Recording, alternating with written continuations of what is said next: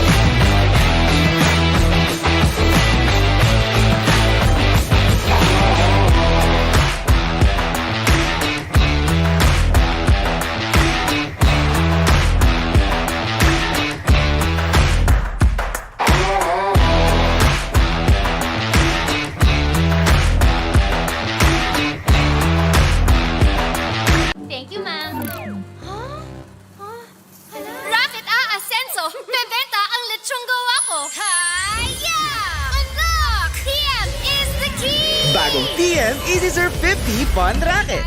May 5 gig pang internet at pang-asenso with only all-net text pa. Sa pinasulit offers ng TM, ang Racket Life pina-easy. Basta racket, hi-ya!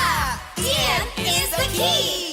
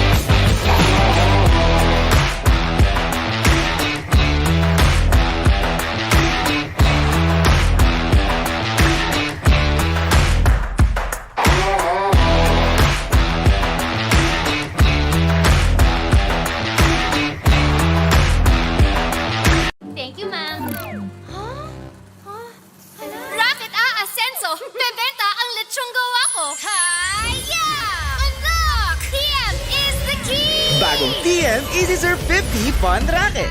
May 5 gig pang internet at pang-asenso with only all-net text pa. Sa pinasulit offers ng TM, ang Racket Life pina-easy. Basta racket, hi-ya! TM is the key!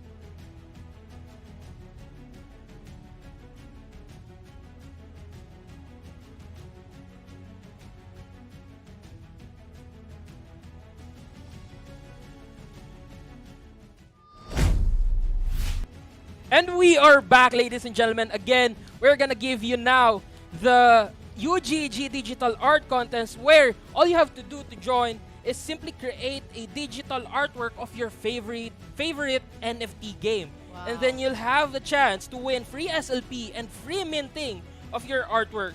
Do not miss this chance. Head over to UGG's Twitter to join now. So we are now minting artworks. Yeah. Yeah, that's actually interesting. You like? UGG is doing it. Yeah, and you know, it's UGG. It's not all about Axie. We Axie is one of our platforms, True. but UGG is all. Its goal is to like unite the gaming community and of course advance to the NFT world, the blockchain explorer world. Basically contribute to the Yeah. blockchain, to the entire crypto world, essentially. Make a difference and leave their legacy in this industry. That's true, because it's a new world already. It's Yup. the digital age, and we need to keep going. We need to keep advancing. True. And that's why we have United Gamers Axie Pro Tournament Season 2, and from a lot of players, which is like 256, because there were a lot of registrants before the tournament started, but there was like a wheel of names. There was a raffle, and then we only chose 256 players for that elimination round, for that elimination elimination stage of the tournament, wherein it was boiled down to the top 16 Yep. of those 256 players, and then they went up against the direct invites, in which they had to compete in a round robin. And so we are now down to our final 32 players here in the live shows. And speaking of that round robin, that's exactly where our last season champion went down.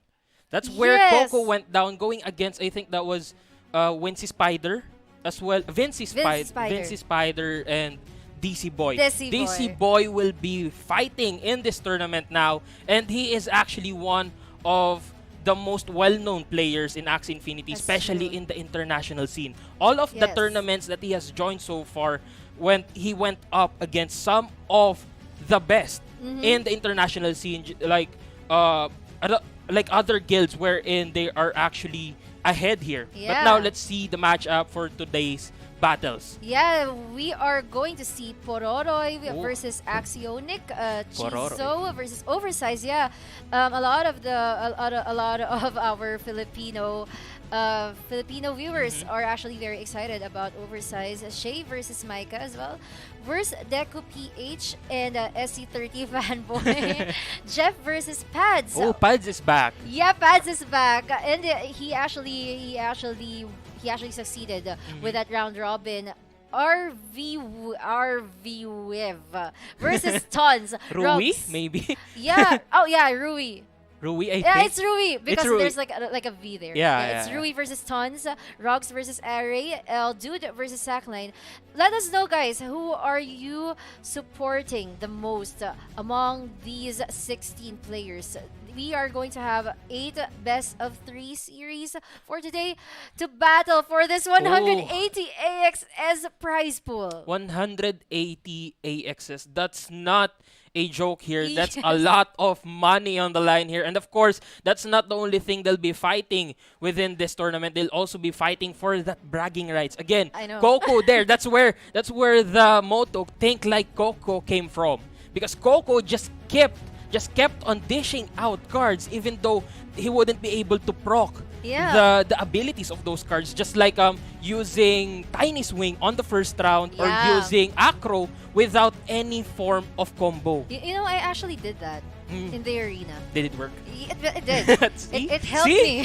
See? Just throwing those tiny swings during round 1. Oh, here comes the first matchup. This is gonna be Pororoi of Foundry S versus Axionic of Buos.gg. This is gonna be an interesting matchup. We haven't seen these two battle it out in any of our past tournaments, and it's gonna be really interesting because now, there's gonna be a question here for them. Who Oh. or what motivated you to join the UGG Axie Tournament Season 2?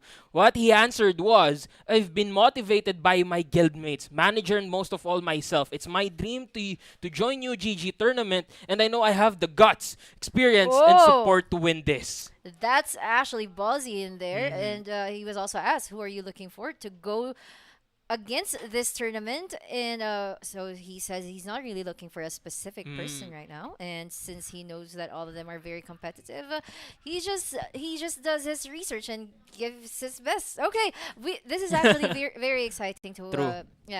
very exciting to watch. You know, one of the things that I have noticed, and one of the things that I have learned for today's or for this tournament is that we actually now have that esports server. Oh, So we'll have yeah. less trouble when it comes to the in-game battles. But here comes Axionic. Who is Axionic? Axionic is a 22-year-old Cebuano who just started playing Axie October of last year. Just a simple guy who also aspired to have his own Axies, and luckily he was able to acquire scholarship provided by buwos.gg. Okay, and he was also asked who or what motivated. Okay, same question. Who or what motivated you to join the Axie tournament? The one who motivated him is his guildmates, buwos.gg, and he's also looking forward to have a rematch against Spam and Rice. Okay. Oh, a rematch! Wait. They already started. This is happening so quickly, and it's already round number 2.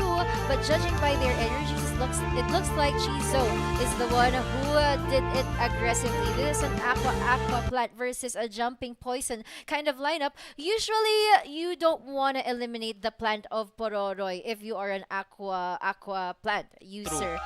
But it just so happened that he lacks energy, probably because of the vegetal bite. Probably because of the vegetal bite indeed. Now he's gonna be going in for an October treat, gets 1 card. But so far they have been playing passively. Again, like my co-caster here, Paring JP said, he needs to burst that down and at the same time it so well that there Yeah. wouldn't be a gas unleash there once he goes back. He goes for the firefight. Yeah, that gas unleash, it just it only has 20 shield and 20 attack damage, but it's passive. Its passive is really the worst, the most devious one. And Pororoi, right now they're actually taking their time to think. Yes, this is already the esports server. So what's happening here is being done real time. Now this is a double cocoa for just to shield up, and this is actually a good move for him because he's not gonna activate that gas unleash for his aqua.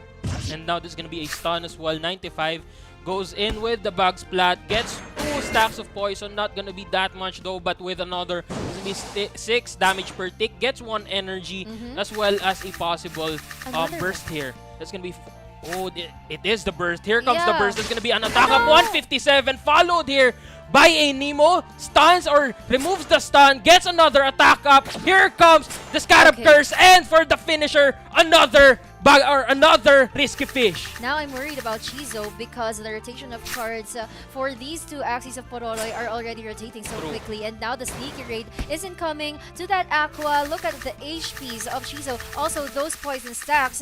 He is now on the clock. He is indeed on the clock. It's gonna be a scale dart followed by a coin. Not gonna be putting much damage on that reptile though. But that acro will put 122, gets 1 energy as well, jumps into the back, puts another stack, 5 stacks of poison, stuns him. Now here comes the end of that mid lane, and I think this is gonna be the end of that back lane as well. This is a 1v2 situation here. Destroys 1 energy, no energy destroyed though. But now this is gonna be really crucial. That plant doesn't have any sustain, and is just gonna be putting a lot of poison on that plant. And now Ouch. it's not even gonna be enough to take out that mid lane reptile. And these juggling Oh, balls no. are really enough to end this game number 1 against Chizo. Pororoi takes on game number 1. So that was really quick. Actually, just a quick review.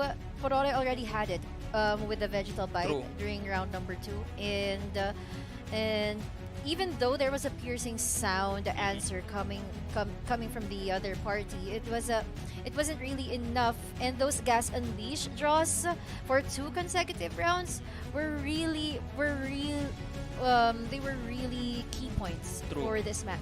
It was really so substantial in the victory of Pororoi there. And again, as we've seen, why does Axionic have a point? But anyway, as we've seen It's there, supposed to be Pororoi. Okay. anyway, as we've seen there, we've seen a burst down, actually a domination. They're coming in from Pororoi using that that poison team, where he maximized, like you said, he maximized the gas unleash and made sure that his aquas, even though his plant was still alive, even though Axionic's plant was still alive, he'll be able to put out a lot of damage early on using the aqua or using the poison stacks. And then by the end of that match, he'll be able to easily burst him down, get that double kill, and then focus on the plant alone, which doesn't have a lot of damage potential. Yeah, that's true. Actually, it was also Axionic there was also kind of impatient, but I wouldn't really blame him because for the first round that the gas unleash was activated, he was able to save his god aqua. But the second round that it was activated, who would have known that he still had another gas unleash? He wasn't expecting Yeah. that Pororoi would get another gas unleash. I guess that's where the luck of the cards comes in. Of course. But again, it all boils down to the skill of the player. Yeah. You can't just keep on relying on your luck over the draws. Yeah. That's not how you win in Axie Infinity. You have to know when to use it and when not to use it. Now, that's exactly what Pororoi did. He knew when to use the gas unleash, and he knew when to use the October treat, so he gets more cards, he gets more draws, so he'll be able to get the another gas unleash. Wherein after he used up the gas unleash, he was basically taunting and baiting Axionic to attack, to burst him down, and that's exactly what he did. And actually, when you are an AAP user, if you are committed to bursting the plant during this round, you have to make sure that you are also ready for another burst down for the next round. True. Because if you are not prepared, like if you exhaust your resources just to burst out the plant, the jumping poison team will just answer back with a total poison. True. With a total poison move. Actually, after he bursted down that plant, Pororoi used the sneaky raid just to make sure that Axionic will have enough poison ticks. And at the same time, we all know that reptiles and dust are well known for their high armor. So you really have, especially if you're using aqua cards, you really have to make sure that you can burst them down, because otherwise you'll just be wasting two cards on their shields alone. That's true. There was also this round that he exhausted his beast cards, the scarab, the acrobatic, just to burst out the plant, and he was really already unprepared for the next rounds, just to burst down the jumping poisons. True. It was really difficult. It was really difficult, but hopefully Axionic, we're not sure if he has other Axies under his sleeve, but maybe he'll be able to change or tweak his lineup a little bit, his team, and show us a different side that maybe could counter the jumping poison lineup. And Pororoi, on the other hand, he maybe also wants to make adjustments. We might see a triple plant here What? with the Bidens and the Yams. Would you do fight, that? fight fire with fire. Why not, right? You fight fire with fire, and you're basically just gonna be drowning out the poison team with the poison of your own, and then with the back lane heal, you'll be able to sustain any amount of damage they'll be dishing out, while they keep on sustaining damage. That's true. From the poison that you've already put on them. Actually, yeah, that was made famous by Ruthless Ridge. Yes, during exactly. season 1. Season 1. The Rosebud, the Luna Absorb, the Vegetal Bite, and the October Tree. It was really good. I mean, it was a really long match, though. It was really a long match, though. It was a really, really long match. I wouldn't put myself through that in the arena. I think we saw 220 blood curse damage. Oh yeah, blood moon curse yeah, because damage. he just kept on healing, right? Yep. Yeah, and actually he only has only one cost, but the thing about that is that plant is pure support. Pure support. Pure support cards. If it boiled down to a 1v2 situation, he wouldn't have any chance of fighting back, because he wouldn't have the damage potential that he would need to eliminate the remaining two, and at the same time, those two can just keep on skipping. Yeah. Like, especially if one of them has an energy gainer, like a carrot hammer, or not a carrot hammer, perhaps a Luna Absorb, and at the same time Vegetal Bite. But now we Oh, are gonna here. be going into Round round 2. two. Actually, game 2 of round 2. Look at that. Look at that. It's Pororoi already has 0 energy. Oh, it was Axionic that was using the jumping poison lineup earlier. Okay, so we had a switch up. oh yeah, and Pororoi there, he had to exhaust all of his energies during round 1, but Axionic, judging by what happened, he skipped there, but a piercing sound was used. True. So that he only has 2 energy right now. And I think this is a good move for Pororoi, Yeah. because now he wouldn't have to. Nobody really uses Gas Unleash on the very first round. That's gonna be a poison stack, Really? followed by 3 juggling balls a lot here. of card draws And there. yep, a lot of cards were drawn there because of that cattail. And Pororoi here, he will have to use that cattail again. Well, True. it depends, because Axionic, since he only has 2 energies and he wants to wait for his card draws, his card rotation, so that he can make a lot of combos.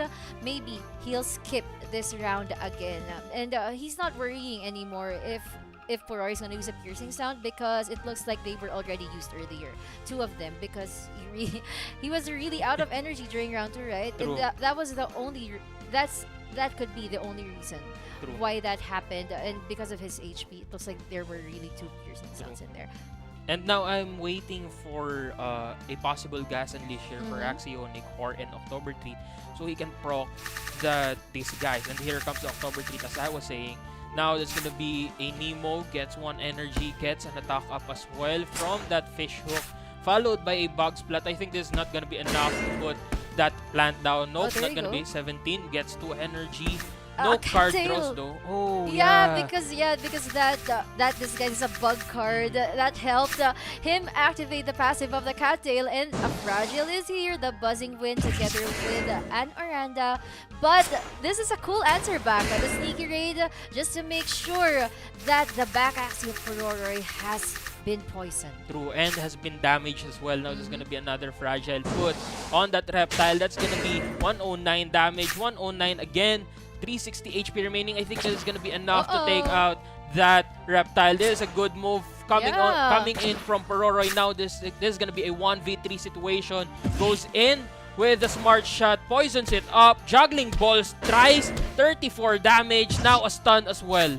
Yep, and another piercing sound is here with that critical. Axionic here is already back into a corner, but he will not give up. He will cast that smart shot, the venom spray, and those juggling balls. Look at this.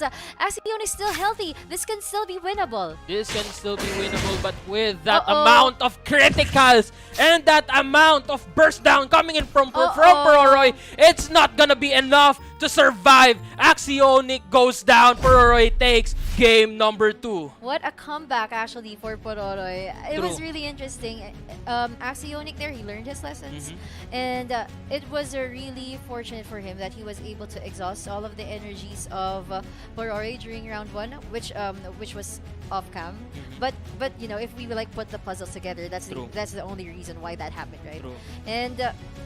And that was just during that last round, he was able to use his speed advantage, his first move advantage, that he will always be first against Pororoi. And that fragile. Again, like we were because he talking didn't about. use that during the game 1, right? True, Yeah. true. Again, like we were talking about just a while back before game number 2 started.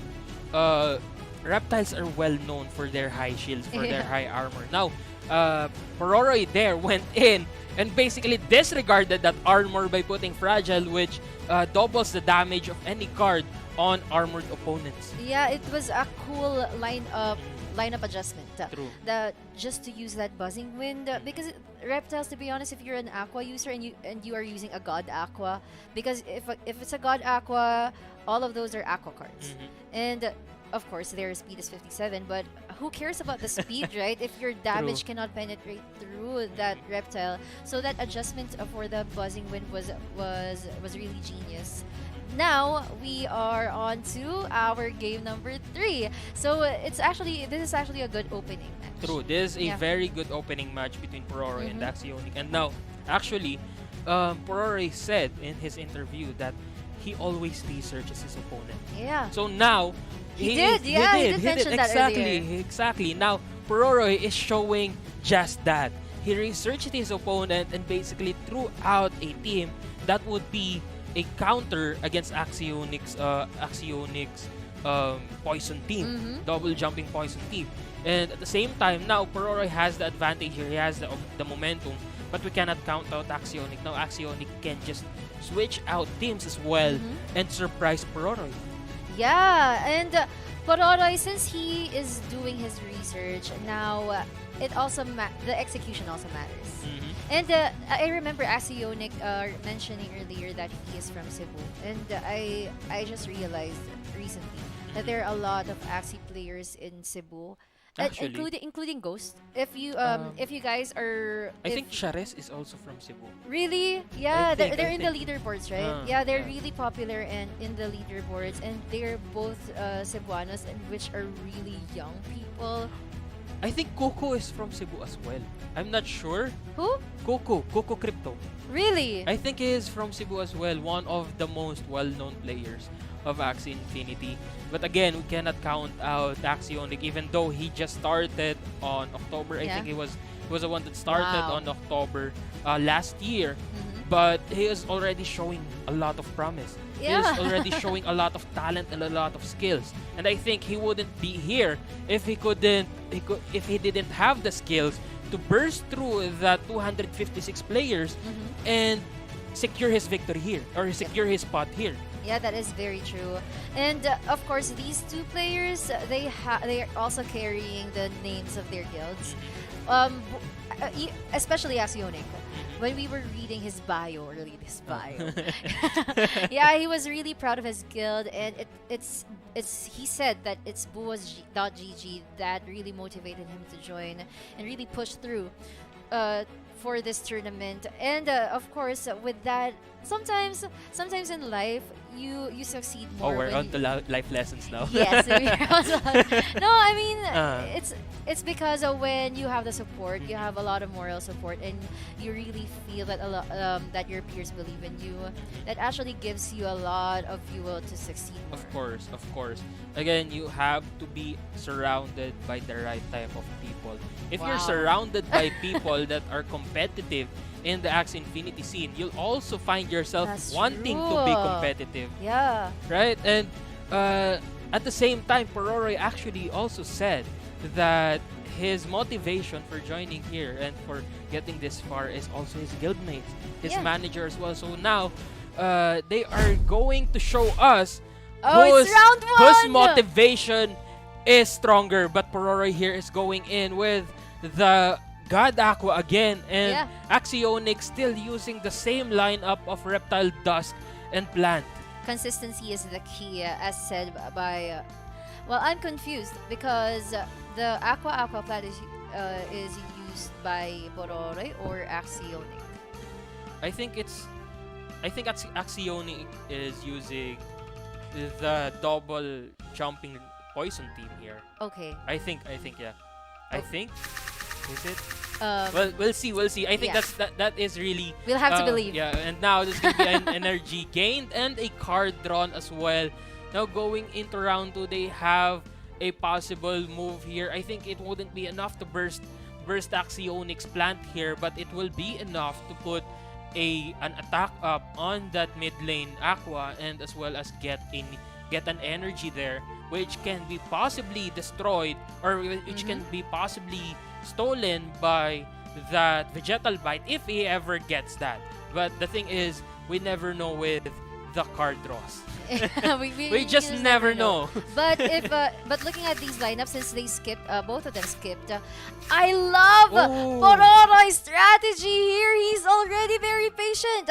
Very different to what happened during game number 1. Because during game number 1, he was really panicking. True. And now patience is here. He's keeping his cool because he's using the God Aqua and he can't risk going through a lot of shield. Now that 1 October treat But is now- already out of the game, he will panic less. True, but at the same time, Axionic also became patient and didn't use that gas unleash. Now, Pororoi might be thinking psycho move. Axionic doesn't have any cards left on that plant, but in fact he does, and he also has the disguise. Oh, wait. Oh, there it is. Oh no, Pororoi! Pororoi I is still love it! going for the patience move here. Goes back in to the back. That's gonna be, and Cerastus as well goes in, destroys 2 energy, I puts love that 3 move. stacks of poison on that plant, gets 1 energy, but now Pororoi is confident that Axionic doesn't have any sort of poison ability on that plant, and he will be right. That's gonna be a scale dart followed by an attack cup, setting it up for the next round. There Goes you go. in with that Risky Fish, Scarab Curse, and for the finisher, another Risky Fish, setting it up again with that attack up. But here comes Axionic going in with a smart shot, double Venom Spray, and of course, stuns it as well using the Chomp. Now, he was able to save all of these energies, all of these cards, so that he'll be able to burst down this reptile of Axionic. It may not be enough for this round, but he think will it still is. have the Oh, no, first it's move not. advantage during the next round. But Axionic here, he will want to end the God Aqua, but that's not really a problem because Beast cards and Bug cards are in the mid Aqua and the front plant. Now, that's gonna be an attack up, goes in with the Koi, destroys that mid lane.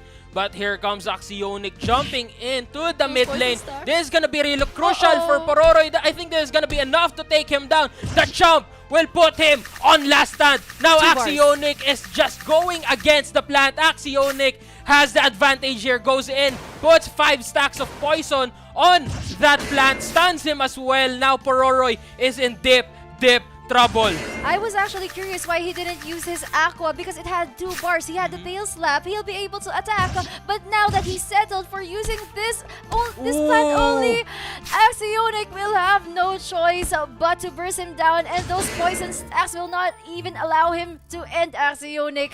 It is actually a good run for Axionic here. Game number 3, he takes it and Whoa. takes also the series. That was an amazing starter for our tournament there. Why? Because again, we've seen Pororoi there. We've seen Pororoi's patience. He was really keen on skipping the first few rounds, ensuring that he wouldn't fall for Axionic's Gas Unleash. But at the same time, Axionic used those moments to gain more cards. And with those cards, he gained the advantage on the later rounds. Because now, even though Pororoi kept on bursting him down, Axionic still had a lot of shields and a lot of moments to put stacks of poison on that back lane and mid lane aquas, and that essentially destroyed Pororoi's aquas.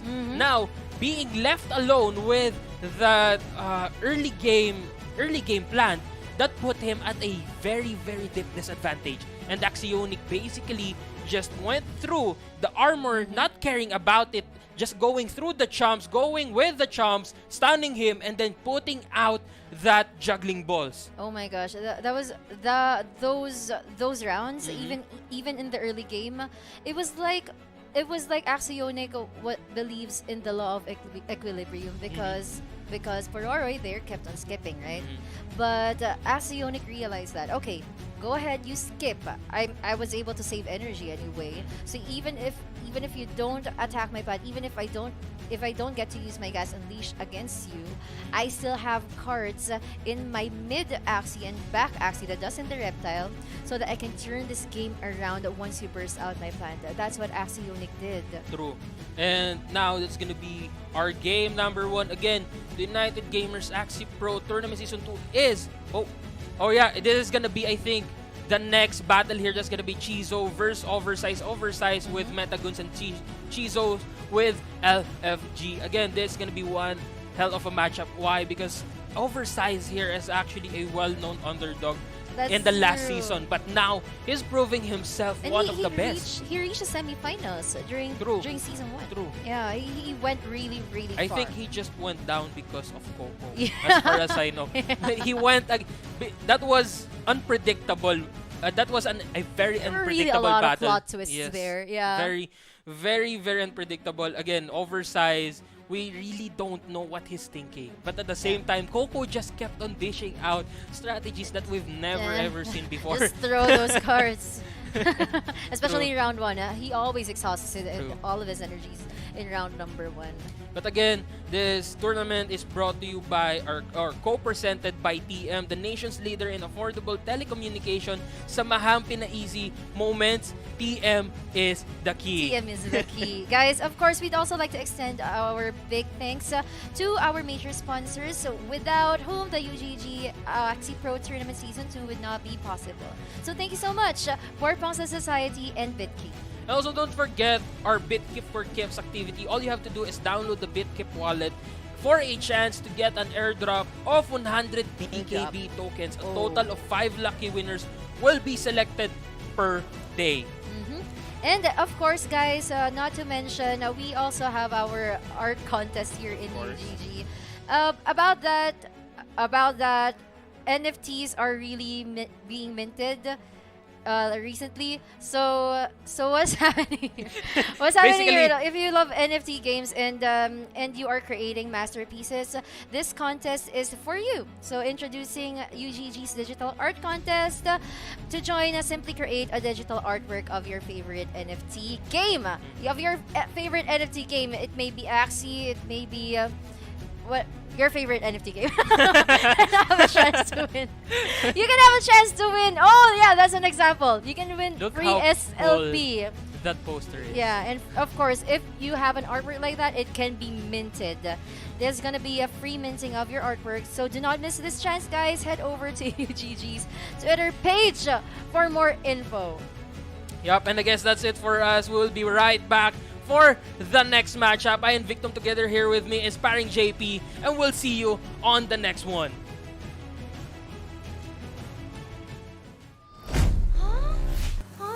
Rocket Ascenso! Bebenta ang lechong gawa ko! Haya! Unlock! TM is the key! Bagong TM Easy Serve 50 Fun Racket. May 5 gig pang internet at pang-asenso with only all-net text pa. Sa pinasulit offers ng TM, ang Racket Life pina-easy. Basta Rocket! Haya! TM is the key!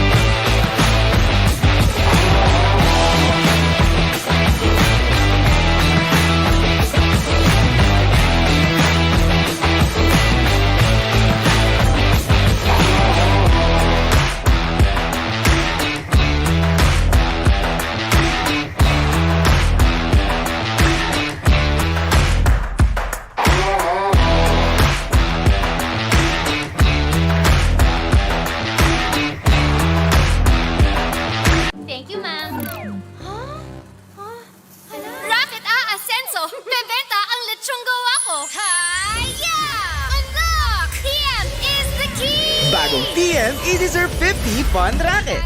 May 5 gig pang internet at pang-asenso with only all-net text pa. Sa pinasulit offers ng TM, ang Racket Life pina-easy. Basta racket, haya! TM is the key!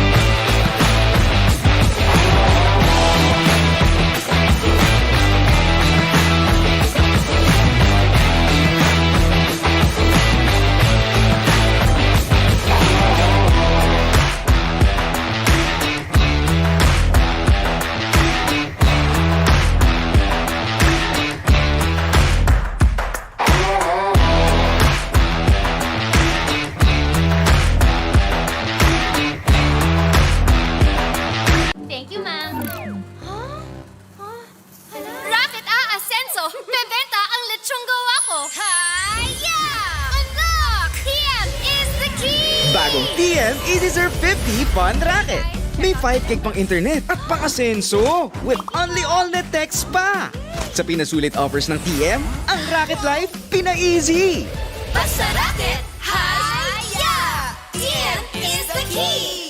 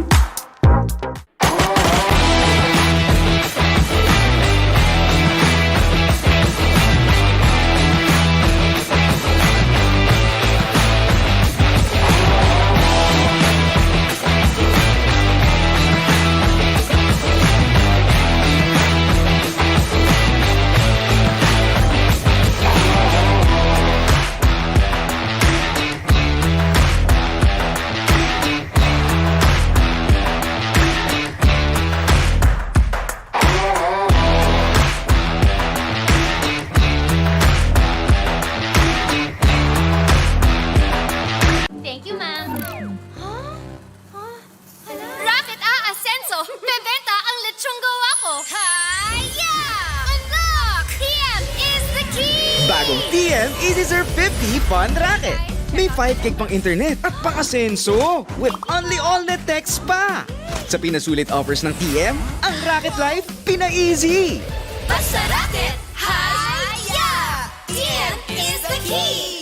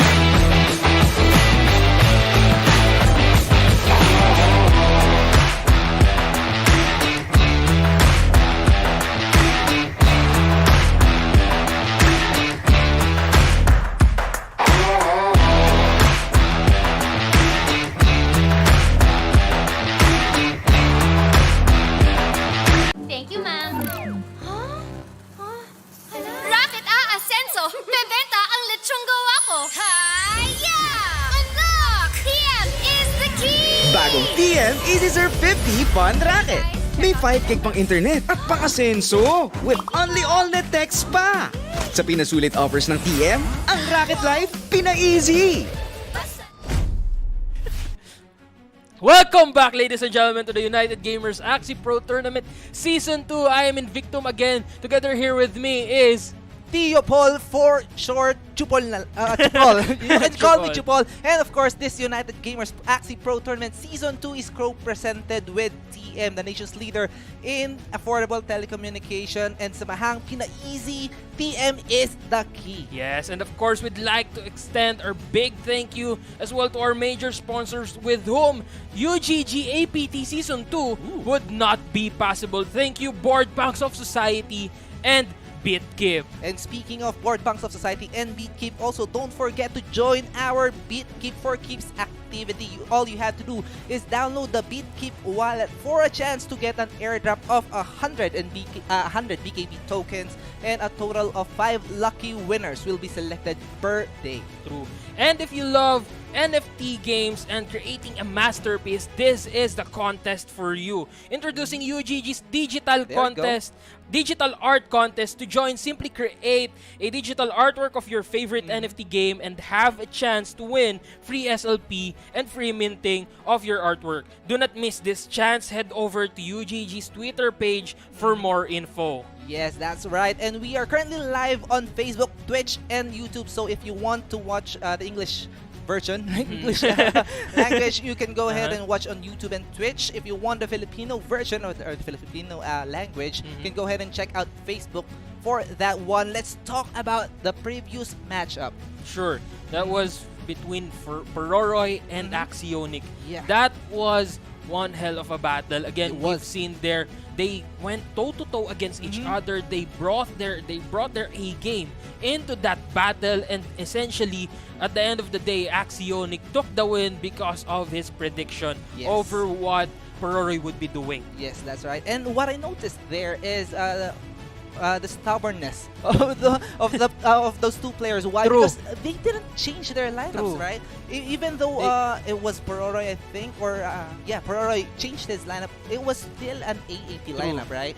The essence was still there. And at the end of the day, they also showed that, again, like Paring JP said a while back, consistency is key. If that is where you're if it all boils down to a life or death situation, you will always be going for your comfort pick. Like the AAP or the Aqua God of Pororoi, and of course the double jumping poison of Axionic.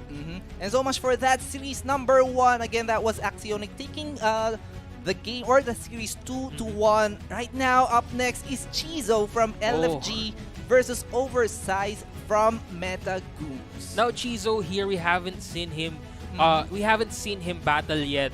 But Oversized, before that, who is Chizo? Chizo is an avid Axie Infinity fan trying to reach leaderboards every season. That is a commendable ambition. Now, who or what motivated you to join the UGG Axie Tournament Season 2? I was watching the previous tournament and learned anyone can join. I told myself, why not? Won't lose anything in trying, which is true. Suddenly, I'm part of the final 32. I don't know how, but I'm here. Might as well try my best. And third question would be, who are you looking forward to go against this tournament?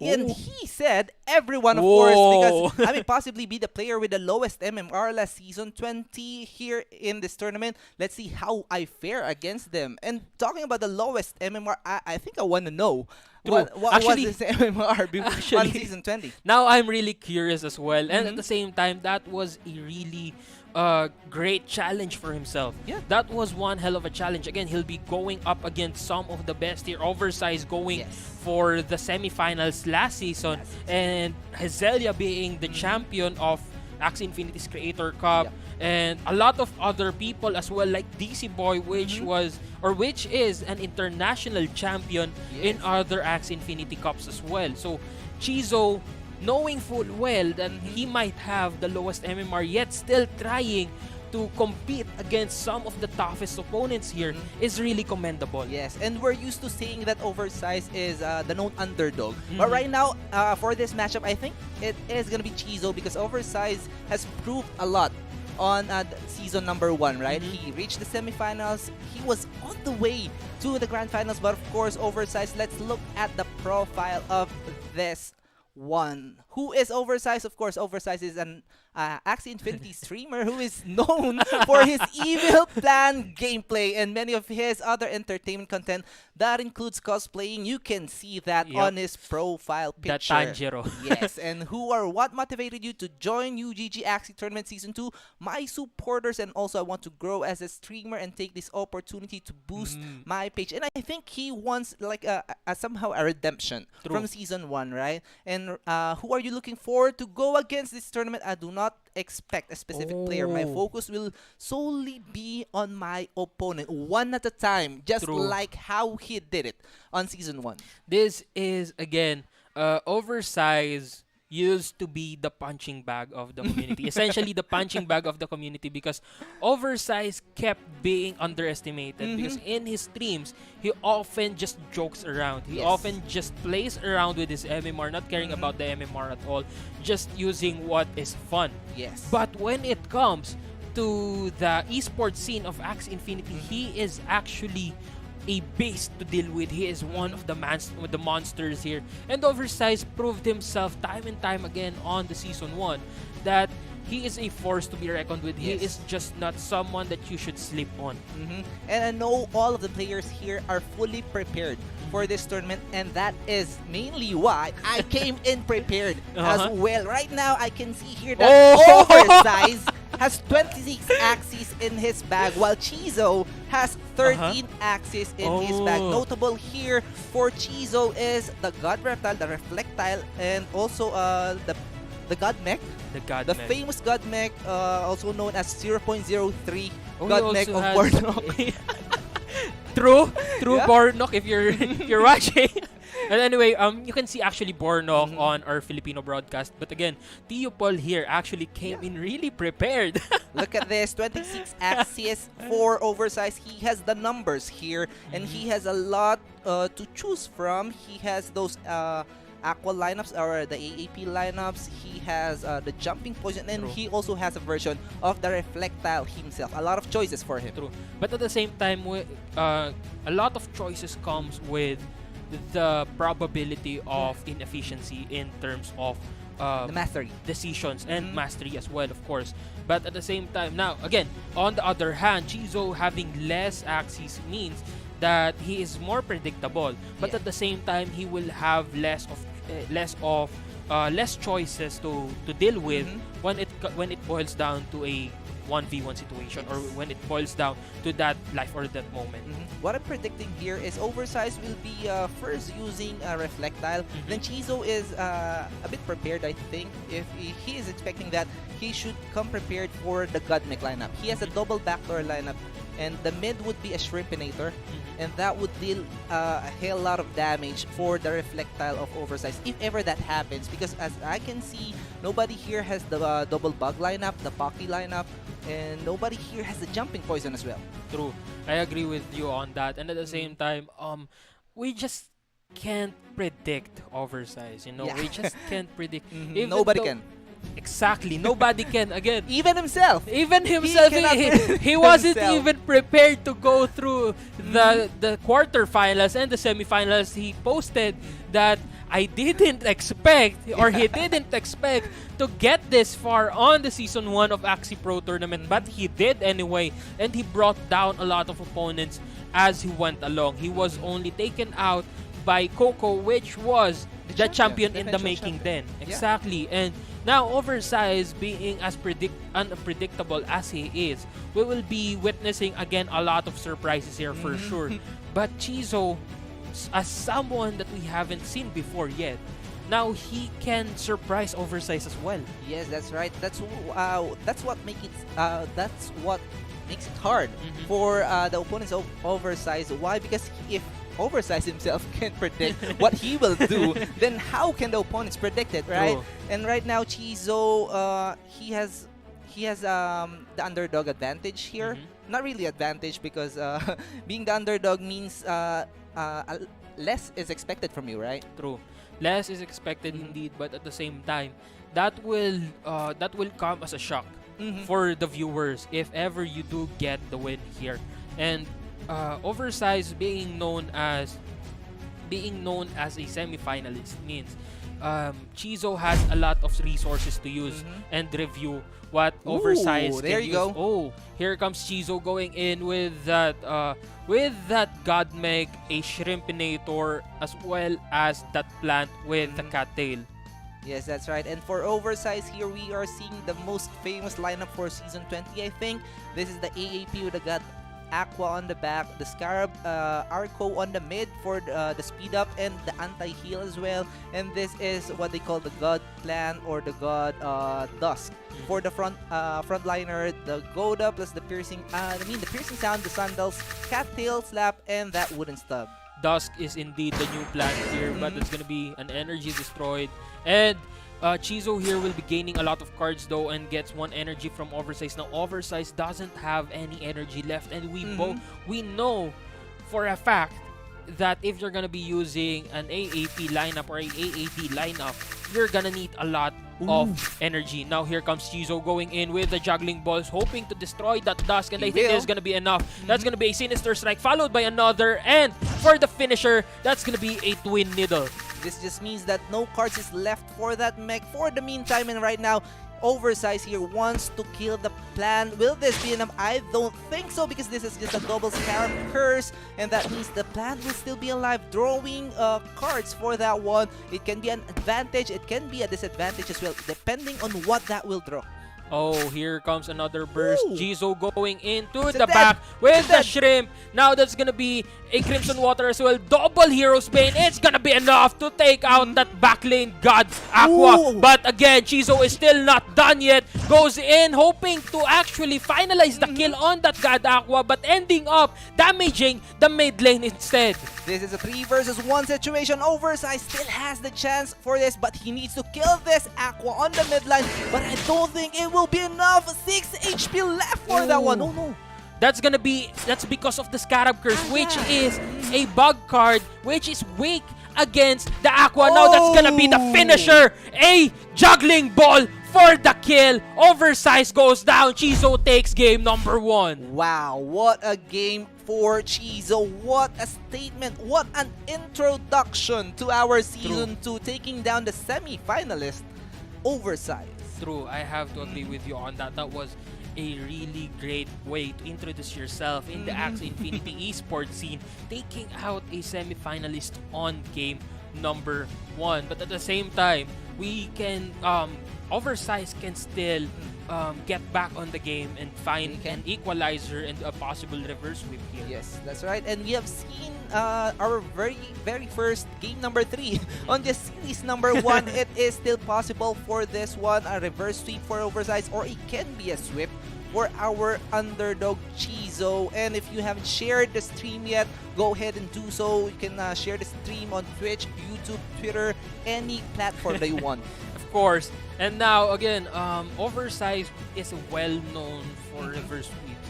He just doesn't give up, and He doesn't. like you said, he has a lot of axes under his belt that he can use if ever it boils down to situations like this. Now he can just surprise Chizo with an out of this world lineup and get a victory here, get the momentum that he needs to get that 2 points. But at the same time, you cannot count out Chizo here. We've seen how he predicted Oversized so far, and Oversized being as unpredictable as he is, that means a lot of things for Chizo. Yes, that's right. And Oversized, as we mentioned earlier, has 26 axes in his bag. A lot of them are quite energy axes. What I can see here for his lineup is he has actually a jumping poison on his composition. Now that can be used against Chizo here with the double jumping poison, especially if he can take out that Godmech early on. Yeah, that's the real problem That's the real here. problem. Even though Oversized has the Aqua plan or Dusk lineup, it was Chizo prevailing on the end. He was able to draw the cards of the mech early on, and that dealt a lot of damage on the plan. That is actually the threat for Chizo's lineup here. He can go in for the front kill. He can go in for the back door.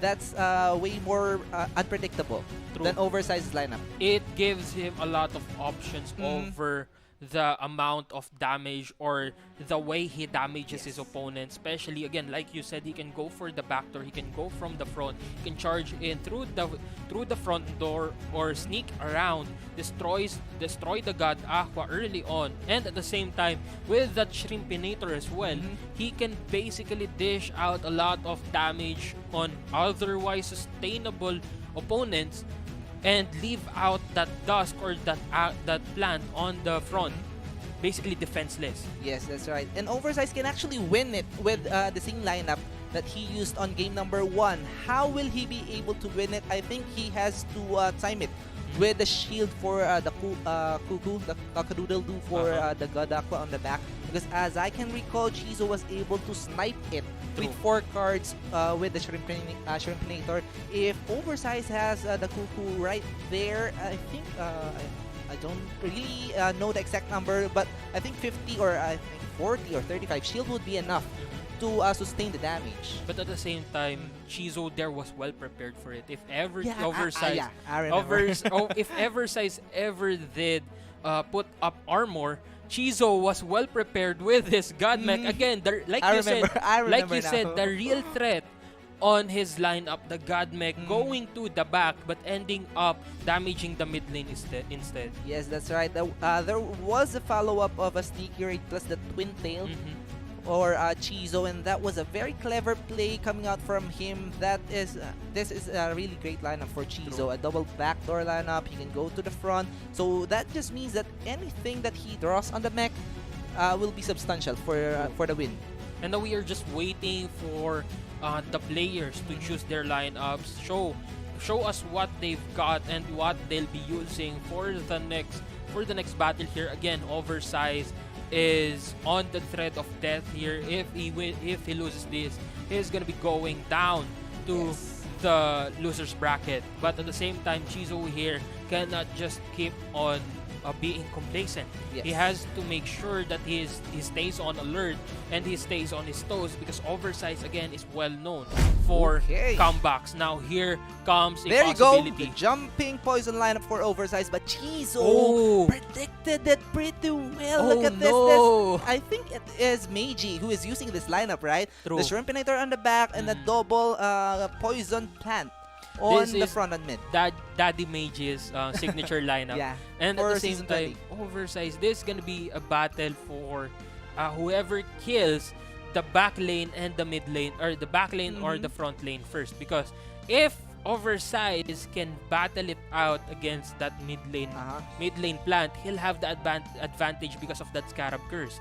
But at the same time, if Chizo destroys that back lane early on before that Aqua can be destroyed, he's gonna be having a lot of time because of that mushroom. Yes, that's right. And I think for me, Oversized needs to go through the front door here in order for him to reach the Aqua with those two dusks of his lineup here. But we don't know yet. It will really depend on the draws here. Round number 1, both of them using just 1 energy, and 2 energies coming in to round number 2, so that means they will have 4. And let's look at the cards here. We already have a lot of cards for the backline Aqua of Chizo here, but no Barb Strikes yet.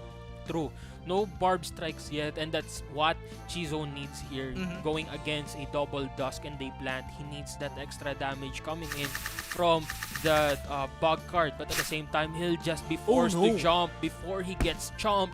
That's gonna be a Titan Jump followed by a Hero's Bane double Lamb. Not gonna be enough. 101 damage on that Dusk.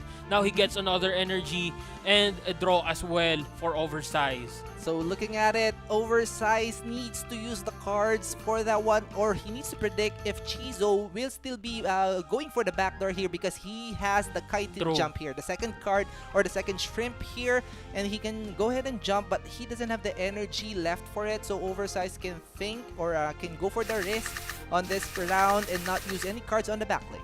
And that's exactly what he did. Now, Chizo here is going for a possible front. That's gonna be an energy stolen from Oversized. Gets 1 energy. Now that's gonna be a total of 3 going into round 5. I think that's gonna be a total of 5. But at the same time, Oversized here has all the cards that he needs to jump to the back. And at the same time, he only needs 1 more smart shot for that back lane. Okay, here comes Oversized. Double Scarab Curse plus the Venom Spring. But he has the Gods Unleashed. Chizo was prepared for that one. And Oversized midline Dusk goes for the backdoor here. No Barb Strikes whatsoever, but that was 2 Cerastes for him. Chizo knows just what to do to put Oversized at a disadvantage here. Again, Chizo with that Titan Jump early on, putting damage on that Dusk and basically making the 3 stacks of poison crucial, even though that's not a lot if only he had a lot of HP left. But here comes Chizo going into the back again. Hero's Bane for the kill, taking out the back lane Dusk here of Oversized. Now Oversized is in a really deep trouble here. Again, even if he destroys that plant or that Aqua in the back, he will still have that mid lane Aqua or mid lane plant to deal with. Yeah, that's right. And the Scarab Curse is out of the board here because the backline Dusk of Oversized is already dead. So that just means Chizo will have the advantage on the 1 versus 1 situation later on. But right now, this is a 2 versus 1 situation, and Chizo can just skip this one out, or he can just go passive, right? True. And I would say Oversized here should jump to the back, put a lot of stacks of poison, or as much as possible just go for a backdoor here. Put stacks of poison on that aqua or on that plant before that front lane gets destroyed, because now he'll be able to rotate the cards between two plants. So what I'm predicting here is this will go to the Blood Moon Curse round number 13, I think. No. That long of a game, but right now Oversized is playing it passively. He wants those cards rotating for him, and he goes for the backdoor now. A double Barb Strike plus that Venom, but the Barb Strike will not be activated because no chain whatsoever is present. But now, Oversized with the God Skip here. Now Chizo gains 2 health or 2 heals here, going back to almost full health.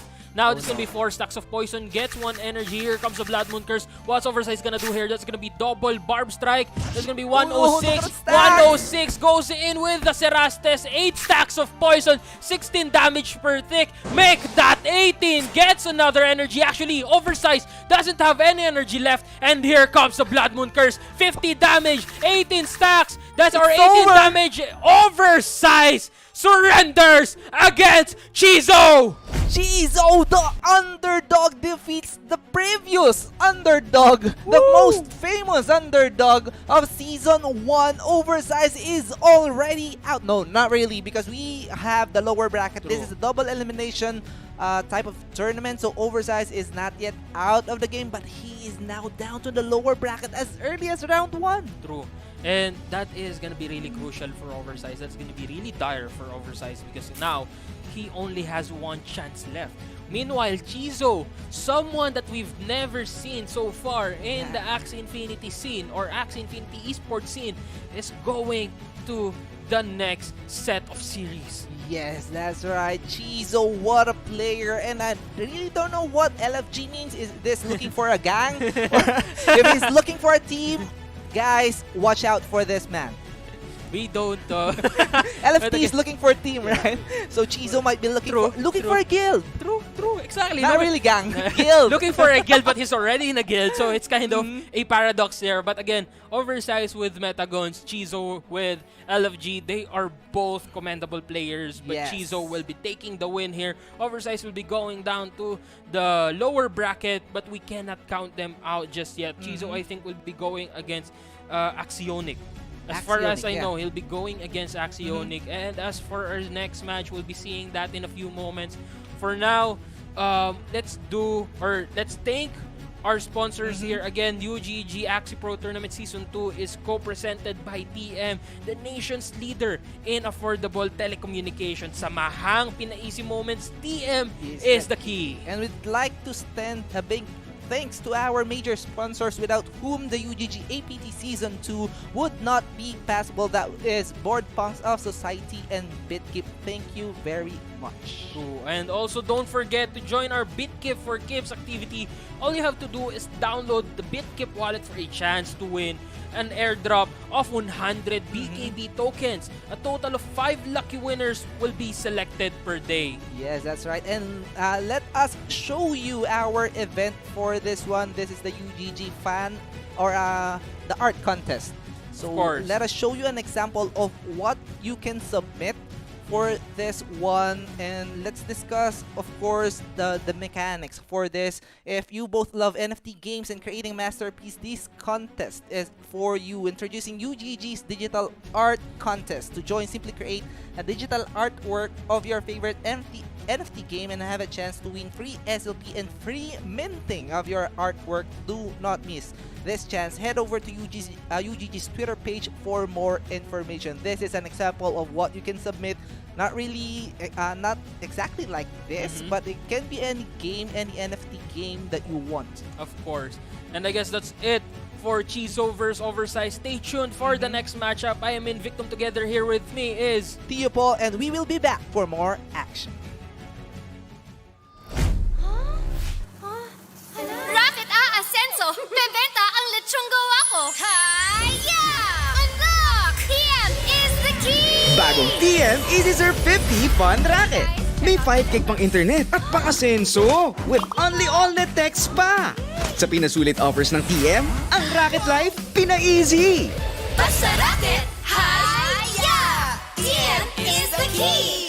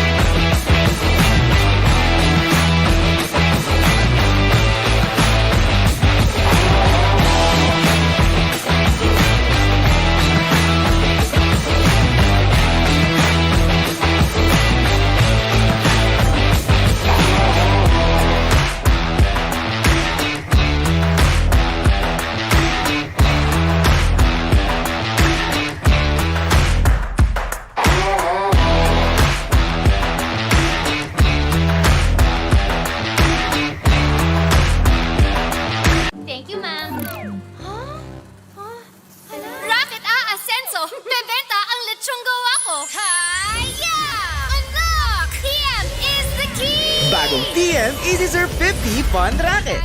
May 5 gig pang internet at pang-asenso with only all-net text pa. Sa pinasulit offers ng TM, ang Racket Life pina-easy.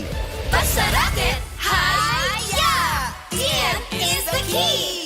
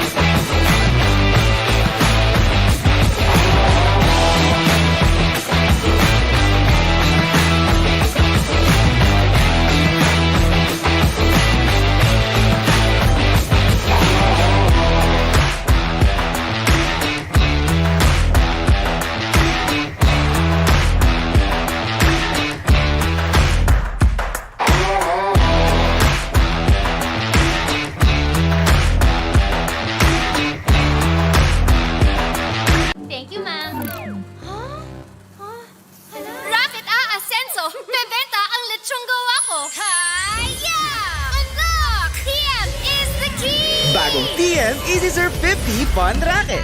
May 5 gig pang internet at pang-asenso with only all-net text pa. Sa pinasulit offers ng TM, ang Racket Life pina-easy. Basta racket, hi-ya! TM is the key!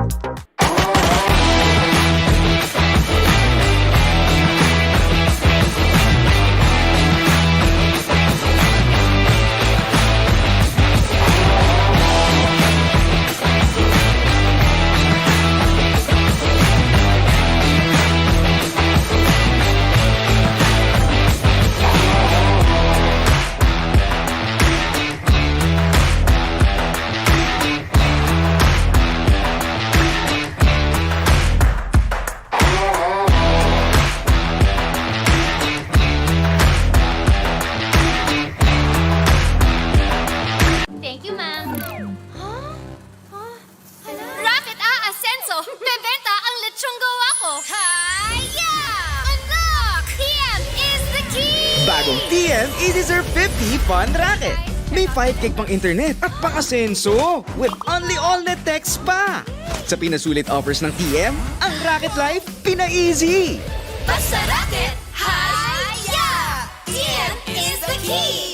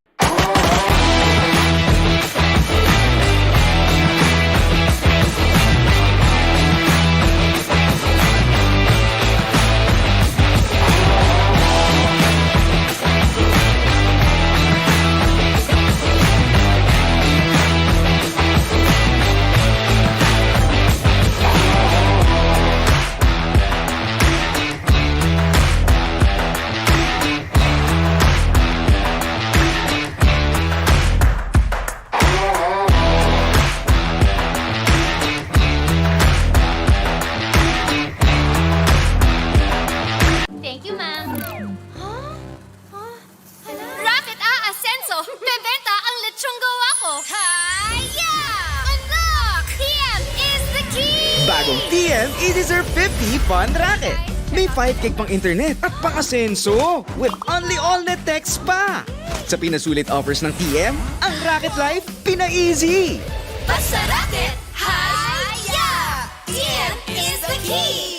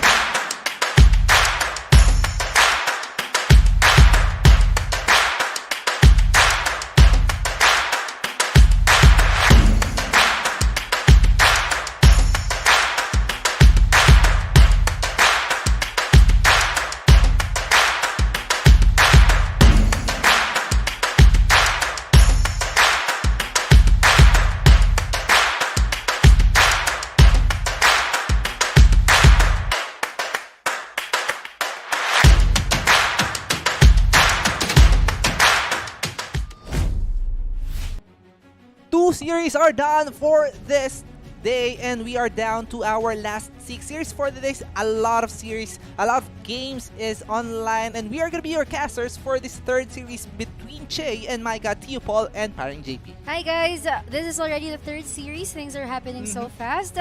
Quick rundown during series number 1. It was a 2-1. And then second series, it was a clean sweep. It was a sweep indeed. Oversized is down to our lower bracket. We don't.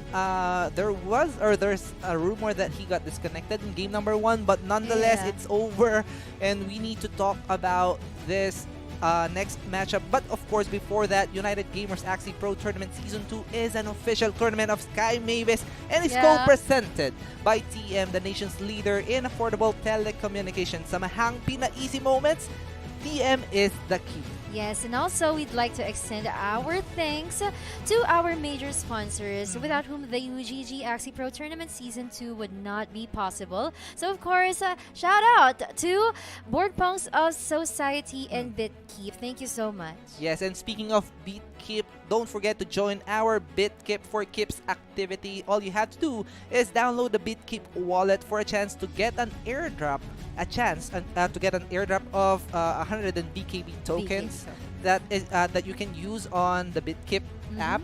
And a total of 5 lucky winners will be selected Per per day. day. Oh my gosh, I'd need to get my hands on those. I have BK. already downloaded BitKeep actually. Yeah? I have created my account. All you need to do is, or you will be given like 12 mnemonic phrase as they call it, just like the Ronin wallet and what do you call them, MetaMask. Yeah, okay. So I would need to download that app too, and you guys need to download that app too. So of course, moving on, we also have the UGG art contest, and if you love NFT games and if you are creating masterpieces, this contest is really for you. There. Looking at that, that's the art contest poster, and we are introducing this to you, the digital art contest of UGG. So to join, simply create a digital artwork of your favorite NFT game and have a chance to win free SLP and free minting of your artwork, the artwork of your favorite NFT game.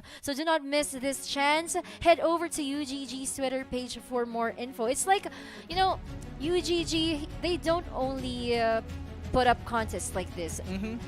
It's not the full story. It means they have a bigger story to that. Yes, that's right. And before we did have the selfie contest. Right now, it's an art contest, meaning it can qualify as an NFT if ever you win it. Yeah. And of course, a lot of contest is online. Just check out the Twitter page and also again the BitKeep for Keeps activity. Let's discuss the BitKeep wallet.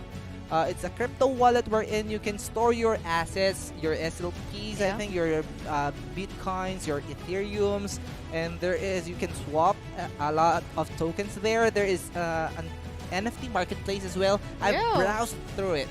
Wow. You need to tell me more about that. You need to tell us more about that. But moving on to our tournament here in UGG, we are going to have Che versus Micah, who are both from UGG. And There you go. they have really feminine names, but they are really masculine here. Che from UGG and Micah from UGG and Whitebeard Axie. Yes, they are both from UGG indeed. And let's look at the introduction of our players. Let's know them more. Who or what motivated you to join UGG Axie Tournament Season 2? What motivated me to join is my friends. He's a very Short and friendly person, yeah. And of course, he is looking forward to go ahead on the strong ones, because for him, he is more enthusiastic to join. He is more enthusiastic and it boosts his confidence if you are able to defeat those strong and well-known players. So that's Che for you guys. Yeah, that's right. So Che, that is his profile. And let's go ahead and check out his opponent. Micah. None other than Micah from Whitebeard Axis and UGG as well. So both of them representing our sponsor or our main organizer, UGG or United Gamers Guild. Who or what motivated you to join this tournament? It is my girlfriend, because I want to fight in this battle stage using her name and give honor to it. Oh, what a gift! What a gift to Micah. He is using his girlfriend's name, Micah. So shout out to you, Micah. You must have done something good. What a long hair you have there, Micah. And again, this is our third series. Again, best of 3, double elimination. So whoever loses this one is still not out of the ball game. He will be down to our lower bracket wherein he will face either Work Deku or SE30 Fanboy. That is our upcoming series. But let's talk about this one, paring JP. Yeah, so for the series 4, it's gonna be SE30 Fanboy or Work Deku. Yeah, we are yet to know them more later on. But for Yes. now, let's focus on Shay, UGG, and Micah. So you must we call to you whenever we need info about their background. Yes, that's right. And of course, we came in prepared earlier. We Yeah. are more prepared right Yeah. now. Let's look at the Axies of these players. 13 Axies for this is Che. I'm seeing And a lot then- of balloons in there. I'm seeing a lot of bugs. They I'm both seeing a have lot the of dusks. bugs plus the Pocky lineup. They both have the God Aqua lineup here. And no, Che doesn't have the full composition of the jumping poison. Mhm. But as I can see it, 24 Axis for Micah, so he has a lot in his bag. Oh. And right now, what I'm Lot of seeing bugs here too. is bugs. Yeah, Mhm. right. They both have. Shrimps. They can actually clash with the same lineup. The You know, bugs they're plus just the gonna Pocky like lineup. discard each other, Mhm. and that's really annoying. If you are a discard user and you're gonna go against another discard user, it's really hard to predict. But if that happens, it's gonna be interesting to watch. Yes, that's right. And I think that's we have a high chance of that to happen. Why? Because as I can see here, 24 Axes, yes, for Micah. But as I can see, a lot of these Axes are just energy Axes. What he can use here is the double bug lineup plus the Pocky lineup. And he also has a Light Steel or a God Plant. Yeah. Which is the Mosquito, the Numbing Electrocution plus the Cactus. But of course, if he has to face the bug lineup with this plant, I think he will be at disadvantage. Yeah, that is a really I mean, it speaks for itself. Yeah. So looking at this one's Micah's, right?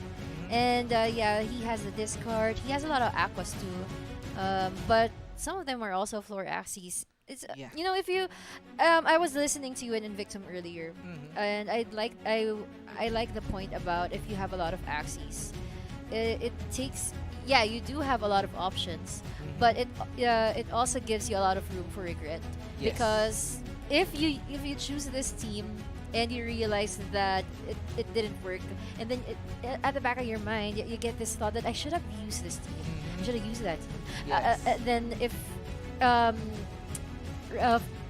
but now if you have like a small pool of Axies, I mean, this is what I have, I'm gonna make the most out of it. Yes, Yeah. that's right. And these players, they do have access to Mhm. the Ronin wallets of their Yeah. opponent, as much as I do have it as well. So It's they can public check out, information. they can check out their opponent's lineup, the possible lineups, and they can come up with a lineup that can deal with the possible lineups of their opponent. Yeah, and actually that's when the tournament starts. So the tournament starts not only when you go against each other in the game proper. Yes, it's That it starts.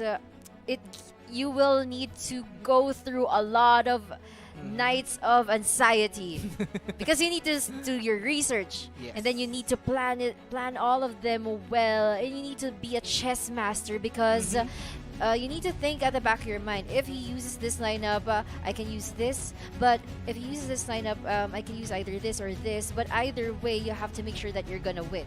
yes, Yeah, that's how you play chess. And that game of chess doesn't only start there. It happens during the game proper, because all of your card draws and all of your moves, you need to control them well. You need to control the game. This is how Axie works. This is how card games Yes. work. And your opponent is not your only opponent. Yes. On this one, right? Your internet connection can be your opponent as well. And that just means that if you have, or if you are participating in this kind of a big tournament, Yeah. you need to be prepared. You need to have a plan B. And that's why if you have a TM SIM, you can go ahead and register to all their Yes! data plans. So- Especially if you're in the Philippines. Yes, that's right. And if that happens, or if your Wi-Fi connection disconnects, or disconnects, you have a backup plan. You can activate your mobile data. Yeah, and And- it's affordable. Mhm. Yeah, TM, the nation's leader in affordable telecommunication. Yes, as they say it on TM, samahang pinaisi, samahang pinasaya, and I've casted for them before. Yeah. That's why TM I is the know yeah, TM is really the key. And of course, let's discuss or let's talk about, let's thank our other sponsors, Board Punks of Society. They were the sponsors of an NFT for our previous season, and Coco won it. If I'm not mistaken, that was number 147. Is that right? What? I mean NFT number 147 Oh, before, yeah! right? I The really blue one! The blue one. Yeah, the blue The one. short-haired blue guy with eyeglasses. Mhm, I yeah. miss that NFT. I Yes. miss staring at that NFT. And Coco had that NFT. Yeah, he didn't that's even he didn't even make it his profile display, but it's okay. That's right. And if you're wondering, where is Jobbles? Where is Coco? Unfortunately, they were not able to make it to our top 32. What happened here is we have 256 players from the qualifiers. Let's talk about it. Let's talk about Oh, by the way, waiting- huge shout out to Kelly Ross who's watching in YouTube. I know. Ooh, okay. Yeah, Alias. I happened to scroll through the comment section. So again, Hello. let's talk about what we're talking about. We were talking about NFTs. Yeah, NFTs. And again, Coco and Jobbles. There you go. 256 players made it through the qualifiers, and then they battled it out up until top 16. So those top 16 that made it through the qualifiers were shuffled with the or the 32 invited players. The direct invites. We haven't, or we don't have a list of it, but of course you know who are those people if you are watching these players, right? So if those players had a round robin, a bracket of 3, and then top 2 will make it. So that just means that 48 players battle it out for the playoffs. So that is 48 divided by 3, that is 16 Yeah. brackets of 3 persons each bracket. 2 for each bracket made it. And unfortunately, Jobbles and Coco were the bottom most I know. player of their In bracket. the round robin. Mhm. Yeah, it was really unfortunate that we didn't get to see them here in the live shows. Mhm. But those results were also posted in the UGG Facebook page. Yeah. And well, we have to move on, and this is what we get. Yes. We have Chizo, Oversized, Shay, Micah, Work Deku, Pororoi, Axionic, Work Deku, SC30 Fanboy. We also have Dizzy Boy and many more. Hazelia is still here. Hazelia is a very consistent player. She is. was. She- Yeah, she was really. She was really performing in the All-Star tournament. She went really far in the Season 1 Axie Pro Tournament, and now she's here to introduce herself again. But we won't be able to see her today. We'll be able to see her matches tomorrow. Yeah, that's right. And you won't be a champion of the first ever Creators Cup if you're not that good, right? So Azalea was actually the top of her bracket for the round robin. Yeah. So really, really good player here. We have Azalea. We have a lot of names here. New names and old names as well. Low-key players, but what we know is all of these players are the best of the best. Of course they are. And speaking of best of the best, who's gonna be the best of the best among these two players? Is it gonna be Che or Micah? An egg shrimp for Micah. Looks wow. nice, though. Yeah, it is. But what we And can you know what? I love the idea of this because this aroma, this egg bomb, is actually usually you see an Oranda, right? Yes. Both of them have. It was nerfed. The egg bomb was nerfed to 110, right? Yes, that's right. But it's still their damages, and they're both range cards. Yes, that's right. So it's like a good alternative. But what I can see here, parang JP, is the Axie or the turds, the speed as well. Micah's egg bomb play won't be happening if Che will kill the mid line with that Cuckoo or with that Cat Aqua. Why? Because that is the first one to attack. Oh, that's true. It's gonna be only the middle the middle Axie is going to be affected by this. Yes. And with that, he just threw those cards together with that egg bomb play, and unfortunately for Catch Che, him, no he had to catch skip in there, and his Axie just got bursted there in front. But he's gonna do the same in round number 3, bursting out the front Axie of Micah. Very well calculated for Che here. Now down to 2 versus 2. Both of them has 5 energies, I think. But they are shuffling it out, and Micah has a decision to make here. Does he have the egg bomb, and can he sustain this damage coming out from Che? And I think it won't be enough. Whoa. But right So now, right. he only has 1 mosquito plus the numbing liquidation, and the cactus won't be able to. Ooh, but the critical happens. No heal for that because of the scarab. Curse! How unfortunate was that? Now Micah you will go. try to turn things around using that egg bomb play, but it's not gonna As happen. I told you. Yeah, but why is this Aqua not 57 speed? Is it at the Axie ID? Yes, it is actually 57 speed, but that God Aqua from Che has the Cuckoo. So it means that they Right. both have 1 bird part with their Aqua, and it all boils down to the ID of this Yes, Axies. both of them now have 130 Oh, no. shield, but the first move advantage, it was enough. It was able to penetrate through the 130 shield, and because of that bird part, the HP is actually lower, right? Yes, that's right. 6 HP lower Yeah. than the normal or the pure Aquas that we are seeing. Wow, what a game right here. The detail of that game I is really too know. much. Mhm. Well, we will have to really give it to Che in Yes. there. That was really a very, very expensive Axie. But what could have happened there, parang JP, if the egg Aqua of Micah was faster than the Cuckoo Yeah, Aqua, right? things will a really lot, change. a lot can change with that one. It was just the ID, because they both have the same HP, they both have the same speed. Yeah. So it was just the ID. We cannot see it, or How old is that God Aqua? as much as I want to. I can actually check it out right now. Oh right? yeah, you can do that. Mhm.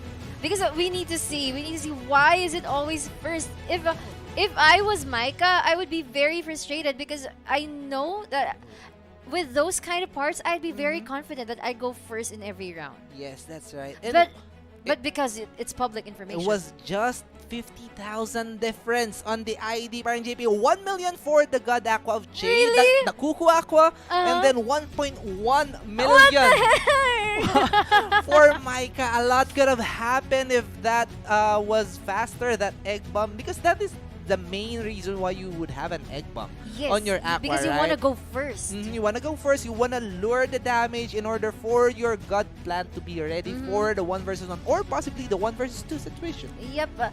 Actually Che, he had access to the Ronin address of Micah, and he could have known. I mean, he planned it most likely that. If Micah's gonna use this Aqua with that egg bomb, I'll have to get a God Aqua that's really speedy and has a very low Axie ID. Yes, that's right. And That was really I think devious, to be Micah honest. used the first egg bomb too early. For me, it was a personal opinion, because if you need to bait out the scarab in order for your Yeah, that was also a mid-plant- good play. In That was order also for a good your play. mid plan to take advantage of the mosquito, right? And we have seen it. Even though it dealt a critical damage, he wasn't able to heal up. Yeah, that was actually a very sad moment in there somewhere in the mid game. But Micah, he also knows. He also knows that the scarab is not being used yet. But he had no choice also because he had to shield up in the plant. He had to shield up, and that blood taste had like 40 shield. Yes. So to heal or not, it can give him a chance to survive. And he was really praying during those rounds. But here in Axie, we don't win with prayers. We win with strategy. Yes, it hurts. But what I'm curious here is, what is the strategy for game number 2? Usually we are seeing the winners of game number 1 not changing lineups, right? Yeah. But right now they can do a psycho play with each other and play those bugs that we were mentioning earlier, because I think the bugs would be troublesome for both of their lineups, but not for the AAPs. But right now, ooh, look at this backline from Micah, a unique one once again. with the cute bunny, the Oranda, the Bulwark plus the Koi.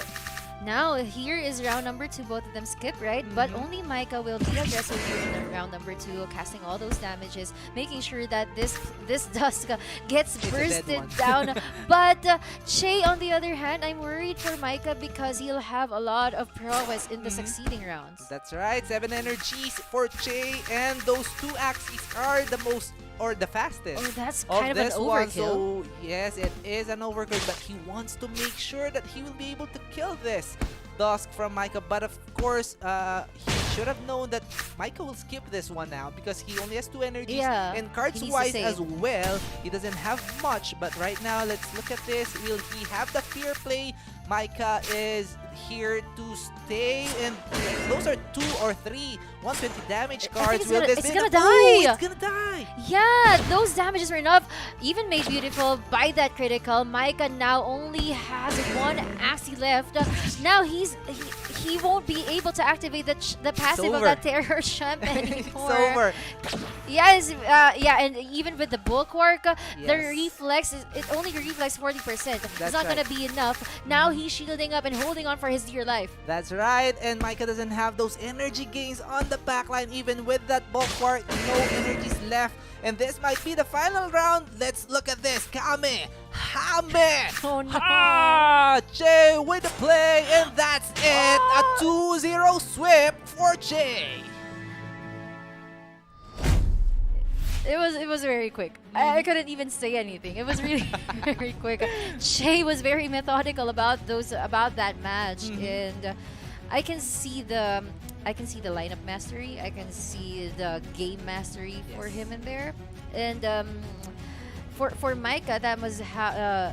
I hope it didn't shock him that much, but thankfully he'll have the lower bracket to make a comeback and be able to redeem himself. Yes, that's right. And I think it could have been different if Micah has the fastest Axie, or might be a bird with an egg bomb on the backline. Or he Might be could have an used the Indus. discard right now. I don't know. Might be an Indus, but Che was using a double aqua line. Well, that's so true. it's Those gonna be damages, hard. yeah. So Micah could have, but he doesn't have that one. He doesn't have that Axie, which can be faster than Che's Axie. He needed that in order for you to maximize a mid-gut plan for the lineup. You really need to have the fastest Axie, and you have to have those egg bomb baits. Yeah, that's true. And well, for Micah, I'm not sure if it's just about the lineup, but the lineup is really it's like a big factor. It's like It really is. 60% lineup, 40% gameplay, or like 50-50. But it's a really huge part of the game. The It lineup. really is. And what a game. Micah is now down to our lower bracket. Not yet over for him. He still has a lot to prove on the lower bracket and a lot to climb Yeah. for this one. And Che with the sweep And he- on that one. And he has a chance to go against Oversized.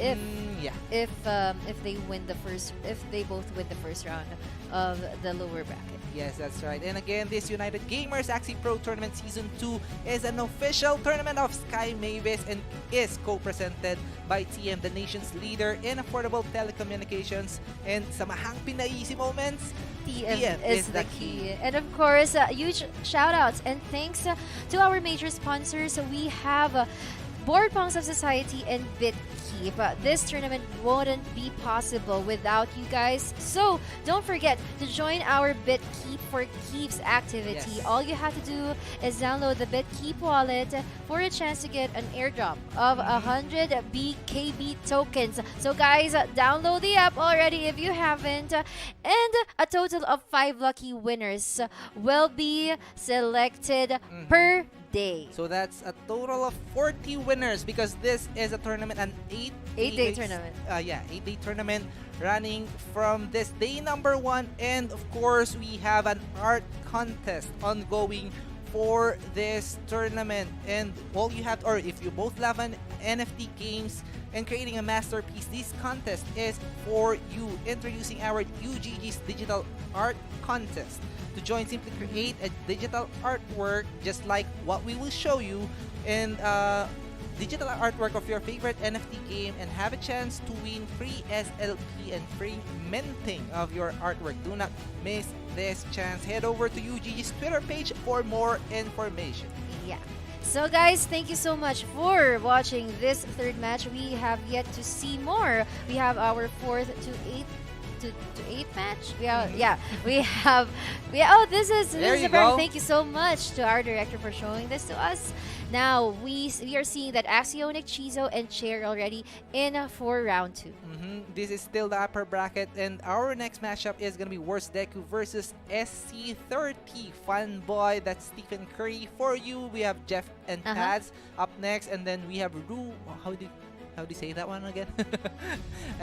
and again, this is the fourth. Yeah, Ru. Yeah. This is the fourth matchup. Worst Deku from the Philippines, of course, and SC30 Fanboy from Bulls.gg. He's an independent player. He doesn't have a guild.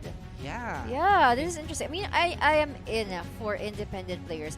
The champion of our season 1 is an independent player, or was an independent player because I think he already joined GG.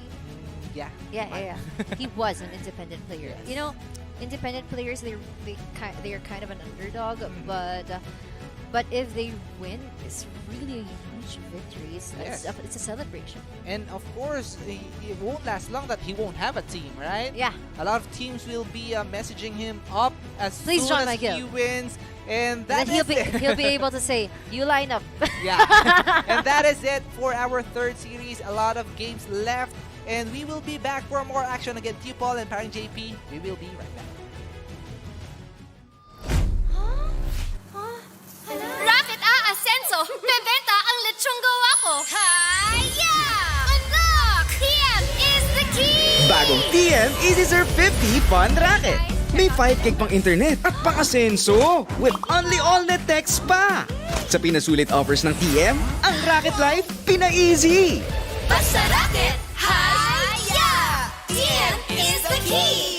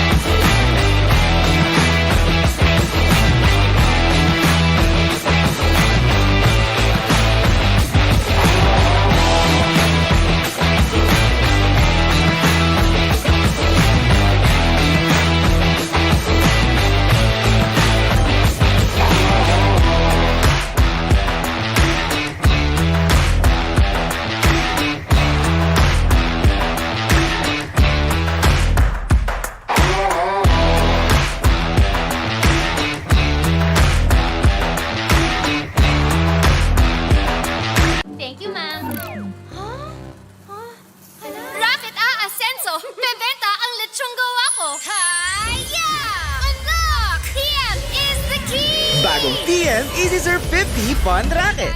May 5 gig pang internet at pang-asenso with only all-net text pa. Sa pinasulit offers ng TM, ang Rocket Life pina-easy. Basta Rocket, hi-ya!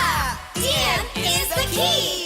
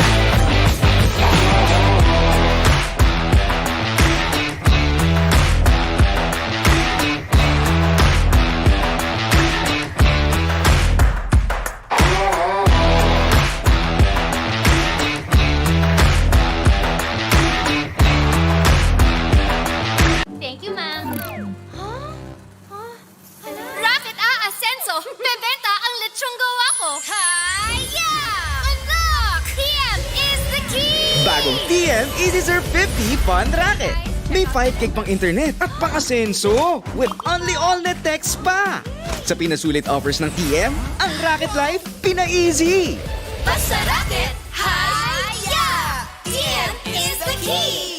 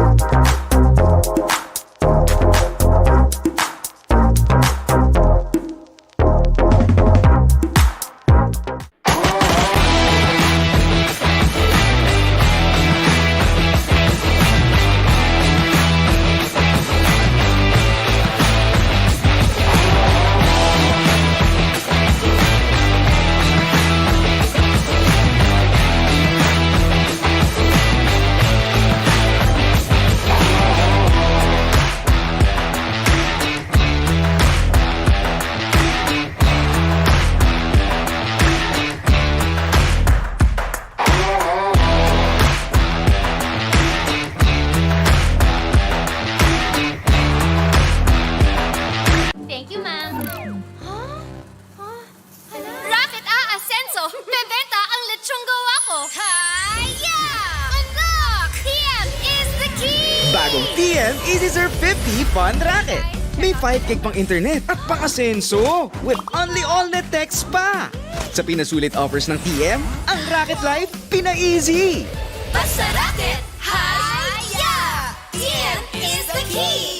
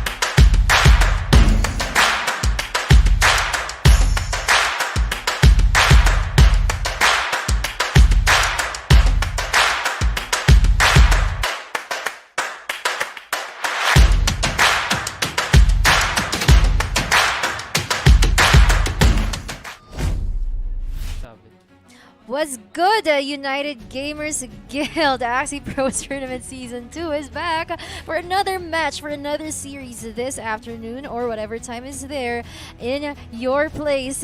We are going to have Worst Deku PH and Stephen Curry Fanboy. I am again Padding JP, and together with me is Invictum. So how are you, Invictum? I am excited for Worst Deku versus ST30 Fanboy or Stephen Curry 30 Fanboy again. But before that, we're gonna be talking about our sponsors. Again, this tournament would not be possible without TM, our co-presenter, the nation's leader in affordable telecommunication. Sa mahang pina-easy moments, TM is the key. We'd also like to extend a big thank you to our major sponsors, without whom the UGG APT Season 2 would not be possible. Thank you, Board Punks of Society and BitKeep. Yep, and of course, guys, do not forget to join our BitKeep for Keeps activity. Oh my gosh, BitKeep is a keeper. Are you a keeper though? We are supposed to be keepers. BitKeep for Keeps activity. All you have to do is download the BitKeep wallet. You can actually check out the Play Store or the Apple Store for that.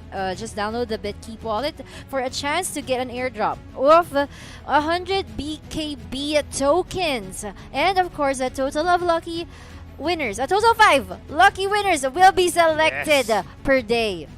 And of course, if you have or you are an avid fan of NFT games and creating a masterpiece of an art, this is the contest for you. Again, introducing UGG's digital art contest. To join, simply create a digital artwork of your favorite NFT game and have a chance to win free SLP and free minting of your artwork. Yep. Do not miss this chance. Head over to UGG's Twitter page for more info. Yeah, guys, please do not miss this chance, especially if you are really a graphic artist, a digital artist. I know a lot, so I will automatically send this contest to them so that they can join. And if you think you are credible, please don't hesitate to join. If Paring JP doesn't send it to me, I will take offense. What? I'm kidding. Well, you'll have to send me some first. All right. That's a deal. That's a deal there. Oh, but anyway, we're going back to the battle at hand. Worst Deku of PH versus SC30 Fanboy of Buwos.gg. Again, we've already seen another member of Buwos.gg a few battles back, and at the same time, speaking of keepers, who will keep this their slot here in the upper bracket. But before that, who is Deku? Deku came from humble beginnings as a former employee of a well-known fast food restaurant. He invested his time to learn Axie in his free time, also to earn extra income for his newborn child. Oh, very commendable father here. For the love of the game, he became invested and wanted to be acknowledged as one of the best. Yeah, and his motivation is also to go up against the players who are the best of the best, and only here in UGG Axie Tournament he can find such players. That is actually very true. There are a lot of well-known players here in UGG, and well, he really respects the tournament, of course. And Deku, and it's from his name. Actually, You know, it's like he is projecting this character of a Deku-like character because Deku really has a lot of humble beginnings. True. And at the same time, he actually steps up to the challenges. Yeah. And he always challenges himself to be better at what he does. And that's exactly what Deku says here. And now he is also looking forward to go up against his Oversized and Hezelia. Now going to SC30 Fanboy. Look at that. He's wearing his Strength in Numbers shirt. So SC30 Fanboy is a huge Stephen Curry fan. Obviously, he's your usual middle-aged man who works and plays games to blow off steam. He has once dreamed of becoming a pro gamer and sees Axie Infinity as his last chance to do so. Oh. Really? Wow. So he really wants to make the most out of it. Now, SC30 is more like Bakugo. Yeah. The ambition of SC30 here That's is true. showing, and I like it. They are really key characters, right? Of Boku no Hero Academia. And where's Deku? PH is also an independent player. He doesn't have a guild, and now we are actually gonna study that. PH is not a guild. Okay, that's noted. Yeah, he's from the Philippines, and where's Deku? I'm actually curious if he went through the qualifiers through the 256 randomly selected players, if he arrived here with that, because that would be very interesting if he did. It's gonna be one huge underdog story for worst Deku. And at the same time, SC30 Fanboy is a fanboy of Stephen Curry. Yeah. Just like how Bakugo is a fanboy of All Might. Oh yeah. And he is showing that right now. Oh my gosh. In a way, this might be his last chance to establish himself as a pro player, or in Bakugo's perspective, the best hero there is. Now he's going up against his rival, worst Deku. Yeah, they are really rivals, and they are going to see each other here in round number 1. And we are actually curious on what kind of axes they'll show us. And of course, we're gonna be seeing it right now. Yeah, not to make it long, here is a round number 1. So Stephen Curry, a fanboy, has the plant Aqua Dusk, whereas Worst Deku has the Aqua plant. Very this is actually one of the very popular metas for a lot of seasons already. It's been ongoing, and this is very for Worst Deku. In any bracket, in any MMR in the arena, this lineup works. True. So I'm not really doubting the capabilities of this lineup. Whereas Steph Curry Fanboy this is actually also the kind of lineup that has a lot of outplays. You can go anywhere you want because of the kite and jump. You can you have the choice to attack in the front or attack at the back. And at the same time, he has that numbing liquidation, basically disabling all of the melee cards here. But Worst Deku going in strong with that fish hook as well as that bug noise, followed by 152 damage from the cactus and the cattail as well. 57 HP left for that dusk. Yeah, that bug noise actually has a lot of damage now. It's actually comparable to a Scarab Curse, right? Because both of them have 110 damage and a 40 shield. So it is actually a good alternative because we usually see bug splats. But Steph Curry Fanboy he skipped in there, and Worst Deku was able to get 1 energy from him. Unfortunately, that Dusk was able to go into a last stand. True. Yeah. And now that's gonna be the scale dart for the finisher. Actually, that was a Was very able to good draw a skip card, coming yeah. in from SC30 Fanboy because he knew Worst Deku didn't have any energy left on round 2. Now Yeah. he's gonna be going for a burst here. That's gonna be 152 damage, followed by that cleanse scent, almost destroying the plant. Now that's on last stand. SCT or Worst Deku here going in for a scale dart, followed by a Koi, establishing himself the speed up that he needs for the latter rounds. But here comes the jump though, followed by of course a Crimson Water and the scale dart. Now Worst Deku gaining 2 energy using the Nemos, He's gonna die. followed by that Acro Fish Hook combo, putting that Aqua on last stand. Yeah, and he's gonna use the Ooh, code just a to dodge! cut that last stand, and the acrobatic double Scarab play is here.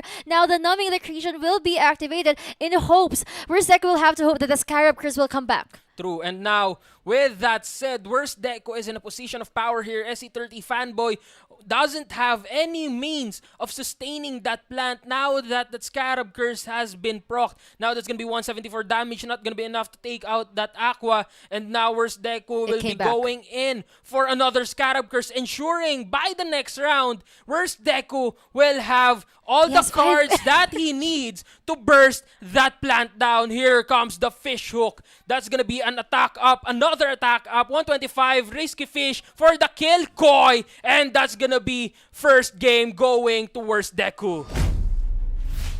I really love the play of Worst Deku there. True. He had a lot of great moves. One is the most commendable moment for me was when the Dusk of Steph Curry Fanboy went into a last stand, because he had a lot of cards there that he wasn't able to use anymore. And then Steph Curry and then Worst Deku, he used the scale dart so that he'll be able to draw a card, because he used the scale dart to cut that last stand, giving him another card, speeding up the rotation of cards in there. It was really very systematic.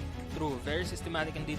And Worst Deku there had a moment of outplay with the Coco going in for a Yes. dodge, removing the last stand of that mid-lane Shrimpinator, and then putting a lot of damage and the Scarab Curse as well on that last or that back lane plant, that late game plant, knowing full well that if he can't maximize the Scarab Curse of his mid lane, he will have a lot of trouble dealing damage against a plant with the sustainability coming in from the Drain Bite, as well as the disabler, disabler of melee cards, which is the Numbing Liquration. Yeah, actually, when Worst Deku used the double Scarab Curse, I was actually very worried because it would take time for those Scarab Curses to come back.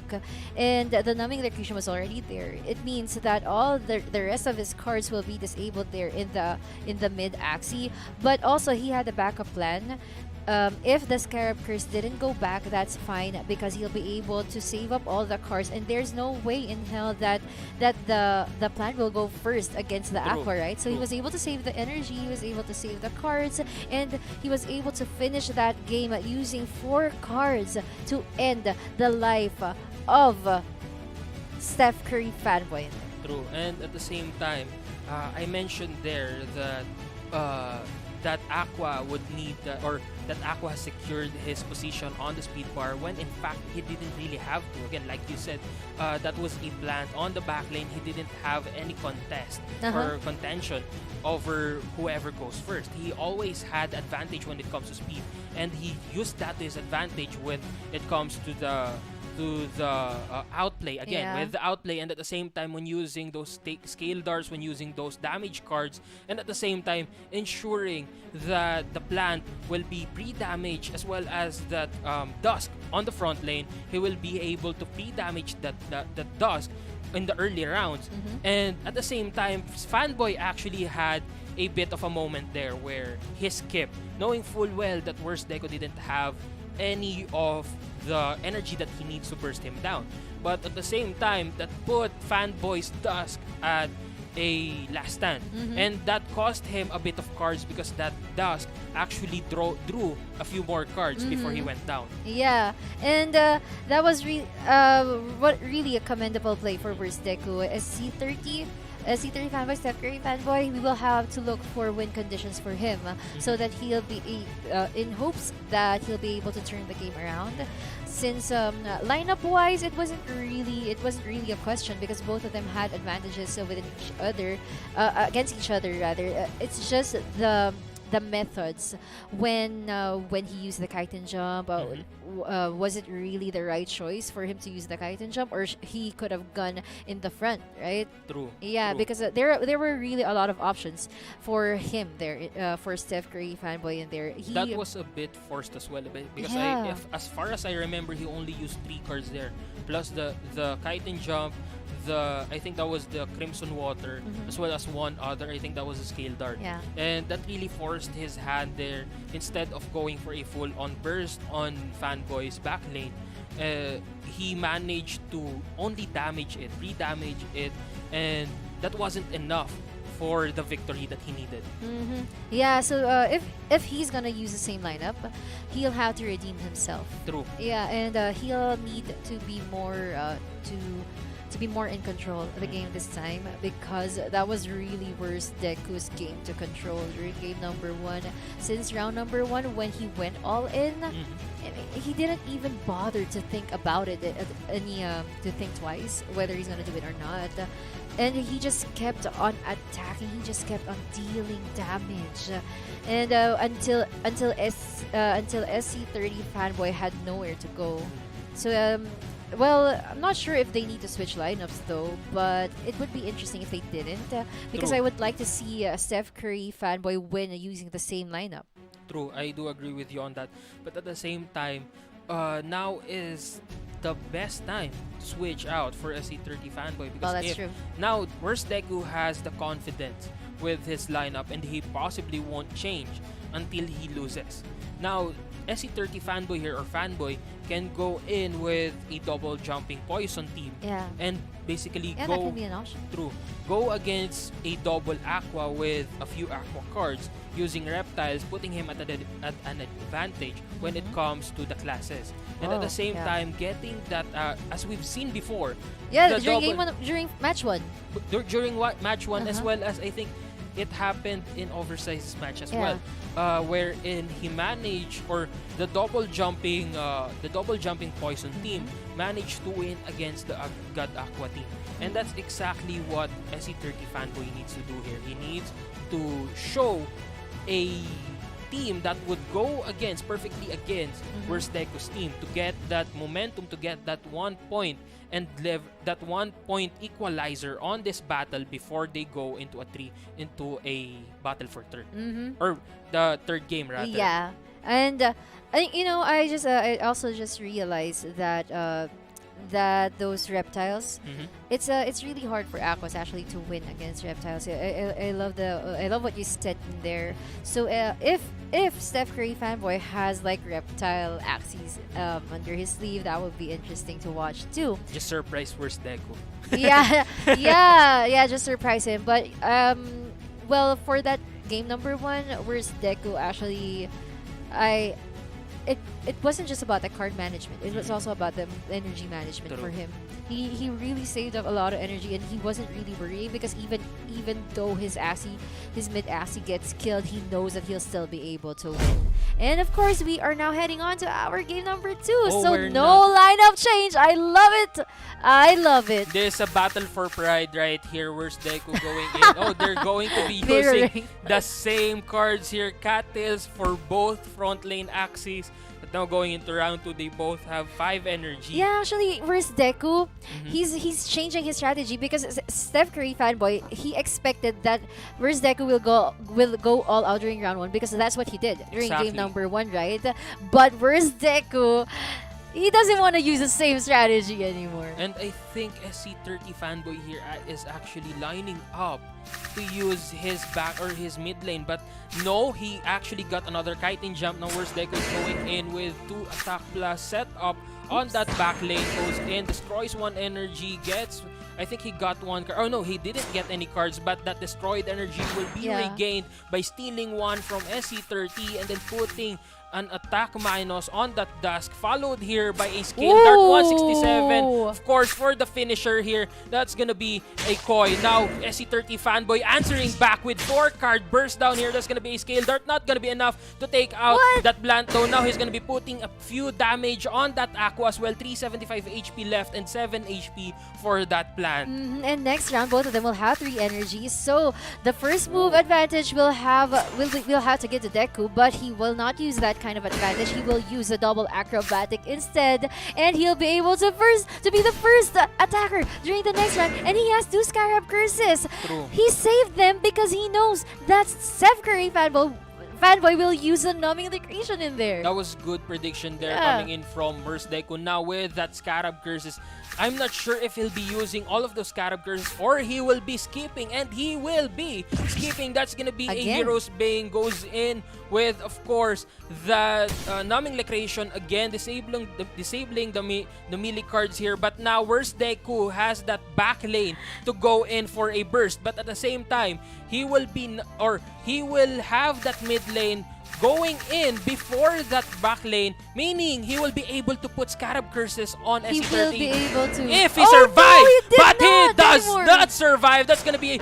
a fish hook followed by a risky fish attacks up. Now this is gonna be really troublesome for Worst Deku here. That's gonna be the end of that mid lane. Gets an attack up again, but now here comes the numbing liquidation, disabling the Kois and the fish hooks. Now this is gonna be tricky for him. He'll be forced to use these 2 Scale Darts and 2 Cocos to save up those attack ups, and for sure he'll be able to do the same strategy for some succeeding rounds because he won't be able to use the melee cards. He only has a 1 attack range card. Oh And no! Deku didn't A come bad back. throw coming in from Worst Deku. He didn't get any ranged cards there. Now there's gonna be another critical. Oh, a critical there coming in from the Drain Bite. Here comes another Coco. Oh, just a Coco actually. 4 stacks of attack up. This is gonna be really interesting, especially if he gets a possible if he gets a possible critical here. But now he's on 82 HP left.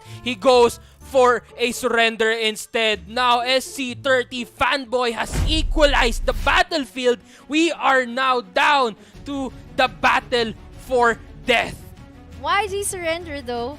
I don't know. I mean, Actually, he still had a bit of a fighting chance there because what would happen there is he can go for... Actually, I don't think he has a fighting chance there because what will happen there is SC30 Fanboy will use a possible double cactus. A double cactus putting sufficient damage, if not killing Worst Deku, putting sufficient damage on Worst Deku's God Aqua, wherein there's gonna be a Blood Moon Curse. Exactly. He only needs to damage or to deal 2 HP points of damage on Worst Deku's God Aqua to bring down that last remaining Axie. But at the same time, I think Worst Deku could have at least fought to the end. Use that 5 stacks of attack up and go in for a possible burst, a possible that was actually what I wanted to see because and even that you mentioned the critical 5 attack ups, stacks of attack ups, and then a Scale Dart and then another Scale Dart. It could have went into a critical, right? True. And I wanted to see the amount of damage that it can actually give. I was really curious on what why would he would surrender? be the amount of damage that he can dish out with 5 attack up. That's basically doubling the damage of the Scale Dart, and then at the same time the possibility of doubling that again because of a critical that could have put SC30's Plant on a threat. Yeah, he could have fought into the end. And also, going back a little, somewhere in the mid game where he skipped, he didn't use a Scarab Curse, right? And it was actually kind of a good skip because he knows that Steph Curry Fanboy already maxed out. He already exhausted all of his damage cards in the mid Aqua. And the energy as well. Yeah, and the energy as well. That's why he skipped, right? But when the time came that he used the Scarab Curse, unfortunately, his acrobatics were not active anymore. And that was enough for Steph Curry Fanboy to deal damage first, and the shield of those two Scarab Curses weren't enough to sustain himself in there. True. I think what Worst Deku wanted to do there was that eliminate the speed up coming in from the acro, so he would be able to put Scarab Curses on the back lane plan. But Yeah. like you said, that cost him his mid lane. That cost him the 2 energy, 2 cards, and basically cost him the game. Because again, like you said, it wasn't enough. The shields, the armor that he dished out at that point wasn't enough to destroy or to survive through the burst or the cards, the damage cards of Fanboy there, and that cost him a lot of leeway for the end game matchup. Yeah, that's actually real talk.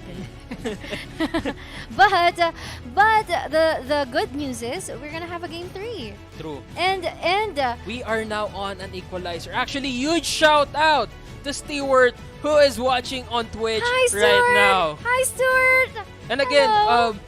we are actually an esports grant. This is actually an esports grant of Sky Mavis. Now, Stewart is part of Sky Mavis as well. Yeah. And of course, we would like to give a huge shout out and big thanks Yeah. to Sky Mavis for giving us an esports grant. So how are you doing, Stuart? I hope you're watching this live. I hope you're enjoying this live. And this is already the fourth match. A fourth match. Yeah, of today. And I also remembered that even before the second game started, I wanted to see Steph Curry Fanboy win with that lineup, right? And yeah. he did. And he did. And now, actually, like I said, this is now a battle for pride. Yeah. I don't think they're gonna be changing lineups here because Worst Deku proved that he can use the same lineup against Fanboy's lineup. But at the same time, it goes around as well. Fanboys, it's vice versa. Fanboy's lineup now works against Worst Deku. Yeah, It just depends on whoever has the right cards and whoever uses the right cards at the right And time. who controls the game Exactly. better. And this is a lineup change from Worst Deku showing off his bird mech plan, going aggressive in round number 1 and stealing 1 energy from Steph Curry Fanboy. Very interesting though. He's gonna be going in strong, destroys that Dusk with the egg bomb. Now he's gonna be putting a fear, establishing or He won't be able to use a removing the Fanboy's ability to go behind enemy lines and destroy that bird. Now that's gonna be all of his cards going into that plan. It's gonna be double Peacemaker coming in from Worst Deku. 141 attack minus as well, but I don't think that's gonna matter that much because that Crimson Waters will be bringing the mid lane down. That was a no turn actually, and now the situation is already 3 versus 1. 2 prickly traps just to eliminate the front Axie, but Worst Deku is in control. Here it comes, the burst down, the hair dagger goes in, followed by the egg bomb clash. Here comes the juggling balls, 55 damage times 3, acrobatic, and of course the finisher, the juggling balls takes the win for Worst Deku. He ended the game so quickly. I think that was a 3-4 round matchup. That was the quickest game of the day. 3-4 round matchup as far as I know. That was one quick game. It was amazing. And again, Worst Deku proving himself not totally the worst. He is actually proving himself right now the best at what he does. Yeah, and that's actually his motivation. That's what he said in his bio. Exactly. But Worst Deku, it was really a systematic play. And the most commendable play of that match was when he used the balloon. He knew because Steph Curry Fanboy wasn't really using his cards, so he knows that Steph Curry Fanboy has enough cards in his aqua to like either go for a kite and jump or go for a burst down in the front. But what's important in there was for Worst Deku to disable 1 card at least in his in what he casted. And of course, second commendable play from him was the no turn on the aqua, but that was also one hell of a risk coming from Steph Curry. He True. didn't. He tried to risk that aqua, those energies, in hopes that he won't get a no turn, but but the potential damage, knowing the potential damage of worst Deku, it was really a huge risk. True. And like you said, that balloon really changed the tide of the battle there, because Yeah. if Fanboy managed to jump to the back, that would have removed the bird from the equation, the egg bomb play from the equation, and at the same time that would have left Fanboy at a disadvantage, because then worst Deku or Fanboy, or rather worst Deku, would have been left at a disadvantage, because then Fanboy would have had a backlane plant that would have essentially disabled two of Deku's cards on that mech, and at the same time that Aqua would have still done sufficient damage on the front lane plant, and as well as had the ability to jump to the back, remove the mech from the equation, and leave it to a 1v1 situation between two plants. Yep. Yeah, that's actually what happened. Well, versus Deku, I don't know why your name's versus Deku, but but congratulations for winning this fourth match. True. You will now advance to round 2, and he's gonna go against Shay. True. He's gonna go against Shay 2 days from now. 2 days from now, indeed, we're gonna be seeing the other half of the bracket tomorrow. But again, Deku is proving himself that he has the spirit of Deku. Deku, He yeah. is the living character of Well, I Boku no love Hero I love the Academia. story where we're getting at, because it's like we're painting this picture of really Deku versus True, Bakugo, and true. it was really fun to watch. It was really fun to watch. But again, Steph Curry has a chance to redeem true. himself in the lower bracket, and he's gonna He's go up not out against yet. Micah. Yeah. He's not out yet. Basically, they can still have a revenge match here, a potential vengeance coming in from Fanboy. But again, the United Gamers Axie Pro Tournament Season 2 is co-presented by TM, the nation's leader in affordable telecommunications. Samahang pina-easy moments. TM is the key. Yep. And of course, guys, this tournament would not be possible as well without our sponsors, our major sponsors. And we have two shout out. These sponsors, we have Board Pong Cell Society and BitKeep. Please don't forget to join our BitKeep for Keeps activity. All you have to do is download the app. Download the BitKeep wallet for a chance to get an airdrop of 100 BKB tokens. So a total of 5 lucky winners per day.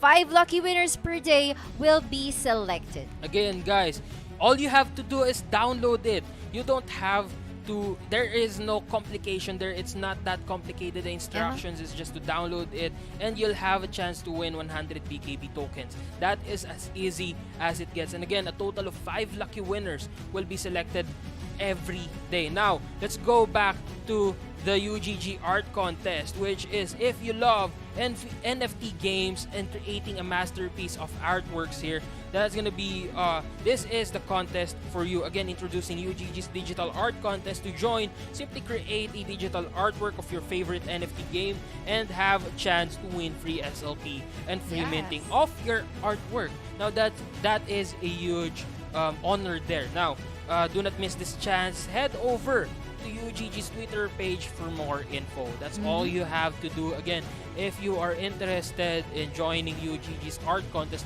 digital art contest, just head on over to their Twitter page, and at the same time, please do download BitKeep, which is gonna give you a chance to win that 100 BKB tokens. And you might be just one of the 5 lucky winners every day to get that airdrop. Now, we'll be seeing you on the next round here. I'm Invictum. Together here with me is... Batting JP, guys. We'll be back after a short break.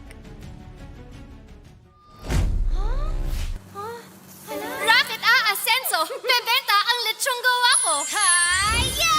Unlock! TM is the key! Bagong TM Easy Serve 50 Fun Racket. May 5 gig pang internet at pang-asenso with only all-net text pa. Sa pinasulit offers ng TM, ang Racket Life pina-easy. Basta rocket! Hiya! TM is the key!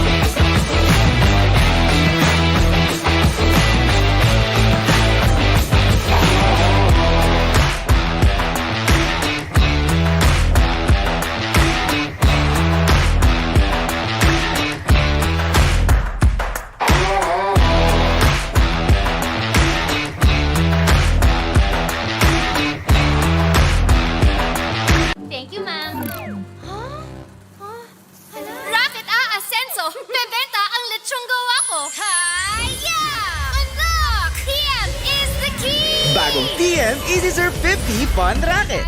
May 5 gig pang internet at pang-asenso with only all-net text pa. Sa pinasulit offers ng TM, ang Racket Life pina-easy. Basta racket, haya! TM is the key!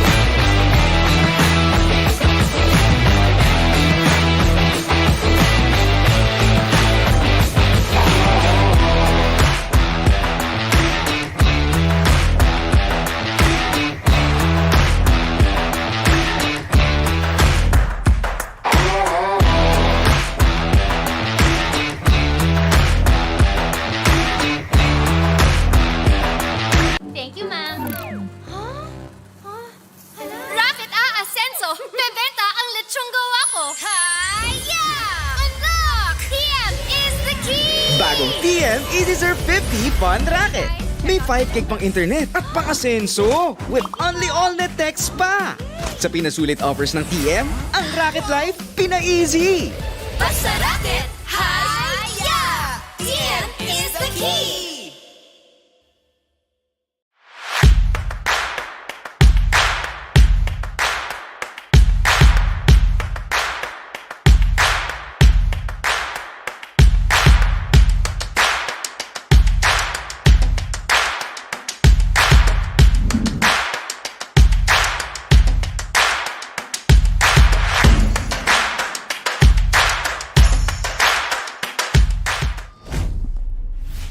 Welcome back, ladies and gentlemen, to United Gamers Axie Pro Tournament Season 2, where we'll be witnessing Jeff of Whitebeard Axis UGG battling it out against Pads of Axie Joy. Now, these two has been a contestant, or they have been both contestants actually of Axie Pro Tournament Season 1, and we've seen them play before. Yes. But I think Jeff wasn't UGG then. It was just Whitebeard Axis. Yes.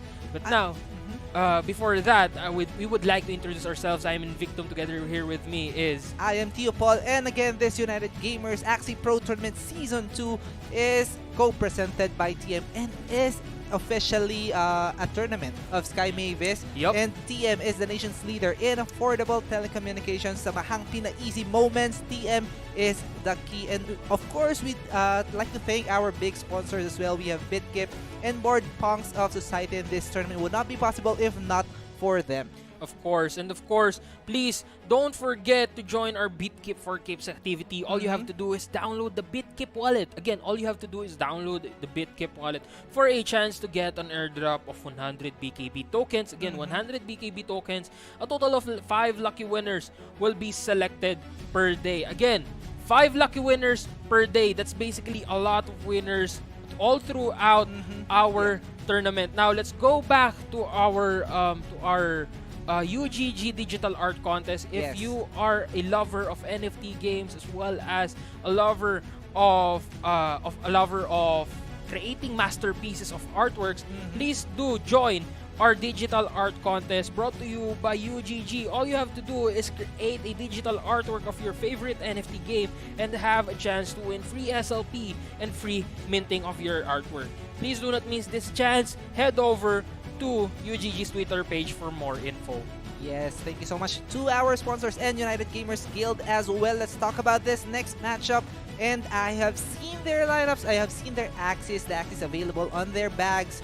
And right now, what I can see for Jeff is he only has one variety of lineup here. True. It is a bird plant combo, but of course he has a lot of plants that he can play with on the mid. He and also has a lot of beasts. a lot of beasts as well and Oh. birds. And let's take to know Jeff of Whitebeard Axies and UGG. What motivated you to join the UGG Axie Tournament Season 2? Motivation for this is my guild. I want to show my skills and represent my guild. And who is he looking for to go against the tournament? It is very interesting. He is looking for Spam and Rise because Spam and Rise is a very skilled player in Axie Infinity. If he is lucky to enter the championship, he wants to fight against him, which is now this is a call out. This is Yeah, a call out it if is. I've ever seen one. Now Spam and Rise, if you are watching this, Jeff is looking for you. Jeff is hunting you down. Yes, and let's take note. Jeff's opponent, who is it? It is none other than Pads. Pads of And- Axie Joy. Here we Yes. go. Who is Pads? Pads is a very simple person that is actually a gamer as well, and according to him, semi-cute. Yeah. And right now, who or what motivated you to join this tournament? His manager is actually the one who motivated him to join the tournaments, and they are both looking for Spam and Basically, Rise.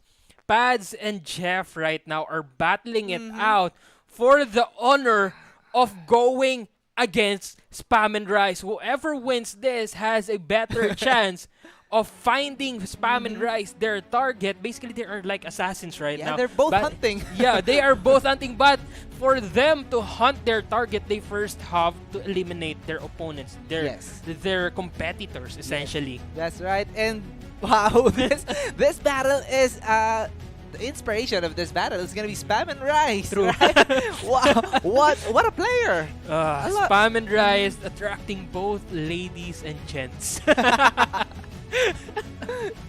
And we are gonna see Spam and Rise on this tournament. I think that's gonna be tomorrow because he's not yet lined up for this day number 1.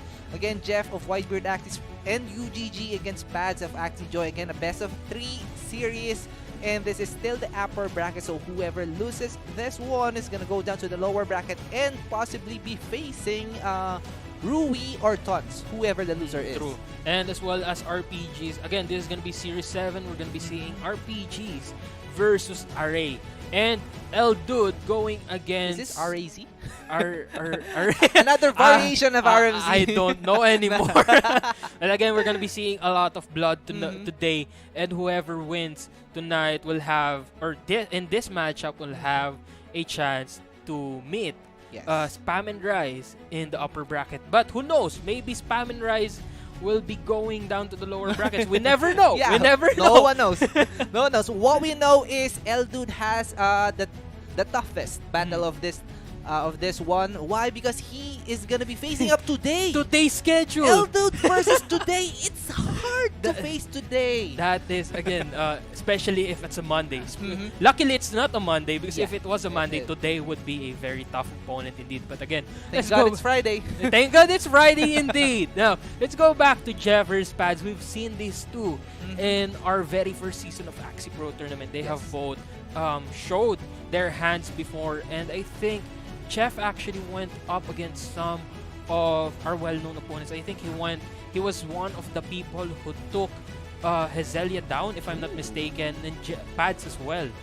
Yeah. They made a lot of noise during our Season 1. Now they are faced against each other. And again, we have mentioned Jeff's lineup, or Jeff's Axies here. He currently has 14 Axies, and for me, he's down for the Bird Plant combo. As I can see, or as I can observe here on his inventory, while Pads has a lot of choices. He has a Jumping Poison, he has a Reflectile, he has those mechs as well, 2 kinds of mech.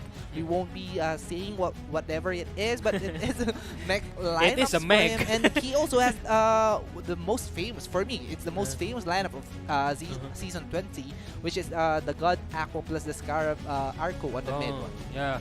Actually, we will be seeing that a lot in today's tournament, in this week's tournament.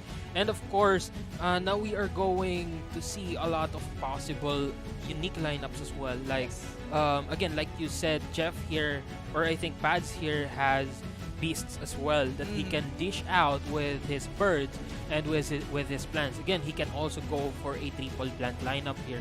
But we won't tell you what those parts will be, but we're just telling you what he can dish out right now. Again, Jeff here again has a lot of Axies as well that he can put in a team, come up with a team that hasn't been seen before, like a possible, again, two reptile plants, wherein one reptile is this. We're gonna keep it as a surprise. We're gonna keep it as a surprise, you know what? Yeah. But again, these two are tough players. We've seen them in the leaderboards as well. We've seen them battle it out against the likes of Spam and Rice. Yes, and but speaking here of battling we go. it out, we There are you gonna go. be going in Bird plant game number 1. Like my co-caster here, Tio Paul, said, Jeff will be going in for a bird plant here, and Pads will be going for his the most favored lineup for Season 20, which is the Aqua plant. Yes, we have seen here Jeff. A crucial part here for him is gonna be the all-out shots and the bird cards, of course. If he can dish out, or if he can kill Pads' backline Aqua here, that will mean a lot. But of course, this mid Aqua is pretty much prepared as well. He has the Scarab Curse and the Arco as well to be able to be faster than the bird. So a lot can happen here. True. And at the same time, Jeff here needs to time his egg bomb well, because otherwise he might be setting himself up for that Scarab Curse on the mid lane, and then getting his bird killed with the egg bomb as well. Now Jeff, having drawn 2 egg bombs already, he is well prepared for an egg bomb play here, and also, as well as one all-out shot. And he has to maximize those. Like you said, he has to maximize his utility on his bird here if he wants that mid lane to survive the onslaught of a possible Scarab Curse. And speaking of the bird doesn't have the backdoor or the sneaky raid yet, so this is the battle of the plants. They are both targeting the plants here. Ooh, a numbing liquidation for the front plant of Pads, meaning he will go all out on the next round because all the cards, the melee cards of this plant is disabled. True, and now Jeff doesn't have any energy, having his last energy having been stolen by that plant. Now here comes the all-out Very shot. efficient. 102 goes in with the bug splat. That won't be enough though. Now that cactus will be enough to put that plant on last stand. He was able to draw 1 card on that plant, but here comes Pads. A lot of energies, a lot of cards on his double Aqua here, and this is a very efficient attack for Pads, delivering the blow to that plant of Jeff. Oh, here comes the egg bomb play though. Jeff going in with the egg bomb. Artillery strike coming in. Now goes into the back. That's going to be an acro, followed by a Crimson Water and the Scarab Curse for the early finish here. Puts a numbing liquidation on that mid lane, but that Scarab Curse will still be in play here. But again, Pads goes in for a skip. Doesn't use the Scarab Curse, knowing full well that he won't be killed just yet. Now here comes the Scarab Curse, as well as that burst down, eliminating Jeff's ability here to heal back up. Oh no, let's see, Pads, will this be enough? And that's Scarab Curse 125, if not 126, and that's it. Pads getting game number 1 against Jeff. That was a good egg bomb play coming in from Jeff, but that also cost him. Again, like I said, if you don't time that egg bomb properly, you will be using that egg bomb to your demise, for your demise. And that's exactly what happened there for Pads. He used the egg bomb too early to the point where Jeff had enough, or Jeff used that egg bomb too early to the point where Pads had enough of a leverage, enough of room to establish himself, enough energy to gather enough energy and enough cards to burst him down in one single round. Yes, that's right. And what we saw there on the late game was Pads, or Jeff rather, on the left side, was lacking the energy. He only has 2 energies and he doesn't have that full set of cards for his plan to play, and that just means a victory for Pads. Very, very well played for him. True, that was a good play. And now, like you said, Jeff will most certainly keep on using that bird plan. Yes, But- I think that's the only option he has, But- because the beasts that he has are at a disadvantage against the aquas of True. Pads, and those are as I can see, or as I checked earlier, those are slow speed beasts. True. I've seen this. I've seen it as well. And at the same time, Pads here actually still has a lot of axes to deal out, to dish out, and deploy against Jeff here. Now, Jeff, if he keeps on using that or bird plant, he'll have to time that egg bomb well. He has to ensure that if his bird will be going down, he has to make sure that it will be a 1v1 situation wherein his plant or his mid lane plant will be surviving the onslaught of the 2 aquas. Yeah, that's right. And I think Jeff has to take a different approach going into game number 2. He has actually the option to go for the backdoor play. Unfortunately for him, he wasn't able to draw those backdoor cards as early as possible. True. And that just means that he was left to go through the front and leaving Pads with a lot of cards and energies for both of his aquas. And we all know what those aquas can do. True. I have to agree with you on that. And for me, I think Jeff would have a lot more advantage when he goes through the front. Why? Because that Scarab Curse can cost him the game against that Aqua. But at the same time, now that I thought about it, that back lane God Aqua also has a lot more damage potential because of that Coco, and at the same time because of that Scale Dart. Now, that being said, it will be essential for Jeff here on which Axie he takes out first. I think he needs to take care of the mid line. That is the most True. threatening Axie of Pads, because it has the Arco, the speed up to be able to be faster than the bird. It has the Scarab to be to disable the heals of his midline plan, so he needs to go for it. But he can also go for the backdoor, maybe a double backdoor play, which means that he will leave the plan alone. Right now, Jeff has a different lineup. He's going in with that Aqua with the kiting jump, of course, the Scale Dart, the Crimson Water, and the Egg Bomb as well. But round 2 is going in strong. That's going to be a Scale Dart followed by another Scale Dart and a Crimson Water, putting 119 damage on that plan. Now here comes the Scarab Curse and that Acro as well, getting a speed up buff. Of course, double Bug Splat, and for the finish, that's gonna be a Cactus Bat Pad still alive, putting sufficient damage on that front lane of Jeff to take him down as well. Now we are down to a 2v2 situation. Both tanks are down for them, and Jeff and Pads are down to 2 Axies. Numbing Liquidation to disable those melee cards on mid, but he still has the Scarab Curse. Oh, here comes the burst down. That's gonna be a Crimson Water followed by 2 Kois, ensuring possibly actually not gonna be enough to take out that Aqua though. But here comes the Equalizer again. The Scarab Curse will be removing that Aqua from play. Now, Pads here will be going in for the double Nemo, but now that's gonna be opening up the God Aqua for that Numbing Liquidation, essentially canceling out all of the melee cards here, the Koi and the Crimson Water. Now, Pads has no other option here but to keep on using the Scale Darts and the Cock-a-doodle-doo. Now, here comes another melee disable. This is a possible win for Jeff. And I'm calling it. This is going to be a game 3. Jeff with the all-out attack here. Mosquito plus 2 cactuses. And to top it off, that is the Numbing Liquidation. 30 damage to kill that one. Looks like Jeff here has found the kryptonite that he's been looking for all along. in going against Pads. But again, that was a really crucial play there wherein he actually used a lot of damage cards early on to destroy the front lane Axie of Pads, and at the same time use up as much damage or deal as much damage as he can on that mid lane Aqua, because that's exactly his key to victory. He needs to force a 1v1 situation between the God Aqua and that late game plant. Yeah. And that's exactly what he did.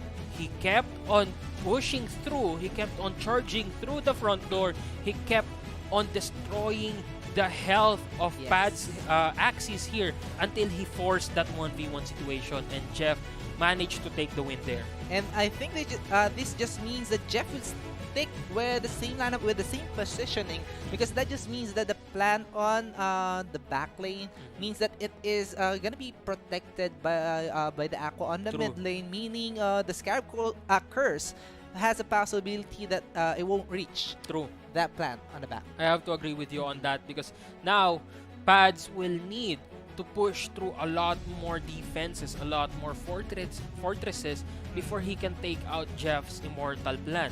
Yes. But at the same time, Pads here still has a lot of choices to dish out. He can still change lineups here and possibly counter out Jeff's signature lineup. Yes, I think Pads can go for the risk here and go for a backline mech possibly, but of course Jeff has the Shrimpinator, so it's really a hard decision for It's for gonna Pads.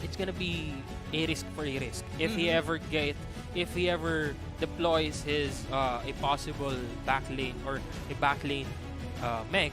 That would be a really crucial. There would be a really crucial moment wherein they would have to get the right cards at the right moment. Otherwise, either Jeff's backlane plant will be eliminated first, or Pad's mech will be eliminated first. Yes, that's right. Do you think a Reflectile would do for Pads, or I don't think so. Yeah, I don't think so, because with Jeff's backlane plant, the Immortal Plant, he'll just keep He has on a healing mosquito, back yeah. up. Exactly, he'll just keep on healing back up. so it really is a hard decision for Pads here. That is quite I mean, that's the cons, the disadvantage of having a lot of Axies, True. because you're torn between a lot of choices. True. But of course, if you have those Axies that are essential to win against your opponent, I mean, if you can, or if you are expecting him to use the same lineup, you're much more prepared. Of course. But now, we are gonna be waiting for Jeff and Pads to finally choose, or they have actually chosen their last lineups here, and Pads will be going in strong with that Wooden Stab and the Cattail. Now 343 HP remaining on that plant, but now we are seeing here the actually almost same lineup here, with Pads going in with an Aqua of Scarab Curse, a Acro, Crimson Water, and Nemo. Now the mid lane will have that Lick, Cleansent, of course the Cactus, and the Blood Taste. Now going in with that Hold That Thought, it's going to be an all-out shot. Here comes the Nemo, followed by Crimson Water and Acro, and that Scarab Curse as well. Not going to be enough to take him out, but here comes double Bag Splat here, Destroy. followed by a Goda, and for the finisher, that Wooden Stab. Both of them will have 3 energies left, but Jeff has 3 Axies, Pads has 2, and I like this plan from Pads, the MIB plan with the shades on and with that pointy nose Pinocchio, the mosquito for Pads, and this is just a leak what's this? click. He was expecting that the bird will attack, so he was expecting, or he was expecting to disable the bird's range cards there. True. And right now, Pads is just waiting for Jeff here to go to the back. I think Jeff will be going to the back here, but at the same time, he needs to make sure that the plant goes out as well. Now, it would depend on the situation after this round. I think they will be going in for a burst here. Yep, they are going for a burst here. That's gonna be that's gonna be Okay, going to the Aroma back. play. Here comes the Aroma play. As you've said, that's gonna be blackmail, putting the Aroma on that Aqua. And of course, that's not gonna be the end of it. Here comes the Cactus, and of course, the Blood Taste to finish that Aqua off. And now, Pads mid lane plant is all alone in this battlefield, leaving Jeff with enough leverage, with enough room to put more damage on that plant and at the same time use up his egg bomb. Wow, the Ramble creation is now disabled because of the leak, and now Pads still has that chance for this, but oh no, look at those cards being disabled. Oh, no. So this is definitely a skip for Jeff. Now going into round 7, Pads here will be going in for a 4-card burst down. That's going to be 256. Shield here, that's going to be a heal up, followed by a numbing liquidation, double cleansing.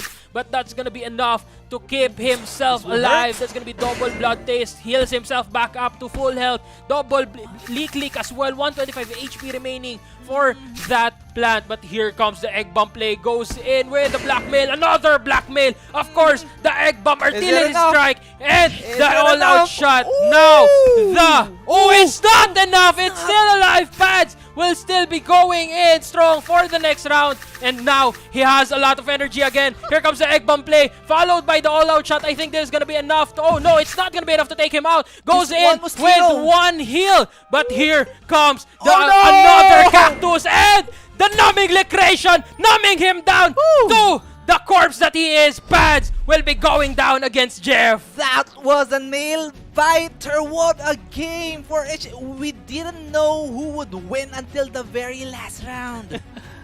What a game there, what a game. Again, I saw what Pads was trying to do there. He was trying to go in strong and basically keep that aqua safe. He was keeping that aqua safe by putting the mid lane plant, or the plant in the mid lane, the immortal plant in the mid lane, and essentially, hopefully, Jeff wouldn't be using a backdoor lineup there. But Jeff, knowing full well that that could happen, Jeff actually took out his other bird with the Toothless Bite. Yes. Now that gave him the opening that he needed to go for a backdoor, remove the aqua from the equation, essentially removing that Scarab Curse. That is the only threat to Pads' or to Jeff's lineup there. That Scarab Curse. Now, with that removed from the equation, he has essentially freed himself up from any potential losses, except for the possibility of that mid lane plant of Pads healing twice on that bird. But with that bird's health down to the very last 32 HP, I think, because of the all-out shots, he ensured that Pads will be able to only heal once. Yes, that's right. And what a game. Jeff with the reverse sweep against Pads here, if I'm not mistaken, right? Pads won game number 1 and then Jeff won games 2 and 3. Wow. What a game, what a game. Again, this is not the end for Pads. We will still be seeing him in the lower brackets, and then now Jeff will be going to the upper brackets. Now, again, thank you to TM, the co-presenter of United Gamers Axie Pro Tournament, the nation's leader in affordable telecommunications sa mahang pina-easy moments. TM is the key. We'd also like to extend big thank you as well to our major sponsors, without whom the UGG APT Season 2 would not be possible. Huge shout out and thank you to Board Punks of Society and BitKip. Yes, that's right. And again, don't forget to join our BitKip for Kips activity. All you have to do is download the BitKip wallet for a chance to get an airdrop of 100 BKB tokens, which you can use on the BitKip wallet, of course. And a total of 5 winners will be selected per day, and this is gonna go for 8 days. And guys, let's show the poster for our art contest. If you both love NFT games and crafting a masterpiece, this contest is for you. Introducing our UGG's digital art contest. To join, simply create a digital artwork of your favorite NFT game, any game that you want, and have a chance to win free SLP and free minting of your artwork. Do not miss this chance. Head over to UGG's Twitter page for more information. There we go again. Please do download BitKip, or please do download BitKip, because that's all you have to do, I think, and register as well to get that airdrop of 100 BKB tokens. That is as easy as it gets, and the total of 5 lucky winners will be drawn every single day. Now, that's it for us. I am Invictum. Together here with me is Theopol, and we will be right back for more action.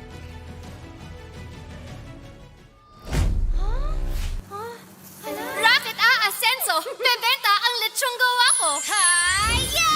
Unlock! TM is the key! Bagong TM Easy Serve 50 Fun Racket. May 5 gig pang internet at pang-asenso with only all-net text pa.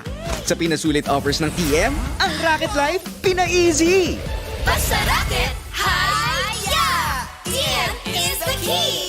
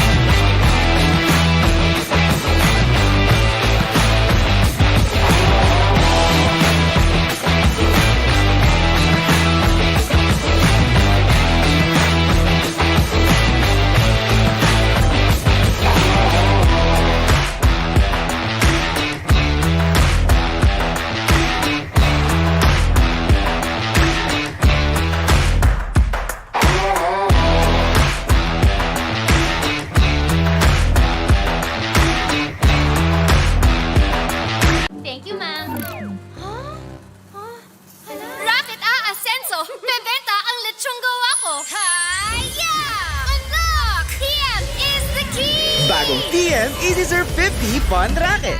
May 5 gig pang internet at pang-asenso with only all-net text pa. Sa pinasulit offers ng TM, ang Rocket Life pina-easy. Basta Rocket, Hiya!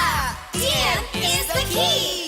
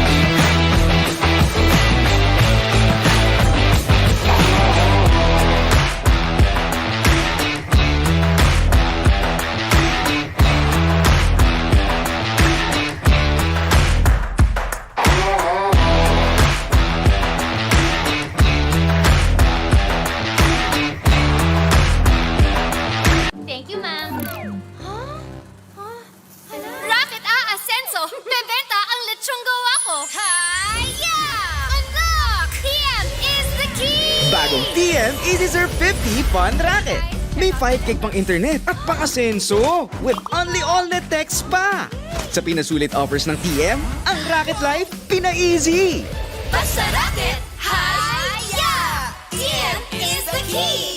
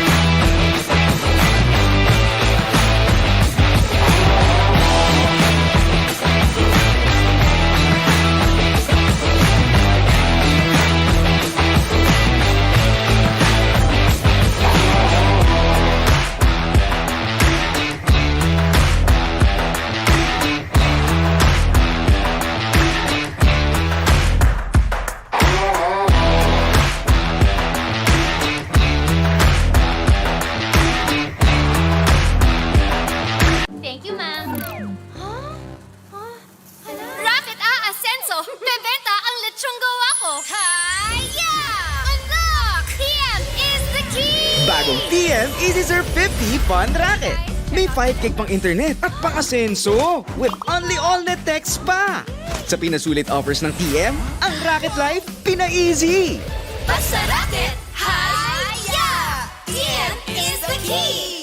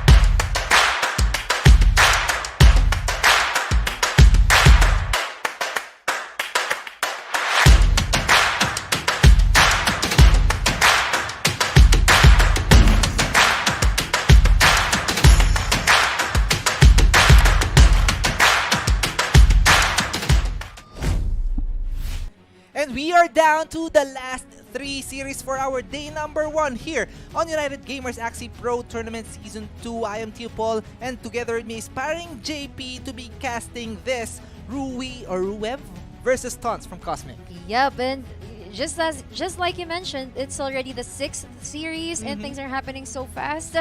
Ruev from the Chosen Ones. The Chosen Ones, this is not just an ordinary guild. A lot of They're their the chosen players. ones.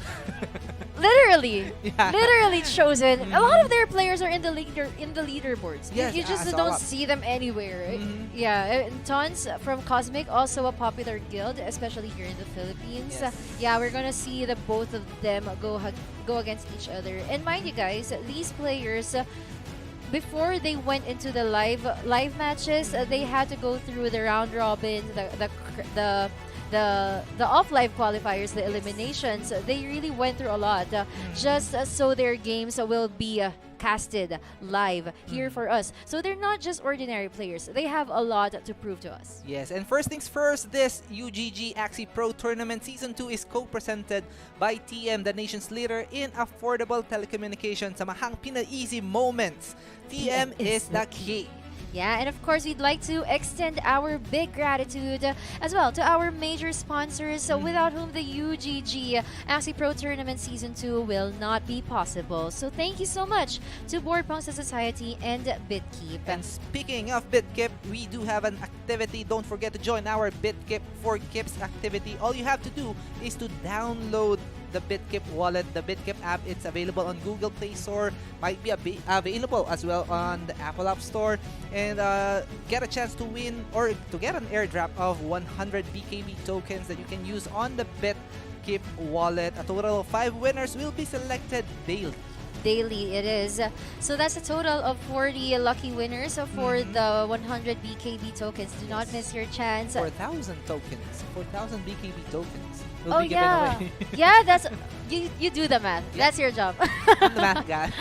You're the math guy and the research guy. But kidding aside, guys, we also have the UGG drawing event. Drawing event. The art The contest. art, the art contest, yeah. The art contest. It's here, yeah, the United Gamers Guild art contest, wherein you'll be given a chance to draw your favorite NFT game or simply make an artwork of your favorite NFT game. And if you get a chance to win this, your artwork will be minted for free. And you'll also get a chance to win free SLP. Yeah, so that's just right. head on to the United Gamers Guild official Twitter account. That's at UGG Network for more information. And aside from the information about the art contest, there are also a lot of information like scholarship giveaways. They're in a in the UGG Twitter account. It happens. In days we least expected. Yes, that's Yeah. right. And so much for that. Let's talk about the Axies in front of us. Kindly remove that banner. What Because, banner? that Oh one, yeah, I the wanna see reptile. axe. Yeah, in the reptile plant. and the plant here. This is a reptile with a launch, a tri-spike. Yeah. And I think it's a Kotaro, but yeah. Well, aside from those axes, I love that I am beside AXS. Yes. Yeah, these Yeah, shining AXS, and you have potions. I think we have to switch sides Why? later. I want the AXS more. I want AXS. That's why I'm happy Can to we be share? sitting here. Okay, fine. As long as you share the SLP with me I too. will. I will. One SLP for one AXS. Is yeah, that good? yeah. It's a good deal. It's a good deal. Yeah. And of course, huge shout outs to our production team. Look at this. Look at the environment that we have. And again, shout outs to our sponsors, BitKeep, TM, our co-presenter, and Board Pongsa Society. Go ahead and check out their website as well if you are interested in their NFT artworks. And of course, guys, our co-presenter TM, the nation's leader in affordable telecommunication, is here for our Filipino community. So yeah, like you mentioned earlier, Theobald, internet connection is really important in this tournament. I mean, yeah, it's a key factor for you to It win. really If is. you lose your internet connection, You lose the you game. lose the game. Yeah. That's why TM is here for us, to make it possible, to make this internet connection possible as we progress in this tournament. Yeah, go ahead and register to all those TM promos that we have. And if you don't have their SIM yet, go ahead and purchase one. I think they're 5G ready as well. Yeah, they are. Mhm. They are. Do you have a TM SIM? Of course I do. Yeah, And I do have know one you too. do too. I do have one too. And right now, let's take a look at the players here. We have Ru, Wev, from the Chosen Ones on the left side, and on the right, red Or corner, red corner. Tons from Cosmic. And on the blue corner, on the blue corner, yes, we have Ruev from the Chosen Ones, and what a cool looking Filipino guy. Yeah. So he is motivated in this tournament because of himself, to be recognized and to show to everyone what he is capable of. Wow, that's one good motivation. And of course, one of his motivations is his friends and family.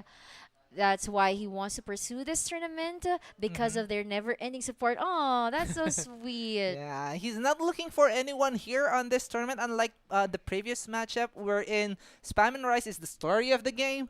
Right now, he wants to play with anyone because he wants to play with someone who is better than him, so that it will be more exciting and challenging. I think it's a hard thing to tell, right? Yeah, if you someone is can never better tell. than you. But you know what they say? It's hard to challenge yourself if you if. Oh, wait a second. Okay. I cannot miss this. Yeah. But let's skip- before let's skip the first part. Let's go to the second part. yeah, because Tons here from Cosmic, he wants to go against Ruev, who happens to be his opponent in this match. Yeah, that's right. And the next step, I think it's going to be Spam and Rise, but a lot of players here are looking up to Spam and Rise. And let's check out his motivation first. For my guild, I want to be the champion for this one. And he wants to make Cosmic Guild famous. Oh, that's actually sweeter. And it's a very honorable motivation. Yeah. Yeah, you there carrying Cosmic Guild's name. I'm not sure how many. I'm not yet sure. I want to give an exact number later on, but I'm not because I'm not sure whether how many players are here from Cosmic. Yeah, that's right. But we know that Tons is one. But I'm seeing like a lot of players are from Cosmic as well. I don't know if it was from the leaderboards that I checked before. I think RMZ was previously from He Cosmic. was, yeah. Yeah, and it's well, he won't be participating in this tournament, so it's gonna be Tons to represent Cosmic from here on. Yeah, that's right. And Tons needs to do the heavy lifting here. He Yeah, needs tons of lifting for Yeah. Cosmic. I love the wordplay. Right? Tons of heavyweight lifting. Tons. Yeah. Tons. Carrying tons. And again, guys, this is still a best of 3 series.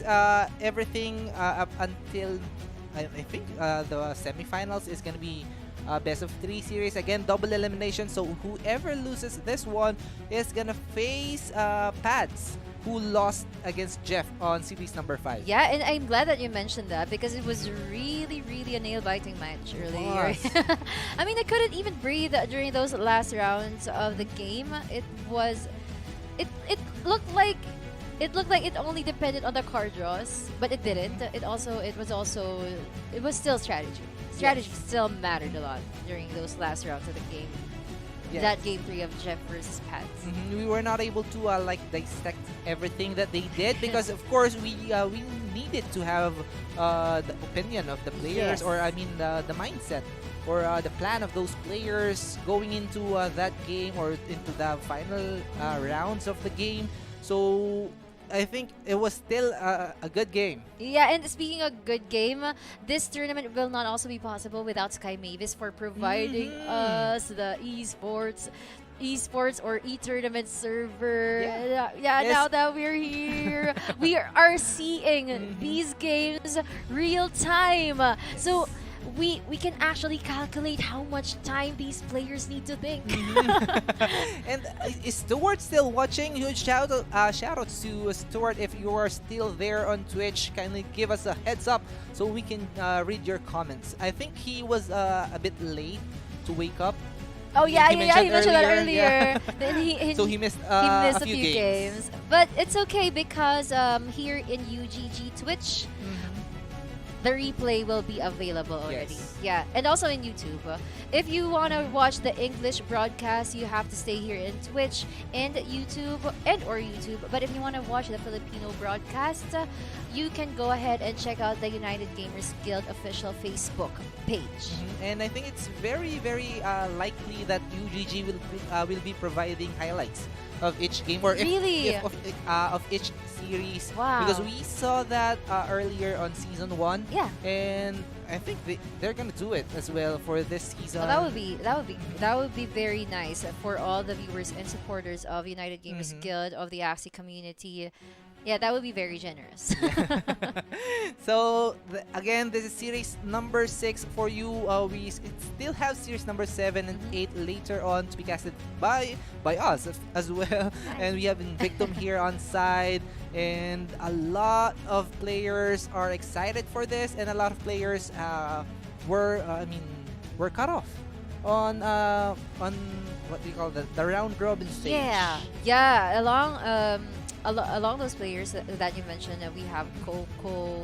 We also had Melon. Jobos. We have Melon. We have Coco. We have Melon. What? yeah. They And together they unfortunately, are Coco, Melon. Melon. Of course. What else? Well, so, kidding aside, guys, we are looking at the bags, the inventory of our players here. First off is Ruev. He has 28 Axies I need to here. check. He has a lot of Axies. He has variations of the Pick your 3. Pick my 3. What 3? 3 lineups or 3 3 Axies. I think the lunch. The For the first lunch. game? The lunch lineup will play a big part here, I think, because our players are not used to that one. So there's like a surprise factor when you see a new lineup in front of you. I feel like this scaly launch with a bug splat, the piercing sound, the cat tail. Yes. And then he can use this piercing sound, scaly launch, cat tail, As a bone midline. sail, yeah, as a midline. Mhm. And then what The- you're gonna use for the back? The backline, I think he can go for a sustain or possibly that one. Oh, The lunch yeah! Scarab, It has a Cottontail plus Oh, why the so Why So serious? So So that just pretty much negates the aqua lineups that we are seeing a lot here. well, we on have to. day number 1. You have to check the lineups of Tons, Yeah, whether let's he go. has. He has a lot of aquas, and that makes sense. That makes sense if Ruev's gonna use that scaly launch with a Why So Serious. Yes, that's right. And he also has the jumping poison here. He has birds on his bag, and he has those, of course, the aquas. Nobody here has the bugs lineup, I think. Oh, no. Ruev has it. Yeah, The he does. discard lineup, yeah. Yeah, and but we also mentioned that Ruev can still use a bone sail, and that will be frustrating just a little for discard users, because you wanna end their life with discards, but they're still able to draw cards. Yeah, and they provide high shields. Yes. And what I would like to see actually right now is a double cattail slap lineup. Yeah. Because it's They're not very really that effective. it's not really that famous for other players, but the cattail slap on the midline provides allowance for you, or provides a lot of cards for your backline, right? Yeah, that's true. And if you have those 0 cost cards, that just means that you will be able to use that 3, or if you're lucky enough, 4 times. Yeah, actually, the cattail slap's not really famous in the lower ranks. Yeah, because in the lower ranks, a lot of players just really attack and attack and attack.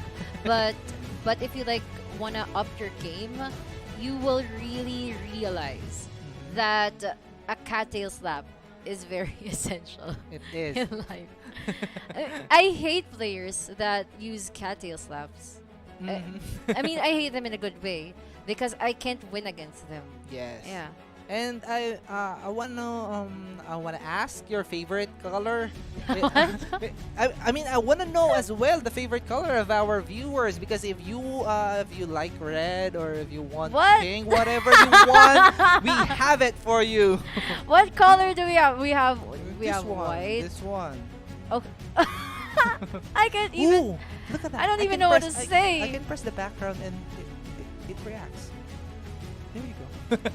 It's not reacting to me. You don't have the magic fingers. I need There you magic go. fingers.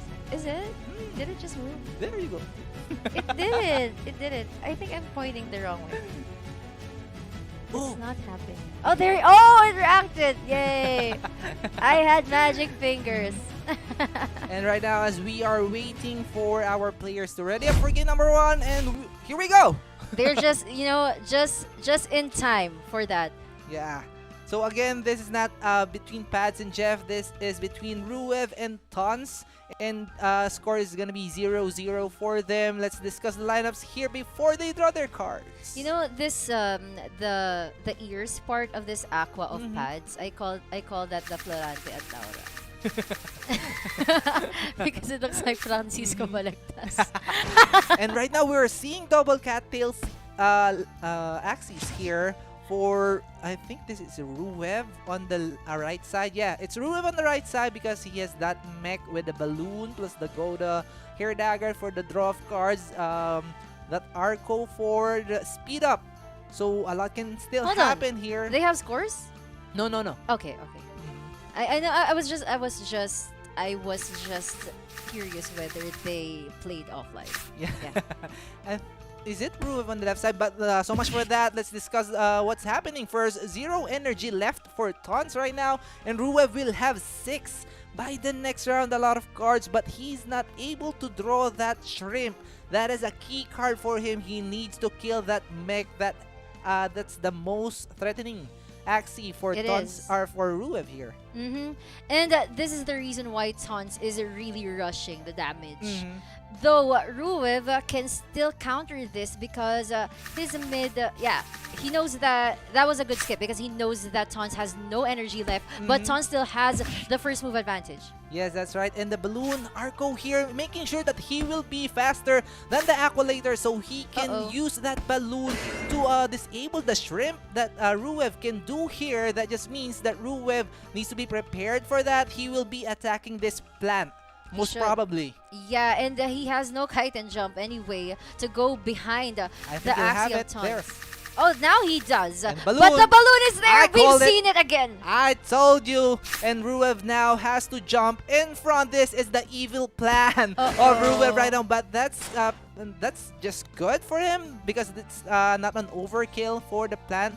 But looking at the energy, cards-wise, Tons has tons of cards on the Dusk midline here. Well, Ruev needs to be confident about this. He should know that Tons already exhausted all of his cards in the mech. So he's going to be the first one to Yes. attack in this round. Now he has to risk that scale dart, but he didn't. Oh, the Oh! He didn't go for the backdoor Why did play he go here. for the backdoor He play? has the energy. I really don't know. Yes. So that just means Goda will be destroying one he'll still energy. be first. And the cattail as well. He's gonna be first, but he doesn't have the energy. He doesn't have the cards. So what will you do? Tons can just skip it out later on in order for the mech to be ready for the 1v1 play against that plan. And in round number 6, Tons will be able to eliminate this Aqua. Nope, no. Not yet. The class disadvantage was there.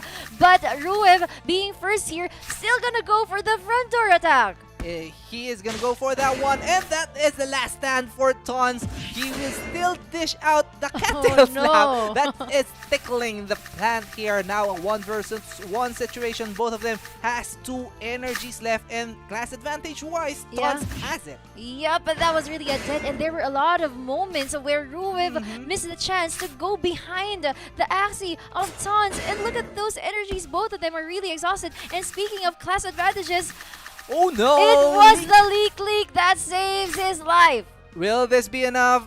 Let's see, 112 No. land, so that is 7 HP left. Tons Didn't will use the have leak. 4 energies later on. Will this be enough? I think it can be, but most 145. probably it will 158. come down to, I think, 50-ish HP here, or 173 HP rather, for Ruev. And will this be He's gonna it? heal. Blood Taste plus the leak, and that is it. Blood Moon Curse will get Tons mech here. Yep, that was the Blood Moon Curse MVP move. It was really it was really surprising because we were really worried. Yeah. We were really worried about Ruev there. Yes, but I think, correct me if I'm wrong, I think Ruev was on the right side. Because as I'm checking the axis here, Yeah. Ruev has that mech. So Oh. before or when we were watching game number 1, Ruev was on the left side, but I think it was just a type of graphical error. Okay. Ruev was on the right side, so It was really mhm. tons that Yeah, one. I think we'd like to have a confirmation Yeah. for it, just so that we are not confused Yes, about yes, who yes, won yes. game number 1 and what can the opponent or the opponent do better.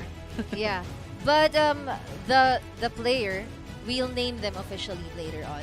Mhm. The player with that plant leak, it was really a nice play because we thought that in all the rounds he'll just cast all the damages, and that's the reason why. That's the reason why he kept on going to the front and not at the back, because he knows that he will have more advantage against a mech because of that leak. Only the acrobatic will work. Yes, that's right. And that mech actually has 2 range cards being disabled. Yeah, That the is balloon hair and the hair dagger. 3 cards. Yeah, Balloon, hair dagger, and the Goda as well. the Goda. If Yeah, that yeah, yeah. Goda So was only a the acrobatic nutcracker. was available to use. That's right. And if that Goda might be a nutcracker, it could have changed the game. We don't know yet. But of course, we still have games 2 and possibly game 3 Yeah. if Tons will be winning the next one. Yeah, actually, I'm really excited to see his second game because it was really a nice outplay. We didn't really expect that, to be honest, and we should have expected it though. But we were, because I was really in awe of how we were worried that he's not attacking through the back. And going back, what was the mid Axie? What was the Axie in front of that mech? In front of the mech was a Dusk with these cards, I think. Yeah. The Goda, the Cattail Slap, the Scarab, I think. Imagine All the that people. dust going. Imagine that dust going against the leak plant. What Mhm. could have happened? I think Goda will still be disabled, but right now, round there 1 it is. has started and Ruev. He's using the Scaly Lounge. There you go, Scaly Launch, but the mid doesn't have that one. It's a Sprint Predator instead for Ruev. Yep, and here in the round number 1, both of them just exhausted all of their energies. But the cattail slap was there. And Oh, look at that no. Scaly Lounge damage. That's 145 partner with a cattail slap. And here's another one, another 145. But the bug splat here will be answered by Tons. Followed up by the wooden stab, additional damage because he no longer has a shield. And none of them still were able to eliminate each other. I'm worried about Tons here because I'm seeing the mouth of that filthy reptile on the back lane of Yeah. Ruev. Against the Aqua of Tons here, it doesn't stand a chance, I think, but he has the Scarab. Yep, he has. And that why so serious? They're just trying to counter out each other. They are, and look at this. This is an attack from Tons. Double Crimson Water plus that Nemo to gain those energies, and this is a counter attack. Double skill darts for him. The Ow. launch is not comboed with or chained with another launch because it's not available anymore. Yeah, and he has the first move advantage now. Unfortunately, he doesn't have enough damage cards, so the acrobatic will be casted first. No combo, so no this is a speed no up. turn. But here's the Scarab Curse, the double Wiseos here is enough to cast a no turn against that Dusk of Tons. 1 versus 1 situation here. Luckily for Tons, Scarab is available, but Ruev doesn't have the cards. Look at that. He's left with 3 cards each and every round, but right now he has the Cottontail. He wants to draw those damage cards, but no Cottontail is drawn again. A double acrobatic in a Scarab. That's a class disadvantage for Ruev. The tail slap here will be sufficient for him to be alive, but Ruev will have to answer back with that Scaly Launch, the Scarab, and the Luna Absorb. But here, Tons is gonna be first. And look at that shield, it's only 175. Yeah, 175 and 34 HP. That just means we are going to game number 3 between these 2 amazing players. That was really one hell of a play coming from Tons. He was able to counter that Wiseau's Heroes because before the match started, before even before game 1 started, we were talking about that Why So series and how Tons has a lot of aquas, right? Yeah. But we failed to see that aqua with a Scarab curse. We didn't notice that. Yeah. And he was prepared for that. He was really well prepared for that, and a game 3 is gonna happen for our series number 6. Wow, these players are really playing I know. the best that they can, right? Yep, it's not gonna be a quick match. Both of these players have it hard. They want to make it difficult for each other. And do you remember, Tons? He's here to play for Yes. Ruev. Like He play is looking against for- for him. Yeah. He is It's looking like a- for Ruev. You He's know that- hunting for you. You know the trend in the arena, like making your team name looking for this player. Yeah. But here, he didn't have to do that anymore because they were seeded randomly.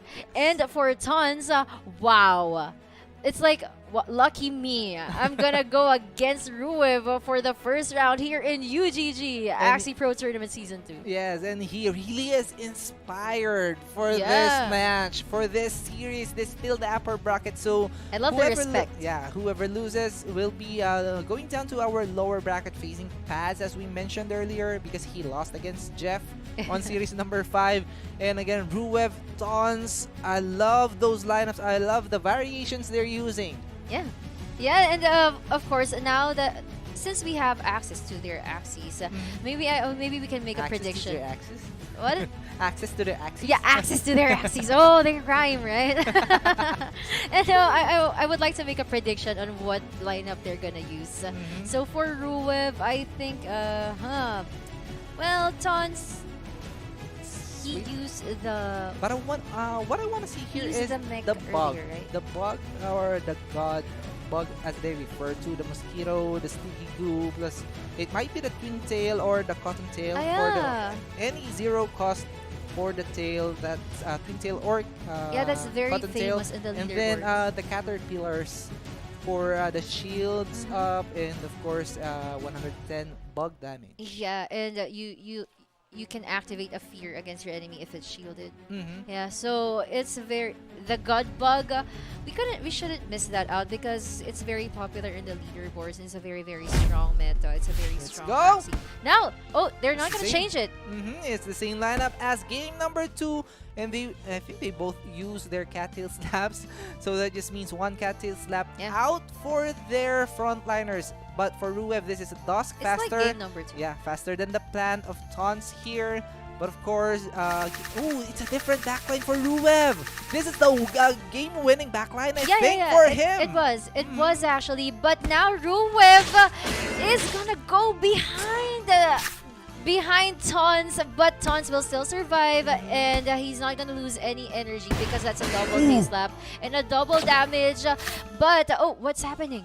Oh, that was just a critical, and right now double Goda, and that just means a last stand for that, and to clear that off, wooden stab from Tons, and Tons will be using or will be maximizing the use of that one acro without any combo, so that just means no speed up, but that is a dead aqua on the backline here.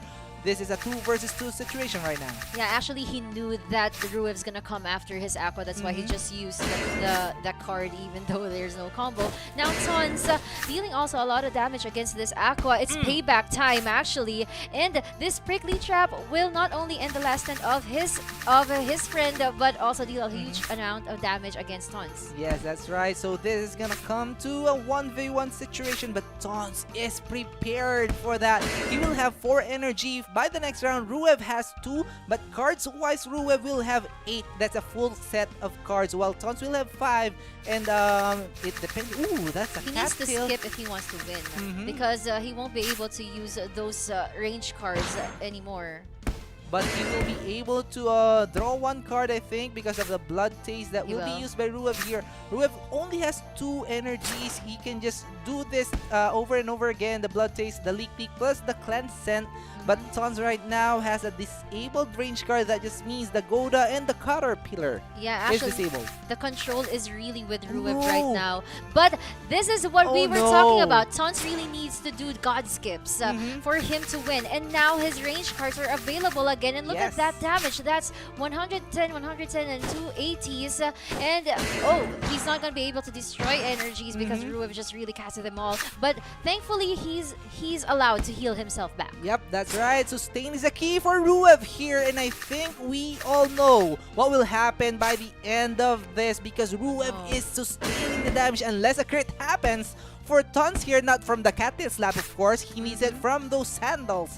And the double glad things for Ruev here. This is good card management. He always sees to it that he has 8 cards in his bag. And this is the final hurrah, I think, for Tons. He needs to dish out those crits, but it's not happening. Yep, it's not really happening. And this is already round number 10. The Blood Moon Curse is coming after the both of them. And HP-wise, Tons doesn't really have a healing mechanic. And this is not the perfect time to skip anymore. It's already dead end. And look at that. He already lost his cards there in the bottom right. And we all know what this means. It just means that Tons will be losing this. This is the double cactus. 152, 152, 64 left. And this Blood Moon Curse will take that life away. 8 HP left for Ruev in there. Taking on this 6th match of the day, advancing to round number 2. Congratulations to you. Wow, Ruev.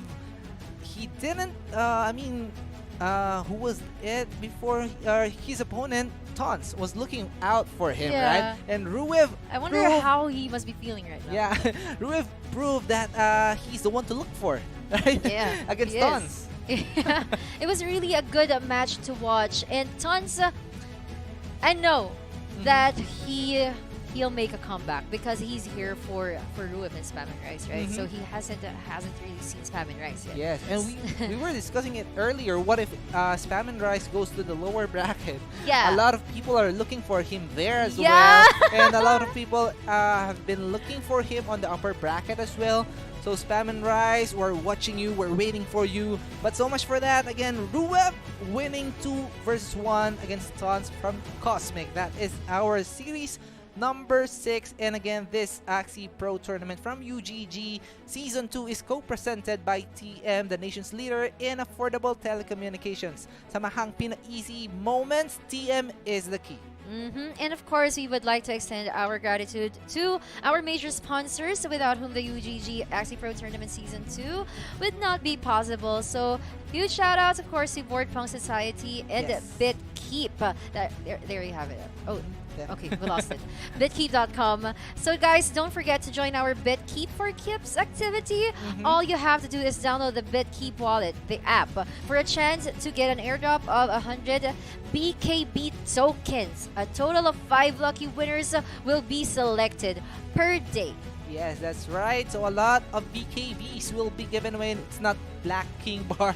It is BitKeep tokens BitKeep. that you can use on the BitKeep wallets. And of course, we have an art contest going on right now for UGG. If you both love NFT games and creating a masterpiece, this contest is for you. We are introducing you UGG's art contest. To join, simply create your own masterpiece, your own art, and then it should be about your favorite NFT game. Yeah, it is. And again, you have a chance to win free SLP and free minting of your artwork if you win, of course. And do not miss this chance. Head over to UGG's official Twitter page for more information. Yes, and guys, we also have the UGG art event.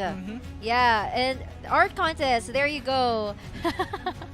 It's an art contest. Guys, what you need to do is just visit the Twitter of United Gamers Guild. That's at UGG Network. Because if you join this art contest, you'll be able to win a free SLP and and your artwork, your digital artwork can also be minted for free as an NFT.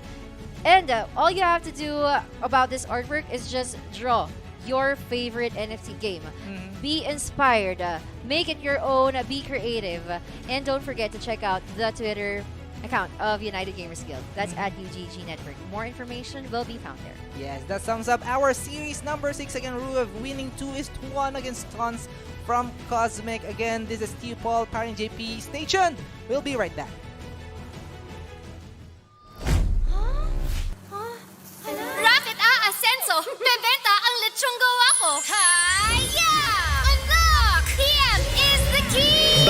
TM Easy Serve 50 Fun Racket. May 5 gig pang internet at pang-asenso with only all-net text pa. Sa pinasulit offers ng TM, ang Racket Life pina-easy. Basta racket, hi-ya! TM is the key!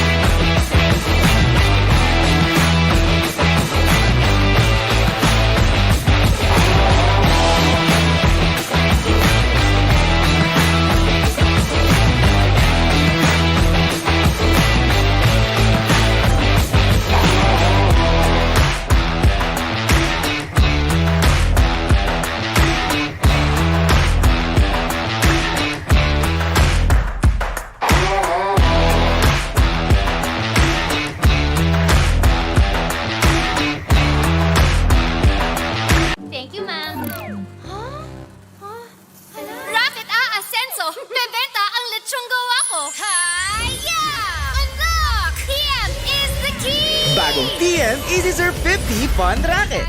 May 5 gig pang internet at pang-asenso with only all-net text pa.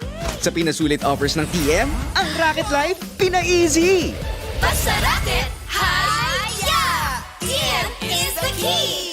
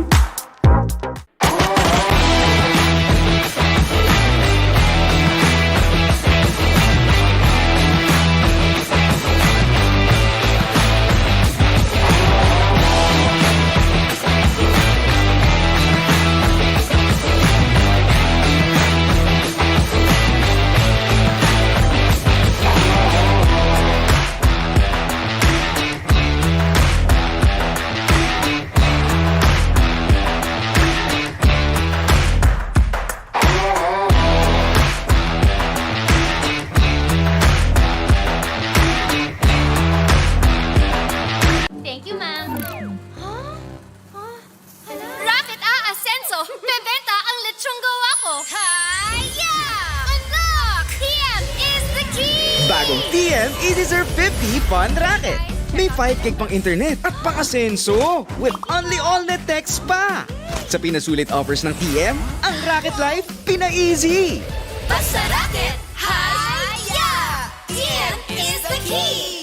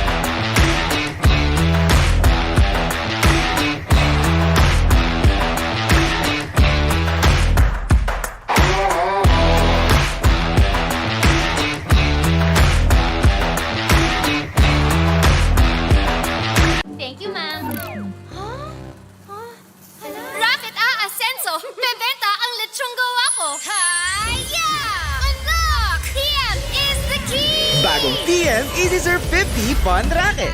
May 5 gig pang internet at pang-asenso with only all-net text pa. Sa pinasulit offers ng TM, ang Racket Life pina-easy. Basta racket, hi-ya! TM is the key!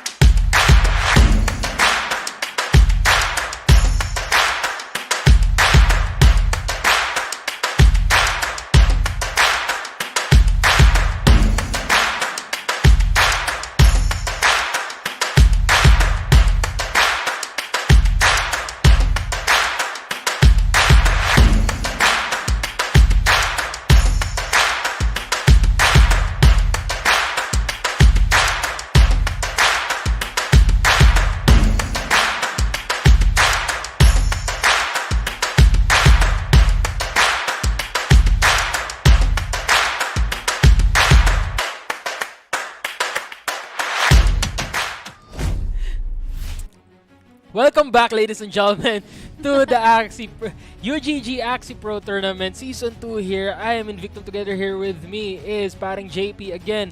We are going to be witnessing Rogs of Unix Esports going against Array of UGG. Another player from UGG. Wow. UGG repping right here. But again, Array, I haven't seen these players play before, but they wouldn't be here if they didn't have any form of any form of ability. That's true, get because this far. they went through a lot. But when we say a lot, we mean that they went through qualifiers, went against 256 players. Well, actually, they went through thousands of registrants first, and then there was the Wheel of Fortune. And then that's when the 256 players had to battle against each other by a single elimination. So only the top 16 there were chosen, or actually were able to advance. And then they went against direct invites, in which they had to play with a round robin format. In one bracket, there was like three players. Yeah. But moving on here to our head-to-head matchup, is going to be Rogs from Unix Esports and Array from UGG. Yeah, look at these boy next doors. Boys next doors, indeed. Look at them. Yeah, They boys are next door. both of them are rearing to go for the battle here. I think Ari is a bit excited. Meanwhile, Rogs is focused on wanting to get that victory now. What was motivated Rogs to join the UGG Axie Tournament Season 2? Basically, he says here that it's his friends in the Unix Guild that supports him. That's why he feels more motivated and also confident to win this tournament as best as he can. Of course. Now also, well, I'm actually curious on who he really wants. What's his specifically. number? No. That's a different story already. Alright. That's a different story. You'll But ask that after. Invicto. I'm kidding. Let's go to the second question. Yeah, I'm actually curious because he didn't really name anyone here to go against with. He's not really looking forward to anyone in specific, but anyone. He wants to go against anyone. You can go against me. You can go against me. No, but the thing is, he also said that he wants to go against tough opponents, so he can improve his skills. Now, who is Array? Array's name is actually Rudolph Anthony Roque, but most of his friends call him Array, which is the short version of it. Okay, and he's yeah, it is. Oh, okay, Rudolph Anthony Roque. Okay, so it's Array. Okay, I get it. Now you know his Facebook. Yeah. But what motivated him to join this Axie Tournament Season 2 is his friend. He named his friend and his manager Royce. He has his friend Lishan and Alright. Boss manager Royce of Array as well. Now, who is he looking to go against the tournament? I think he says here that he wants to compete with Zelia, the well-known champion of Axie Infinity's first ever Creator Cup. Yeah. And he knows that she is a good Axie player, and he is really amazed whenever he watches her live. So it will be a great opportunity for him if he were to compete against her. I think a lot of people would agree that Zelia is indeed a great player. What? Anyway, I'm actually thinking of a creative approach. Alright, but before that, actually, we're gonna be going in the very first game here. Array versus Rogs. Array here going in with that actually God Reptile here, as well as that Aqua with the Risky Beast, the Acro, the Risky Fish, and that Nemo. Now that Plant will have the Beach, the Bugs Plant, the Sirius, and the Cattail as well. Correct me if I'm wrong. This is the first time today that we're seeing God Reptiles.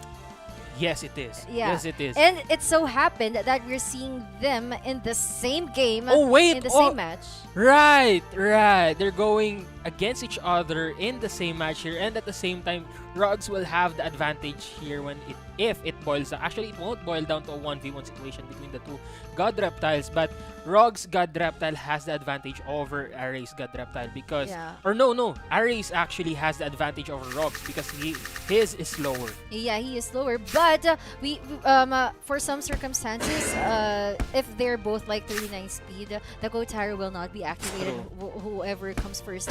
But in that case, there was a steal of energy from Array. Rogs is now exhausted with his resources in terms of energy, and next round, yeah, it was really quick. And next round, he'll have to think of ways on how to climb back up. He may have to skip so that he'll be able to replenish his energy. But Array's advantage there will be the damage, because if the card draws is more of with his Aqua or the plant in front, that's really enough to take down the front Axie of Rogs. I have to agree with you on that. And at the same time, actually, Array's lineup here has the advantage in against Rogs here, because now Array, once that plant is taken down, Array will be able to use the Cautery Bite immediately.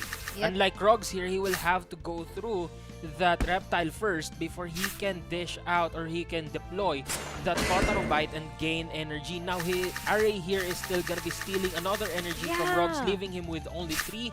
And now Array is going in for the possible burst. There's gonna be an attack up on that Acro, followed by an energy gain there coming in from the Nemo, followed by 121 damage from the Cactus and the Bug Splat and the Cattail for the finisher. That's gonna be the plant going down. Now he can use the Kotaro, and he will be using the Kotaro. Yeah, and that's what's happening now. Actually, Array is really in control right now of this game. Rogs is really left behind, and now he needs to find ways on how to get back up.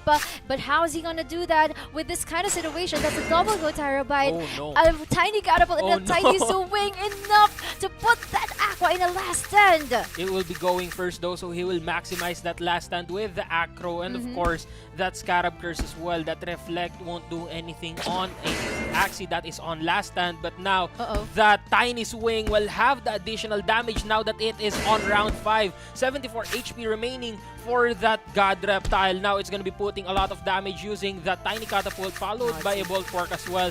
And here comes the burst coming in from that Aqua. A double revenge arrow and one acrobatic. The tiny catapult was activated though, but look at the shield of this God Reptile in front of that Aqua.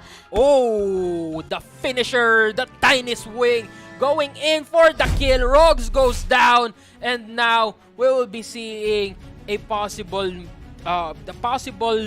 removal or a possible lineup switch here coming in from Rogs, because as we've seen, his opponent there actually had advantage because that God Reptile being in the middle prevented Rogs backlane God Reptile from using the Kotaro early on. Yeah, I really agree with you on that. And of course, the 2 vegetal bites that the passive was really activated. He was able to steal 2 energies from 2 consecutive rounds. True. That was a And then gain 1 energy after using the Nemo. That's true. He was really in control of that game, and I can't blame him. I can't blame Rogs either, because what happened there was he really had to skip because he had no choice. He needs to wait for the card draws. He needs to save up energies. I mean, why would you attack with only 2 energy? That's very inefficient, right? And but Array, on the other hand, he knew that Rogs will really skip. That's why he took the chance and used another vegetal bite. And like what you said, after that he was able to use the tail slap. All Array really had to do there was remove the plant from the equation, and he was basically he had the advantage throughout the rest of the match there, because again of the Kotaro, and then he actually used up the tiny swings, even though it wasn't still on round 5. It still didn't have that additional damage coming in from the round 5. But at the same time, knowing full well that the shield of that mid lane Aqua will be removed using the Acro coming in from, or I don't think that was an Acro, I think that was another card coming in from his back lane. He maximized that potential, he maximized that opportunity to take out the mid lane Aqua and leave that back lane God Reptile with him and his 2 other Axies. Well, to be honest, it's really hard to be a God Reptile alone.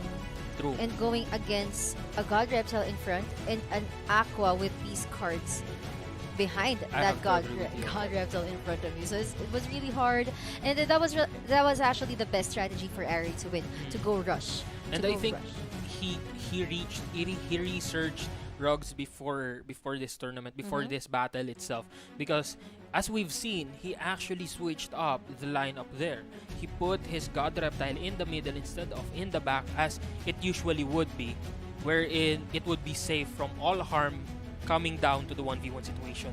But now, switching that up, Ari now secured his victory on the very first game, and he will have to keep on dishing out a lot of the same. Why are you smiling? What's Knock, knock. Oh no! Oh no! Oh no! Anyway, we're going. But let's go to round 2 first, right? What was that? Anyway, we're going into round 2 It's here. for the viewers. It's It's for the viewers. Alright. We'll do It's it for the- later. It's for the viewers. Alright. Let's go to game number 2 here. We're gonna be seeing a change of lineup here coming in from Ari. This is gonna be a triple Aqua lineup. Ooh, this is gonna be really interesting. Is this an RMZ lineup? Are we gonna be seeing an RMZ move here coming in from Ari, or will Rogs here finally take the win? Well, since we're missing RMZ for this UGG Axie Pro Tournament Season 2, well, it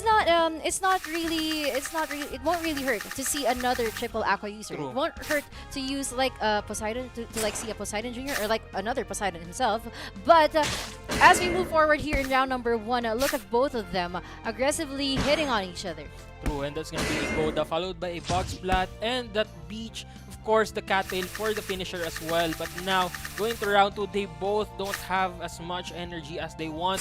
But that Kotaro will be really deadly in getting energy. That's going to be 1 energy gain, followed by that Cactus removing 1 Aqua from the equation. Will Ari really prove himself the Neptune of this tournament, or will he go down against Rogs in this battle? It's going to be 149 HP remaining on that front lane Aqua. Actually, Ari here using a triple Aqua against a God Reptile. Look at that. Rogs is doing the rush strategy. It is actually revenge time for Rogs. And now, as we see it, Rogs here is turning this game into a 2 versus 1 situation. Look at that. These 3 cards are enough to really end the life of the mid Aqua of Ari. He even stole the last remaining energy That's of true. Ari here. Now this is gonna be really crucial. Actually, this is gonna be really tired for Ari, because now that God Reptile can just keep on dishing out damage before it boils down to a 1v1 situation, and Ari won't have any energy left to deal with that God Reptile, and especially that God Reptile having the class advantage as well. He won't be able to put as much damage as he needs on Rogs to burst him down. Now that's gonna be Ari going down against Rogs. Rogs will be taking his very first victory. We're gonna be seeing a game number 3. That was really a no sweat, no sweat game for Rogs. Sometimes I use God Reptiles, and we understand that sometimes we rush enemies, and then that was just really a quick match. Whenever you see a triple Aqua and you're using a God Reptile, it's really like food for your eyes. True. Again, Rogs really knew what he had to do to get that victory. He needed to burst through the opponent's charge, through Stampede, through those Aquas, those fishes, and basically show him how to grill fishes in this Axie Infinity tournament. And that's exactly what Rogs did. He went in for the kill time after time, meanwhile also maximizing the abilities of his card, especially with the Kotaro as well. Yeah. And when it boiled down to that 1v2 situation, we could already see the defeat of Ari coming in, because that plant is really hard to that plant is really hard to kill with a God Aqua, and at the same time that reptile will be just waiting. It will just keep on waiting until that mid lane is destroyed. And essentially what he did there was, knowing full well that Ari will only use minimal cards to destroy the mid lane Aqua or the mid lane plant, he used that opportunity to put a lot of damage on his God Aqua before it boils down to a 1v1. Yeah, that's true. Actually, there was really he didn't even need those Kotaros in a way, and it was really hard for Ari really to sustain himself there. If I was a triple Aqua user, I would like wait for round number 5. I'll just wait for round number 5 to end. I mean, if I see a God Reptile, I'm using a triple Aqua. Oh, it's a God Reptile. Okay, do you want to get coffee? Just wait for the match itself to end on its own, right? But again, we cannot count out Ari here. We've seen him dominate over Rogues on the very first round or the very first game. But Rogues here actually dominated over Array. So we are at an impasse here. We are at an equalizer. And now, it was very interesting what Array did there because he knew full well that Rogues might actually had a lot of chances to use that God Reptile again. But he went in for the triple Aqua anyway. Yeah. And we might just see another switch up here. And now... Oh, this has to be very tactical. Of course And it is. they have to use their gut instinct because it was really, really sad to see a triple Aqua go against a God Reptile. Now, lineups really matter. We can't factor that out. They have to be very careful in picking their lineups, especially Ari, because that was really a mismatch in there. And we've seen it many times. We've seen it in the Axie Pro Tournament, right? When RC betrayed those Aquas. And We've seen it many times. I think that's what Array did there. He betrayed his God Reptile. Oh, yeah. It was a reverse betrayal. But again, Array here, actually what I've seen so far is what Array can do here is go for a kiting jump lineup. Oh, yeah. A possible barb strike as well to put A stacks of jumping poison. poison is very Possible, is a yeah. very good option. Yeah, and also a discard.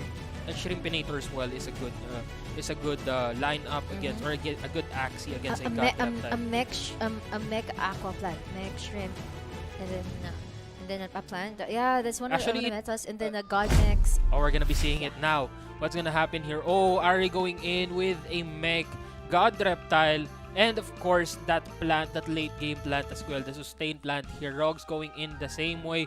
But now, like before, I think Ari here has the advantage because now Rogues with Rogues using Reptile, Plant, and Dusk, those are all at a disadvantage against that mech. And Rogues here, it's still winnable actually. It's still winnable. He just really needs to be careful about managing his cards and his energies. And Ari here, I can sense that he hates that God Reptile so much. Like, why would you use a mech and a lethal, a Death Kiss, just to make sure that that reptile won't be able to do anything when worst comes to worst? But Rogues, it's still winnable. It's not like it's as hard as using a triple Aqua against God Reptile. Now, I am interested. It's actually good that we're seeing a double cattail here because the rotation of the cards will be faster and he'll be able to manage his cards better. Like an accountant. And like at a the same bookkeeper. time, he will be able to control Ari's energy as well using that Goda and that serious lineup. Now, the thing is, again, he won't be able to use the Kotaro as much as he wants to. But now, going in, again, this is the energy control that we've been talking about. That's going to be one energy destroyed and another energy stolen. Now, one energy remaining for Ari here. I am just curious, why would he skip? But looking at his cards, there was really no way for him to deal damage against Rogues. So that was kind of an unlucky card draw. True. He can't even use the serious there. He won't be able to steal energy. And like, why would you use 2 heroic rewards? It's just like giving away energies, right? Exactly. Yeah, that card draw was really bad luck. We have to be honest. We can't turn a blind eye to it. True. The only thing he could have used there was the Kotaro Bite to gain 1 energy over Rogue's Dusk before it goes down. That's at actually the a good hands point. of the mech. But other than that, he had a really bad draw. Had a really bad draw. I mean, he didn't even get a prickly trap or like an acrobatic and a hair dagger. Yeah, it was just not there. Now, Rogues still maintaining his momentum, but Ari here, now that he can partner up those vegetal bites with each other, he was able to steal 2 energies. That was quite an answer back. He essentially turned the tables there with the 2 remaining energy of Rogues being returned to him or being stolen by him. And now, Rogues here will try to destroy that plant. Early on, it's going to be double Bug Splat there, removing the plant from the equation, opening up the God Reptile for any possible burst here, especially now that we are going into round 5. That tiny swing will be really crucial. Yeah, actually, this is a very critical round, and Ari, he will need to use the Kotaro Bite here because he won't have any chance to use that when the plant is the front. True. Yeah, so he will have to use that here, and then he will really need to end the life of the Dusk or not, because if he ends the life of the Dusk, it will only be easier for Rox to manage his cards. But if he doesn't, the rotation of the cards will be on the Dusk as well, and he'll have an advantage later on because he can cast that Dusk into a no-turn. True.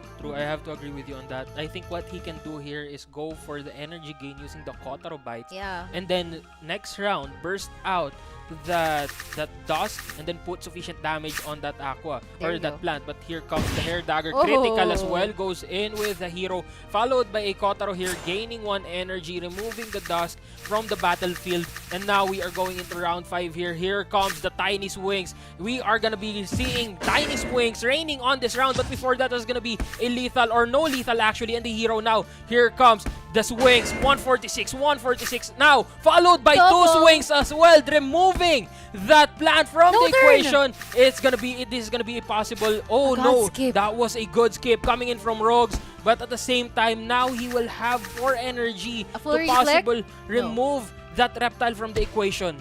No, this is looking bad for Rox because he only has 2 energy, but Ari has 4, and he can go for a full damage. Rox won't be able to go for a full reflect, and look at that double Tiny Catapult casted, reflecting all those range card damage. This is gonna be really crucial now.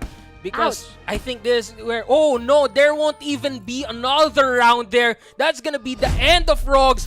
What a game there for RA. RA takes the victory with that mech, and we will be seeing him on the next round here on the upper bracket. Well, actually, during round 1, you remember, right, that he was destroyed 2 energies. Rox wasn't really able to make the most out of it because it was taken back by Ari during the next round. I guess he had the very first round bad luck, Yeah. but at the same time, that was well calculated for, and he actually managed to bring that energy back to his side by using 2 Vegetal Bites. And at the same time, that was a very well calculated plan there where he didn't burst down the front lane Dusk. He Yeah. just went in with the Hair Dagger and the hero, and then gain 1 energy from the Kotaro, enabling him to open up that plan for a possible burst down. That was a really calculated when it comes to energy and cards as well. Yeah, and also it's like he was listening to us when we said that he just needs to like use the Kotarabite and not end the life of the Dusk. But the life still ended, but it didn't really matter because the mecha was able to deal a huge amount of damage to the plant, and there was actually a critical There move was a there. critical, yeah. For the Dusk in front.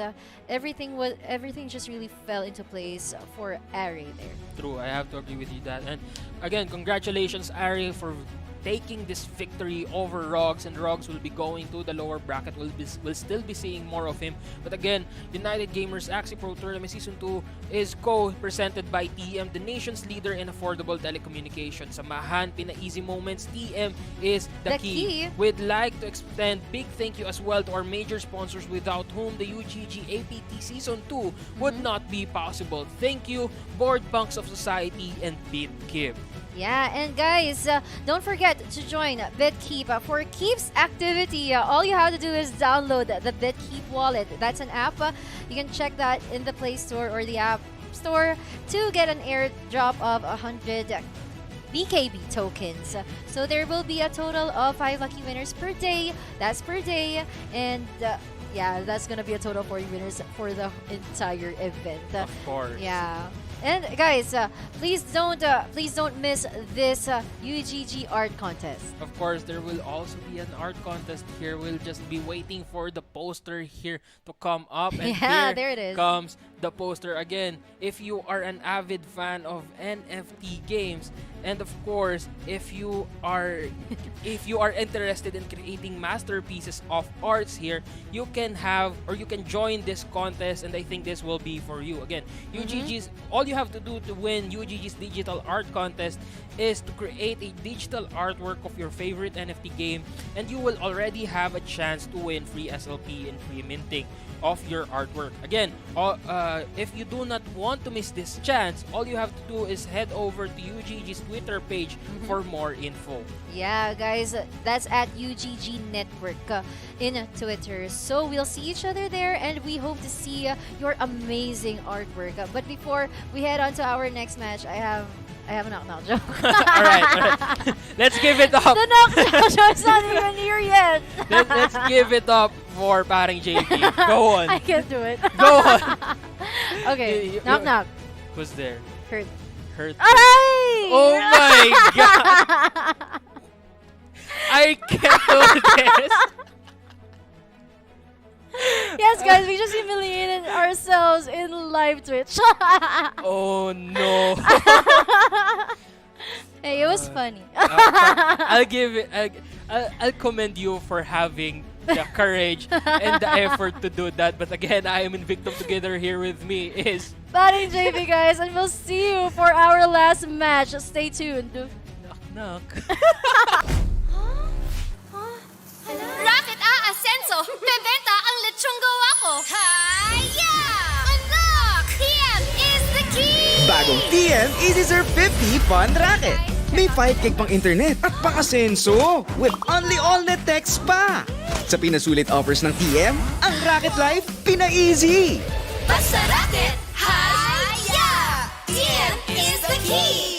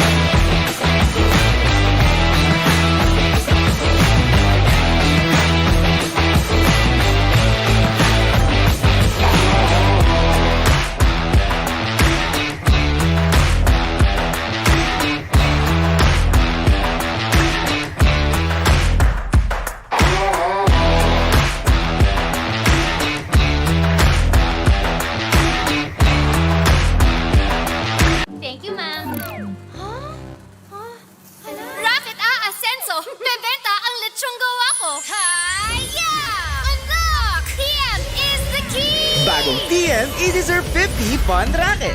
May 5 gig pang internet at pang-asenso with only all-net text pa. Sa pinasulit offers ng TM, ang Racket Life pina-easy. Basta rocket, hiya! TM is the key!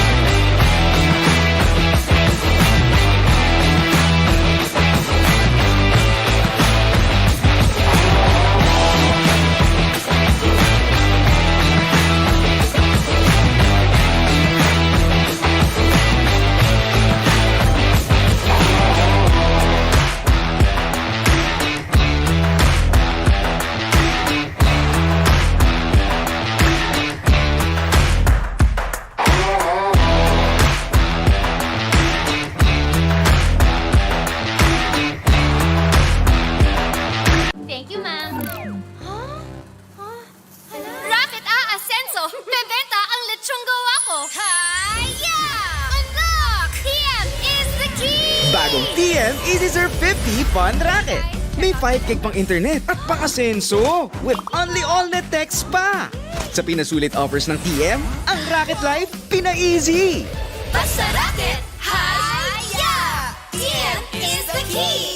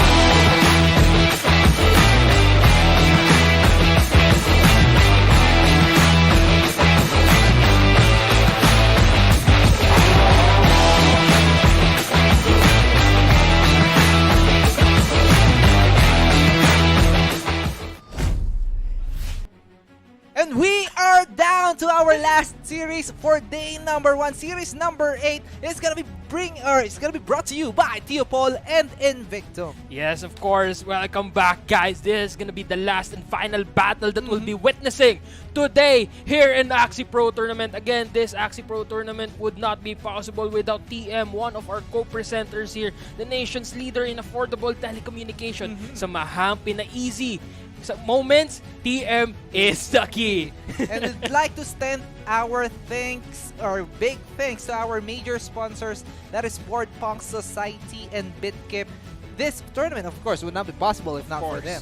And of course, thank you as well to you to Sky Mavis for giving us the esports grant. We are using this now. Again, we are now officially a Sky Mavis or an Axie Infinity Cup here. And also, don't forget to join our BitKip for Kips activity. All you have to do is download the BitKip wallet for a chance to get an airdrop of 100 BKB tokens. Again, a total of 5 lucky winners will be selected per day. Yes, that's right. And we currently have an ongoing art contest for you, courtesy of UGG. If you both love NFT, games, and creating masterpiece, this contest is for you.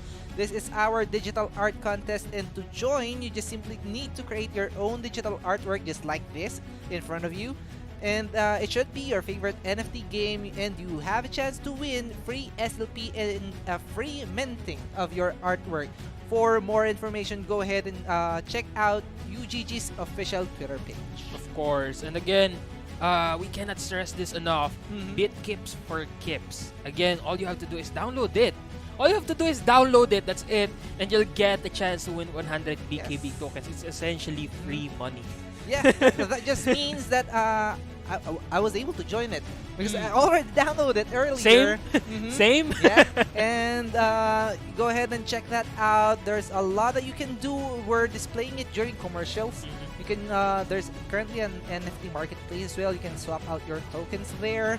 But so much for that. We have to discuss this last series. This is Eldude versus Sackline. And Sackline here actually doesn't have any guild. Ooh. Meanwhile, Eldude is gonna be coming in from Unix Esports. This is really interesting because Sackline, I think, is the very first player here that we'll be seeing that doesn't have any guild. Here in the Season 2 at least. Yep. And right now, who is Sackline? Sackline Oh. is a 29-year-old Brazilian player. Brazilian player, okay, an international player we International. have here. And he joined the tournament all because he wants that competitive environment around it. And of course, it's gonna be Spam and Rise. That's what he's looking for. Spam and Rise has a lot of people looking for him. He has, I think, he has a bounty on his head at he's this the most point. wanted player here True. in our UGG Season 2. And we have here Eldude or Doodle. If you switch it around. Oh! And he is currently motivated to join UGG because he saw other good players compete with each other in the first season. So he was a watcher before, and it's really hyping. I was just trying if I will be picked in the qualifiers, and right now I'm already in the top 32 of the main event, and it's already an achievement for him. Of course it is. That is already a huge feat. Coming all the way here. Now, he is looking forward to face everyone along the way, and he is here for the exciting and competitiveness of the game, and Yes. he is saying good luck and have fun to everyone. What Wow. a very sporty guy. What the spirit of sportsmanship is alive within Eldude. And he's doing the esports pose. Actually, He he's is doing he's it. doing the cross arms. The cross-arm esports most famous pose. I think at one point everyone in the esports scene has done that pose in their lives. And that's why a lot of players are giving a variety of poses right now. True. They're doing those poses, this poses, and this poses. Let's be careful on what finger we flip up. Yeah. Because we're seeing a lot of other poses that shouldn't be seen in the Axie Infinity esports scene. But again, huge shout out to Stewart, a member of Sky Mavis, for joining us here in the Twitch live Twitch stream, and thank you for honoring us with your presence. He's really active there. Actually. In the comment section, he's putting up a lot of emojis. His reactions on what's happening on our games. He's digitalizing his real life reactions. I think if you're able to post pictures as comments, I think he would. I think he would. I think he's that fun of a guy that he would post photos of him if he could. And now again, let's go back to Eldude and Sackline. I don't think I've seen either of them compete in any of the Axie Pro Tournament so far. But Eldude and Sackline, actually, do you have their lineups? Do you have their Axie? Of course you do. Pio Paul is a Boy Scout at heart. So right now, Eldude's bag has 25 Axies. A lot of lineups here possible for him. God Mex, Bogs, you name it, he has it. Oh, now that's gonna be really interesting and really crucial when it comes to the research of Sackline here. But before that, we're gonna be seeing Eldude here being put on a fear state here, but at the same time, Sackline removing that fear state as well using the 2 bugs splat, followed by a cattail there, and now he will be gaining 1 energy only from using 2 vegetal bites. Yes, that's right. And look at this, no cards whatsoever for them. So this might be a skip for round 2, and that is what they did. Round 3 is incoming. 5 energy for Eldude. Sackline will be having 4.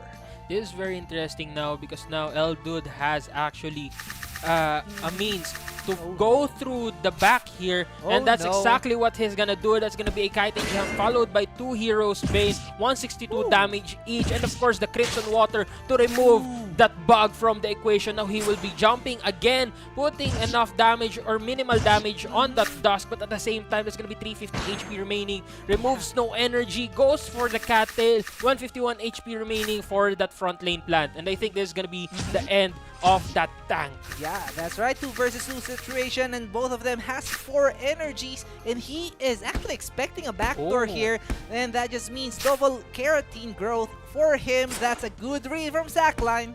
I don't think this is gonna be enough though. There's gonna be double. Oh, actually, it is enough. With that revenge arrow, he will be put on last stand. Followed here, of course, he will be maximizing that with the 4 stacks of speed up. He gains 1 energy, removes the mid lane, but now it's down to a 1v1 situation. He is in trouble here. He has the cat or the twin tail as well to finish this one. Now, will this be enough? I think so. 48 or yeah, It's 48 not is enough, not yet enough. but the question is, will this be enough? That's gonna be the double wood and stop, and last stand, that's gonna be a last stand. Oh no, Eldud here has a chance to win this, and he will with the sinister strike. Eldud takes first game. What a way to start this! This series number 8, game number 1, it all went down to the last stand of that mech. That morale from the mech played a huge part. True. Again, beasts and mechs are well known for getting that very crucial last stands, and that's exactly what he got there. Eldud basically drawing blood from his opponent there. I actually wanted the revenge arrow to be the first Actually, I card do as well. to be casted because we all know the effect of the revenge arrow. It's named revenge because if you are on the last stand, you will deal additional damage. But of course, he's confident enough that the Sinister Strike will be able to kill that plant. But if that was, I mean, it could have been not, or it could have been not sufficient. True. It could have been insufficient if ever the plant has a lot of shield left for him. But that revenge arrow would deal more damage compared to that Sinister Strike. I have to agree with you on that. But again, Eldud there showing a very bossy move using the Sinister Strike instead.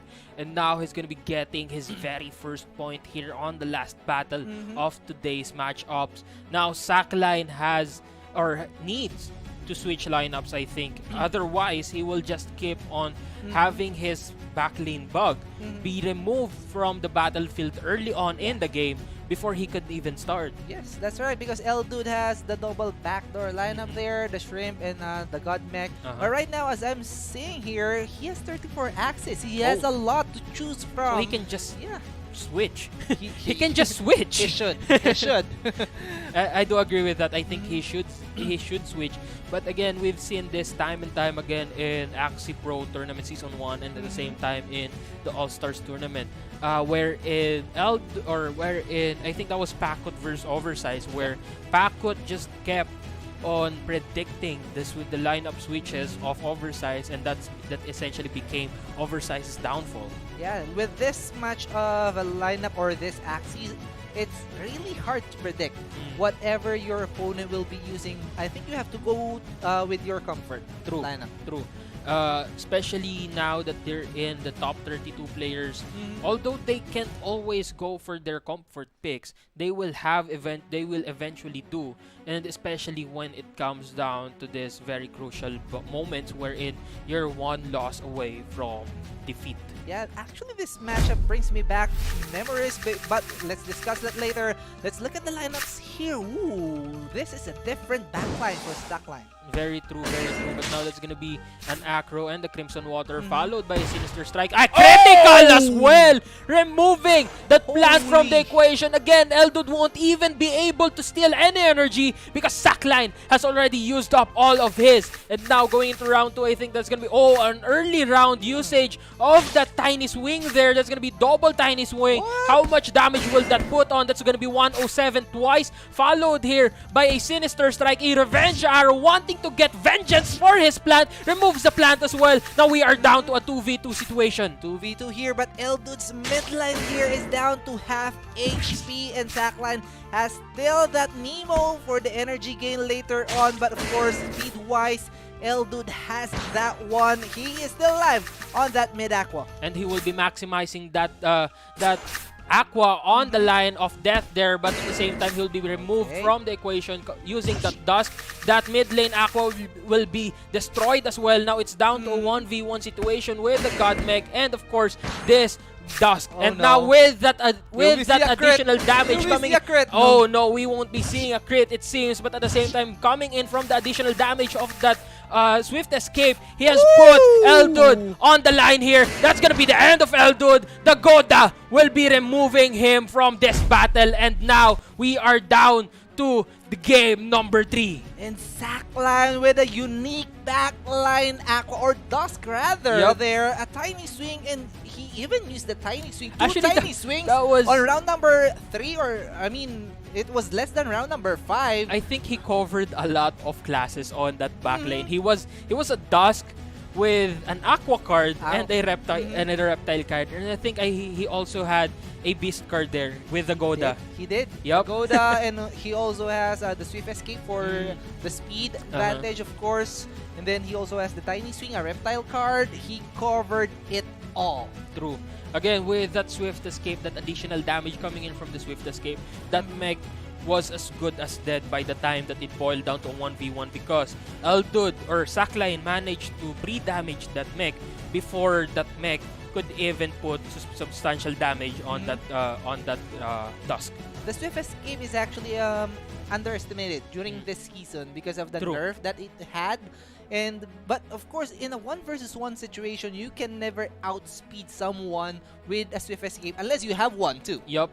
And that is really, really true, and I do agree with you on that, especially now that a lot of matches is based on speed, especially when it comes down to a mech battle and an aqua battle. It always boils down on speed and the way that you set up your cards, the way that you set up your buffs, your utilities and your abilities. But now we are down again to the game number 3, and this is the last and final battle. I didn't expect that we would be seeing game number 3 here on the 8th series today. This is one hell of a way to close out for today's tournament. That's right. And as I was saying earlier, this reminds me of the matchup for our boxing history. This is Filipino versus Brazilian, right? And right now we are gonna have the rematch, or I mean the third one, or the deciding match. The deciding match indeed. This is the make or break for Eldud and Sackline. We're just gonna be waiting. Again, this is really crucial. Whatever team they dish out here will decide their fates here. Again, even if you are a very skilled player in one team, if your opponent hard counters it, no matter how skilled you are, they will always have that advantage over Axies. Yeah, that's right. So I'm excited to see what lineups they will be bringing up here for our last match of the day. Eldud from Unix Esports. Sackline doesn't have a team yet, but of course, a lot of teams are looking out for the players here. Here we go, game number 3 for this series number 8. Early round aggression here. That's gonna be a Cattail followed by a Golda, and of course that Grub Surprise as well. 129 damage followed by a Bug Splat. 126, 291 on that plant, and 223 on that Dusk.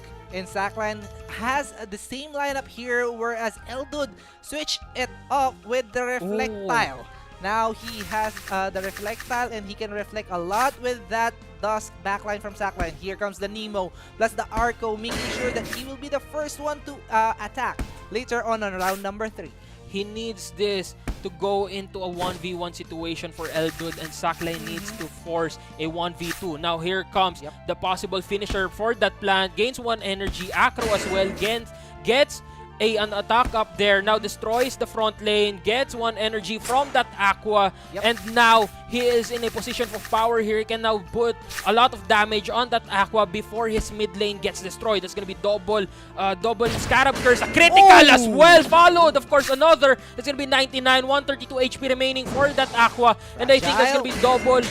The Fragile really putting a lot of damage, especially with comboed using those 2 Crimson Water, and now the critical coming in from that Goldfish is gonna be enough to put out that mid lane. Now it boils down to 1v1 situation. Here comes the Tiny Swings. This is gonna be really crucial because now it's on round 5, and Eldud is bringing the damage back to that Dusk, and now 180 damage, gets 1 energy coming in, and another with that Catapult again, or with that Bulwark again, 251 HP on Sacklines. Let's see, this is a Sinister Strike. Will this be enough? Will a crit happen here? Eldud has the advantage energy-wise. Double Tiny Swing is enough. 146! 146! Eldud! the Filipino winning against the Brazilian. He took down a Brazilian there. He took down basically a very powerful opponent, and now Eldude will be going to the next round. What a game there. Commendable play coming from both players, but at the end of the day, Eldude had the advantage because of that God Reptile. He knew what he needed to do. He needed to destroy the two front lane Axies, or the front lane and the mid lane Axies early on, and force a 1v1 with that Dusk, and that's exactly what he did. And that Dusk from Sackline has the Tiny Swing, the Sinister Strikes. Those are powerful melee cards, meaning that Bulwark was used to its full advantage. Very, very well played for Eldude here, reading the lineup of Sackline. True. And again, this is not the end for Sackline. He still has a chance for revenge here. He can go toe-to-toe against those in the lower bracket and make his way back up to where Eldude will be waiting for him. Again, this Axie Pro Tournament will not be possible without TM, our co-presenter here, the nation's leader in affordable telecommunication sa mahampi na easy moments.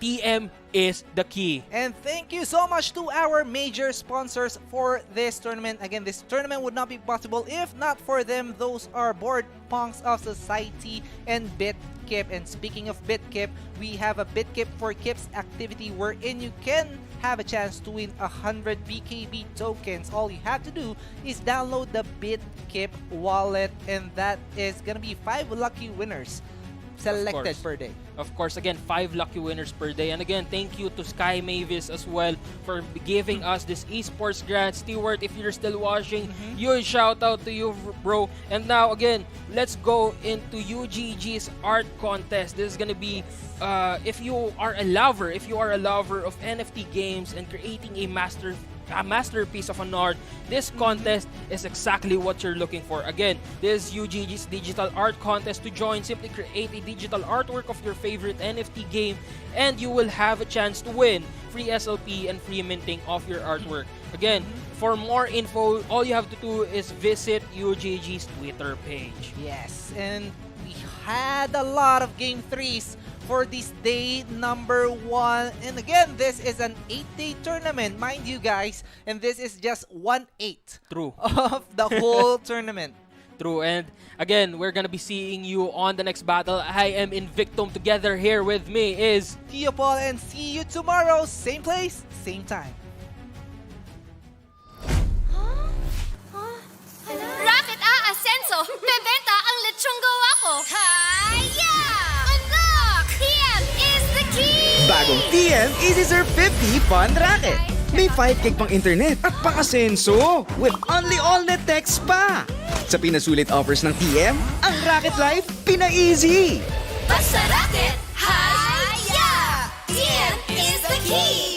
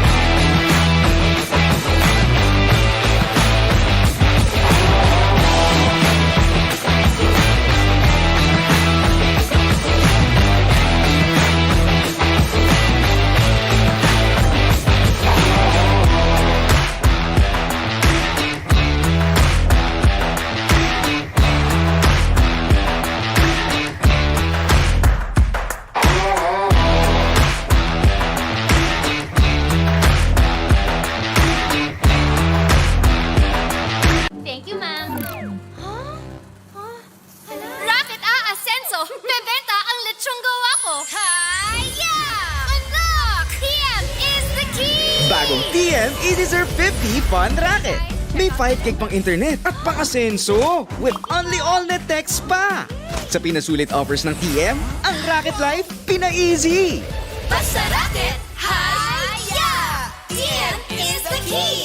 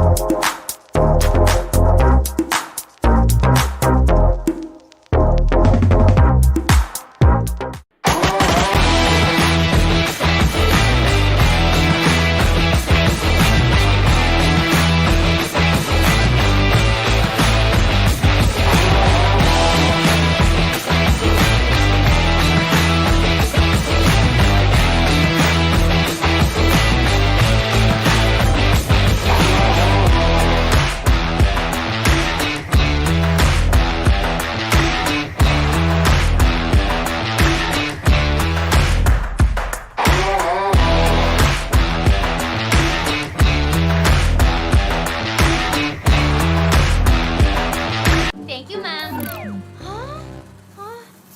Racket Asenso! Bebenta ang lechong gawa ko! Hi-ya! Unlock! TM is the key! Bagong TM Easy Surf 50 Fun Racket. May 5 gig pang internet at pang-asenso with only all-net text pa. Sa pinasulit offers ng TM, ang Racket Life pina-easy. Basta racket,